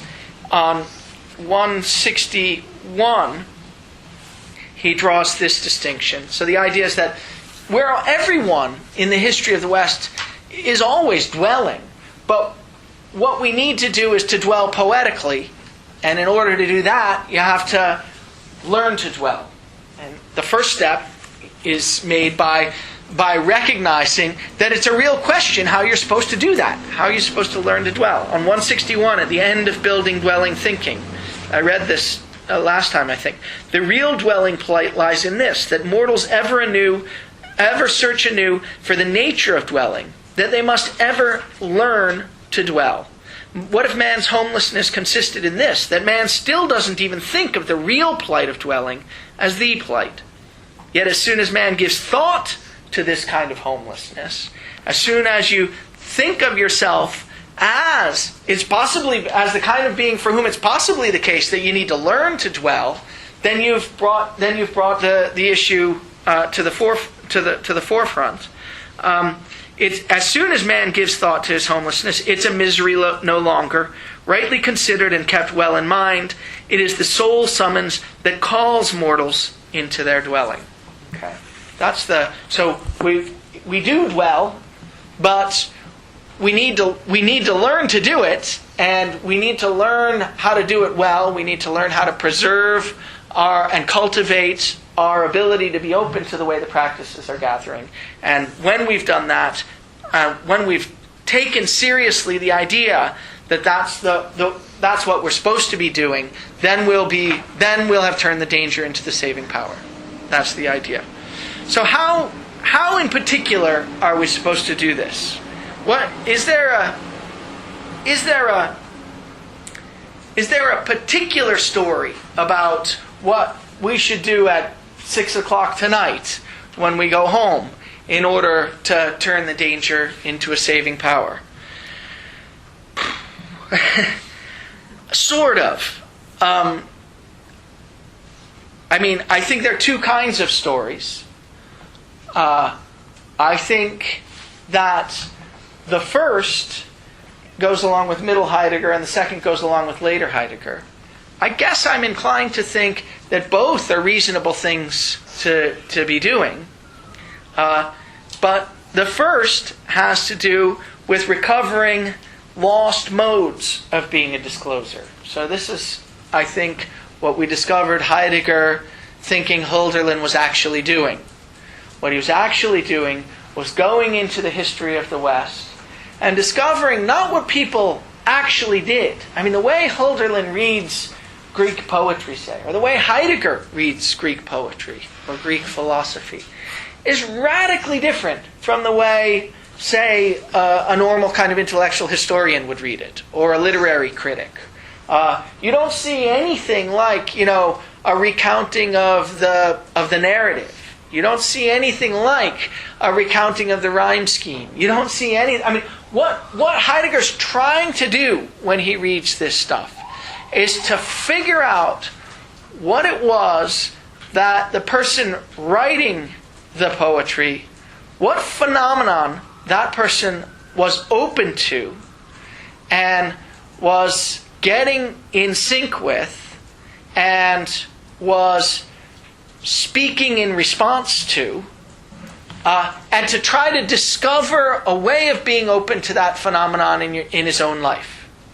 So the way he reads these historical texts is by trying to figure out, is by looking for the phenomena, is by trying to figure out what phenomena the people were open to that was calling them to describe their experience in precisely the way that they do. So, for instance, you won't see Heidegger, when he talks about Homer's account of the gods, you won't see him talking about, a whole bunch of stuff that you find in Homer, even a whole bunch of stuff that you find in Homer when they're, when Homer's talking about the gods. There's an episode in the Odyssey that's like a little sitcom up on Mount Olympus, where let's see, Hephaestus is married to Aphrodite, and she goes and has a fling with Ares, and Hephaestus makes a net out of the finest kind of metal so that nobody can see it, and catches them in the bed, and all the gods come and laugh, and it's like As the World Turns or something. That's I think not. I mean, it's okay as a reader of the text, Heidegger will think, to think that might not tell you anything about what the gods, what's important and what Homer was open to when he was describing the way the gods presented themselves to mortals. And he could say that because, this is a story about the gods up on Mount Olympus. It doesn't have anything to do with the way gods presented themselves to mortals. What we need to be looking for is the phenomenon of Homer describing what it is for people to be open to the gods, open to the presence of the gods. And we need to look for it not in any historiographical way, but by trying to find something in our own lives that seems to correspond with it. And what Heidegger thinks will correspond with it is the idea that there are times, at extraordinary moments in one's life, in sort of dangerous or exciting or terrifying moments, where one feels drawn to act, where one feels as though it's not right to describe yourself as the origin of your actions. And I think I opened the seminar by describing a bunch of cases like this. And I think these are cases that we tend to marginalize in our culture, that we tend not to say very much about because they don't fit our natural understanding of us as the rational source of our actions and our actions as rationalizable. But it may well be that Homer was open to that, not because he didn't have the technological understanding of being sort of directing his interpretation of himself. It may well be that Homer was open to that phenomenon in a way that we're not. And so we can learn something from reading Homer. We can learn how he was able to pay attention to that phenomenon. That's the kind of thing that we can learn.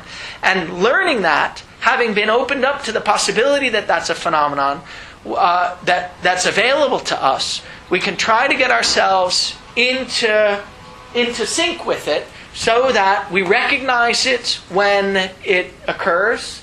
We try to cultivate our existence so that we're open to the possibility that it should occur. And we try to live our lives in such a way as to allow that kind of authority from without to guide us, to have something to say about how we act.